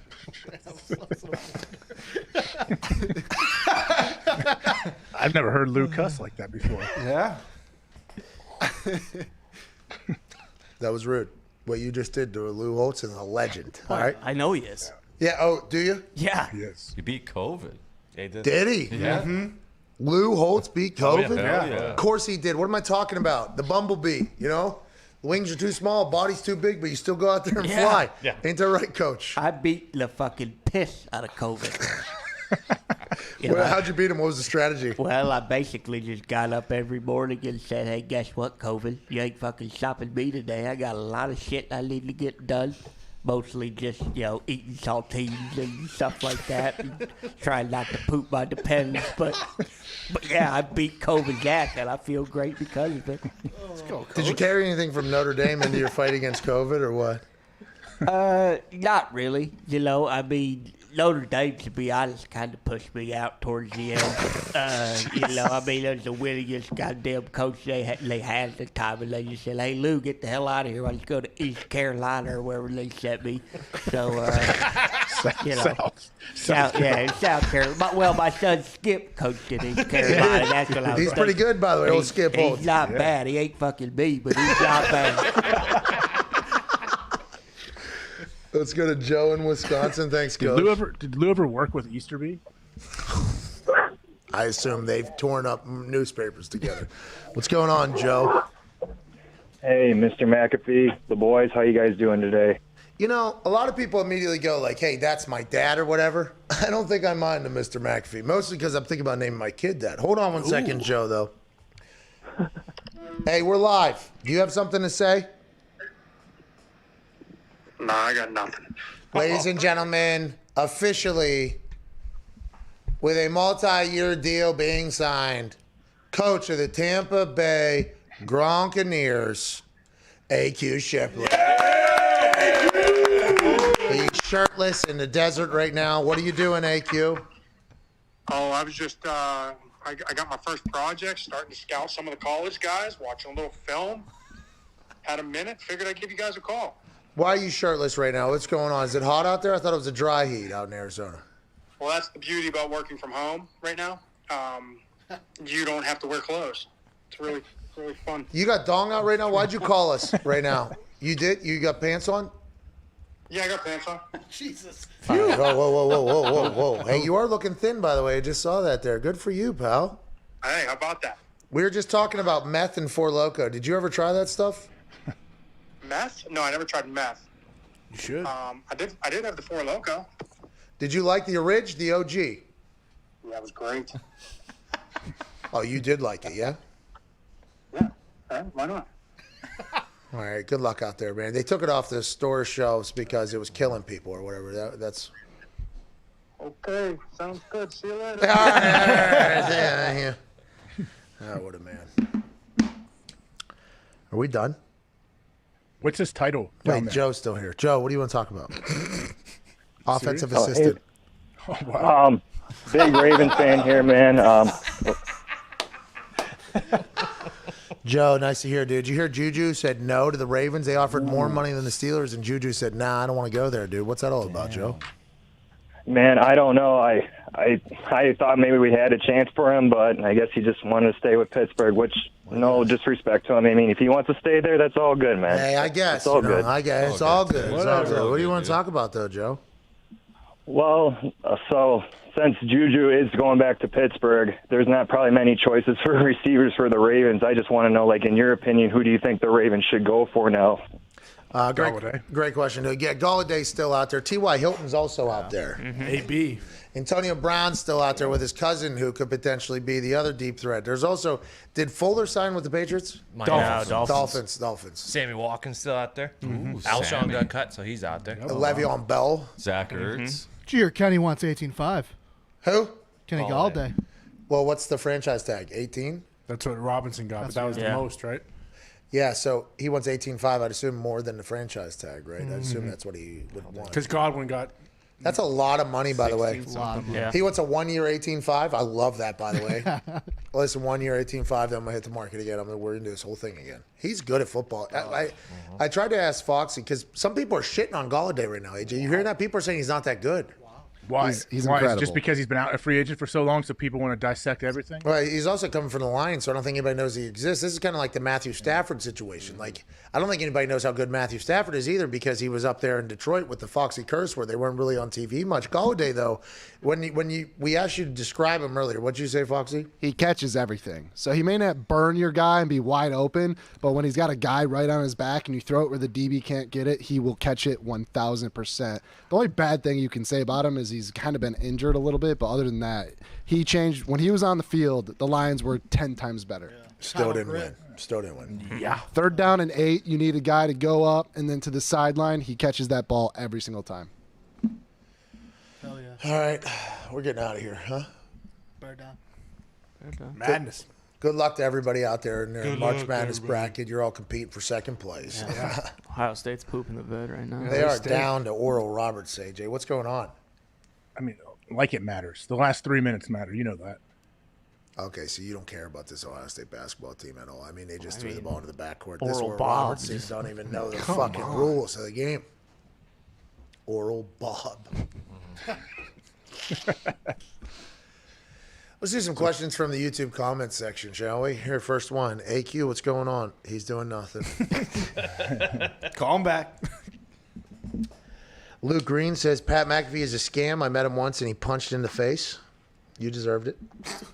I don't think that ever happened, by the way. That'd be cool if it did. Somebody parked it out here asking for 200 autographs the other day, though. I did promptly tell them to go fuck themselves. So that was the first time I've said that in a long time to somebody I didn't know. And I felt real about it, too. You know what I mean? Like, Yeah. I really wanted that guy to go fuck himself. Meant it. They were just sitting out there, like out front, waiting for you? They actually said, we'll park it here all day if we have to. And this same person has met me at an airport at 2 a.m. before and has sat outside of this whole thing before. And I bet I've seen this guy. Honestly, there's some that travel. yeah, I'm assuming you have. And I've always been nice, but there's been conversations I've had with this person like, yo, this is not how the world works, okay? Like, I sign. The first time he stops by, I'll sign like, hey, okay, I understand what you got going on here. You're not a fan. This is strictly for your own profit. I mean, I work my dick off. I'm happy that that is helping you out now in this particular case. But then he would show up, like 2 a.m., show up at the airport with his kids, and he like freezing cold, garbage bag filled with things. And I'm like, yo, this is... Okay, I'll sign 10 things, okay? And then, oh, really? I thought maybe because... I'm like, okay, this is not how the world works. I actually told the kid that was with him, like, yo, this is not how... This is... Good luck with everything. This is not how the world's supposed to be there. You're not supposed to just prey on people who are nice to you and then, just exploit the fact that they've worked their dick off so you can make some money and that whole thing. Then he came out here again, and I'm like, is that guy again? It's like, okay, here we go. So I was in the middle of maybe one of the biggest calls I've ever had in my entire life. And I'm like, he was sitting outside of our door, like literally just sitting back on our door. Looked like a homeless person was sitting outside with a bag of things, okay, just sitting there. I'm like, Zito, can you go tell him, like, I'll sign a few things or whatever, just bring him in, I'll sign him while I'm doing this whole thing. Zito goes up to tell me, he's like, no, that's not enough, I'll wait. And so I was like, Excuse me 1 second. I put the call down. I go, hey, fuck you. All right, buddy? This is not how this whole thing operates. And I felt bad immediately afterwards, but now that I'm hindsighting it, I should have went harder at that guy. Yeah. The fact that he said, no, that's not enough. Oh, wait. Like, I mean, they had the balls. Yeah, that's I was Scored on that bro. guy. I was in a pitch. There was decks being shown in the call that I was in. Okay, there was like maybe even a laser pointer happening at the time that I was in there. Hold on 1 second. Let me put this down. This motherfucker. That is literally. I mean, because. I mean, I try to be nice to literally every human I encounter. If you come say hello to me, I am so happy. I'm so thankful. I love good conversation. But like those types of people, and I saw Portnoy tweet about this too. It's real. Like, hey, that is very different. It's just like the people that think that these are the fans of the show that call in. It's like, no.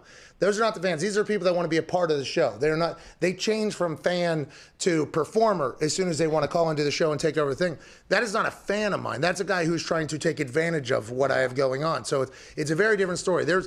With March Madness happening here, there's a lot of people that are stopping by the office because a lot of people are coming to Indianapolis. I've signed a lot of things for a lot of people, but that particular guy, I am just done. I am done with that guy. He needs to call it. Retire. I don't think he can. Nah. But boy, I'll tell you what, that sternum overhand right. Oof. Just that guy. Like, hey, I'm sorry, buddy. I sleep like 4 hours a week so that these can be worth a little bit more for you. And I'm sorry, I'll only sign 7 things for you instead of the 50 that you would like for me to sign in this bag. Then wait, there's more. My brother's sick. You like Halloween. You need this bag as well. It's just, I was not. I feel bad saying it to him. Okay, guy's probably a good guy. Doubtful. Yeah. He might be a good guy. I don't know. I've had conversations with him. He seems like a good guy, but I'm fucking done with it. I couldn't. Bit of a schlep, dude. Are any of those signature people good guys? They're not. No, they're not. But, I don't know. And I'm happy I said this story, by the way, because I assumed he was going to come out and say something that I was rude to him or whatever. And it's like, who's the rude one here? Who is the rude one? The 2 a.m. at the airport was unbelievable. Fucking just freezing cold, by the way. Oh, dude. Freezing cold. Just got done with whatever the day was. Long one. 9 a.m. to 2 a.m. Long day, whatever. You come out, somebody's out there. Oh, good to see you, Oh, it's you again. Literally. And he goes, yeah, I brought my blah, blah, blah family along with me. I'm like, well, you're a terrible person for doing that. Okay. And then a garbage bag of stuff is brought out. And it's like, bro, come on, man. Like, I only have 40 helmets. see that? It's annoying. It's, Whenever they drop that, I only have. Yeah, I only have, like, I'm working for them. Like, yeah, exactly. Okay. Or they're like, I need this. I need this one. I need this. Oh, I need this, and they're pulling things. Oh, and also this and that. Like, hey, can you write Super Bowl champs, national champ? Like people always want to add for you 14-0 or write your record and stuff. Like, yeah, okay. But. In the one trick they had there for a while is to act as if they weren't going to sell stuff. And by the way, this doesn't happen to me often. It's not like I'm acting as if my signature means anything, but some of these people assume it's like, even if it's a $20 or $10 thing, they want me to sign 2,000 of them so they can get some sort of whatever. And that might be the guy getting arrested right now for hassling somebody else. Yeah. But, there was a time there where they figured out something where they would just show up with the shiny paper and then they would print the photo on it afterwards. You remember that? There was an era of that whenever that was the new thing. It's like, I'm actually going to gift this to my my niece. You just sign this blank sheet here that is just, it's obviously photo paper or whatever. And I'm going to print it out for her. Okay. And then they just flip. Can you sign 40 of those? It's like, what are we doing here? What are we doing here? The professionals. Yeah, just take a photo. Can we take a photo? It lasts a lot longer. Just take a photo. I feel like that'd be better. Anyways, fuck that guy. Yeah. Till death, fuck that guy. Yep. I know what you look like. I very well, by the way. I've seen you early mornings. I've seen you a lot. 100 times. I should almost get like a restraining order on that guy, maybe. Ooh, that might be. I mean, if he camps out front, you definitely. Well, he was just sitting down out front. Sitting down out front. 2 bags next to him. Just fucking parking out there. It's like middle of the day. What are you? Send Billy out there next time. You're right. Billy will fucking cut him up. Yeah, with his knife. The last time I ran into Billy this guy, put him in those bags. Last time I ran into this guy, he brought his 2 nephews that they missed football practice, but he wanted to tell you how good of a football player he was. Yeah. Because they had to carry bags of shit. Standing out in like 30 degrees. Low pad level. And he was taking advantage. And I feel like I am, I don't know. I'm nice. I feel like I'm very nice to You are. to a lot of people, but I feel like this guy is like that classic taking advantage of my kindness or whatever, like that whole thing. And it's like, yo, come on, bro. Like at some point, The fact that he sat out there first off, okay, whatever. And then Zito goes out and tells him you'll sign a few things. Right there, you would think a normal human or someone that is somewhat well-adjusted would be like, oh, hey, here, gives you like 4 or 5 things to Z and hopes he signs. Oh, thank you so much. But no, the fact that he said no, it's not enough. I'll wait. Yeah, okay. What are you going to do? Just sit out here for the next 3 hours or whatever? You know what? I'm just gonna wait out here. That's fine. Zito comes walking back in, by the way, and he goes, he said, and I go, what did he say? He goes, yeah, it's what he said? It's what he said or whatever. It was... but even the way he said it, it's almost like, oh, no, Pat's going to change his mind when he sees me here. Yeah, like, come on, boys. Come on, we've seen each other 2 a.m. out in the middle of a field, basically. Remember? It was so cold. It's terrible. The amount of times we've been places and there's like actual fans that just want photos and stuff. And Cool. Like we're like in a sponsored event or something, and like the people are like, Foxy, you got to get Pat. I'm like, that's not how this works. He's gonna take a photo with every single person. But then also, we land in a lot of these FBOs, and there's like autograph people that are selling autographs. I'll sign for them if I don't know who they are. Like, okay, I understand your hustle. I appreciate you seeing them here. I'll sign 10 things for you, whatever. You have no idea I existed before you found out I was landing here. You're trying to take advantage of this thing. Here you go, do it. But if that same person is there the next week when I land, it's like, yo, we already fucking did this, pal. We already did this. See you later. It's just, and then this story is, he was acting as if he was a victim, too, in this whole thing. Hey, man, no disrespect. Whoa. No disrespect. Oh, it's like,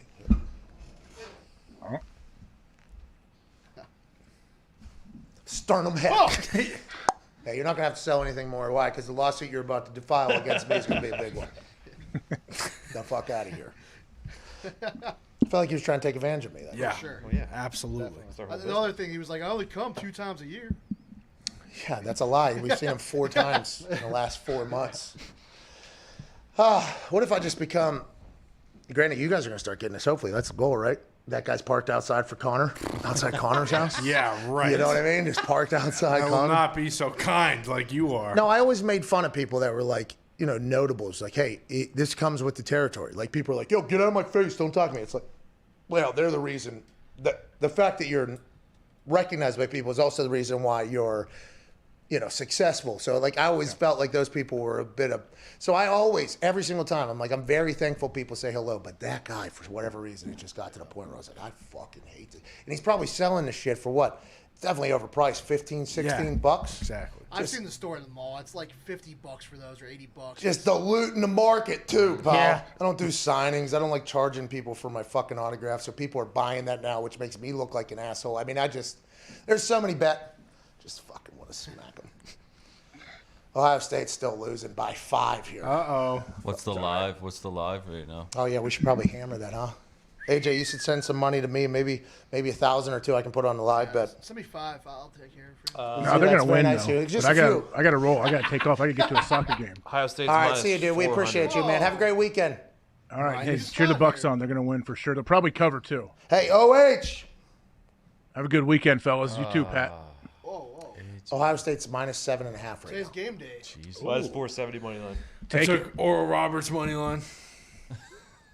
Did you really? Plus 340 right now? No, I got it this morning at plus 980. All right, see you guys. You bet against him this morning? I got Oral Roberts. See ya.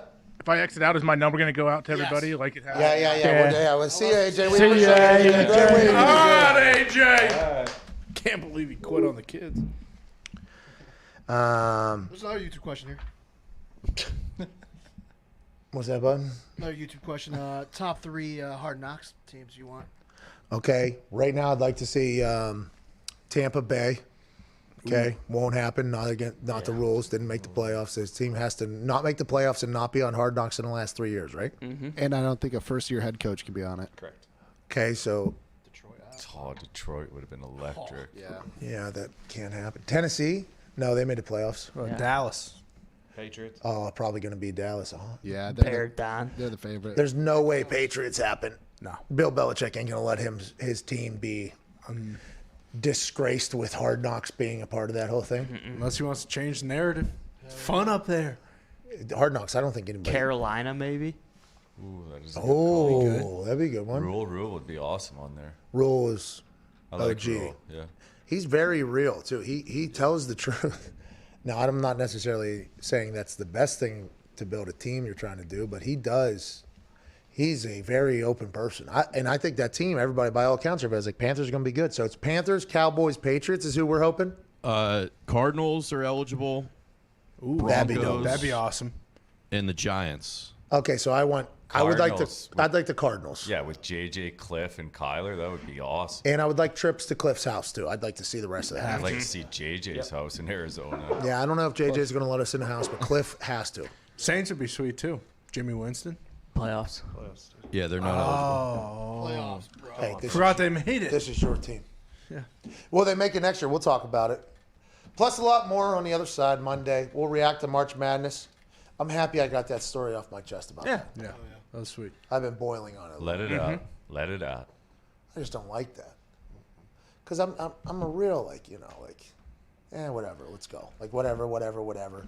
That guy, though, I just feel like, I don't know. Hey, come here. Let me smack the taste out of your He's mouth. taking advantage of me, and I don't like feeling like I'm being taken advantage of. And if you don't say that, like other people might hear that just word around the block, and then other people start coming. Tell in your and friends, say, pal. Tell your friends. By the way, come on. Tell your friends. So maybe I do have to just knock them out the next time. Yep. It's like whenever you kill like a mosquito, I'm always like, and then I look around, and hope Then that they the know. friends, Exactly. just did it. Maybe that's what you got to do. Who's next? Who wants it? Goldberg. Yeah. There's a documentary on WWE Network about him at the age of 54 and everything like that. Pretty good. Pretty good for the wrestling fans. Yeah. Out there. Also, the best wrestling show, period, is also incredible. By the way, Michael Mansouri and Mark Madden co-host a wrestling podcast that, although it is produced out of here, the opinions stated on that show do not reflect that of the person that owns the building that it is coming out of. Can't state that enough about every show that happens here. Very true. Have we got Mark's reaction to Juju being back yet? No, his probably, show's on right now. Yeah. He had a Jericho countdown clock on Monday for when Juju was no longer going to be a Steeler. Whoops. He is probably beside himself. Might be He did deliver a message. Okay. To us or to the people? To you. He said, you should have brought me on to talk Juju today. That happened late. We had Mark, Wild Carson Wentz. Mark, we were talking to Carson Wentz is on the show, Mark. Come on. Well, Pat, if there's anybody that's bigger than Carson Wentz, it's Mark Madden. Yeah, Mansouri has been doing a lot of talking with Madden. I'm happy we do have a full impression of him on deck right there. When Mark comes on the show, man, there's a lot of people that don't get it, what Mark is. Mark is one of the most talented heels to ever walk this earth. It's 24/7. It's all-time gimmick, and it is amazing what he does. Now, I've known him since I was a teenager. Nick was his coach. We've known him a long time from a personal standpoint, but also from a show standpoint. You got to have respect for a guy that can literally take an entire city and turn them all in one direction against him and then do the whole thing again. He's been doing it for 35 years or whatever. It's a maestro. And there's people that don't get it. They hate him and why do you give this guy anything? It's like, what you're watching here is one of the most talented heels to ever exist here. If you can't take that as entertaining, I feel like you're probably going to hate the rest of our show too, if I had to guess. Come on, catch up. Catch up. Double M. This is entertainment. Super genius. And you're allowed to disagree with people. Yes. Yeah. Oh, yeah. Exactly. And that's where we'll leave it today. Hell yeah. Beautiful. I'm going to put on my bomber jacket. Yeah. Let's go.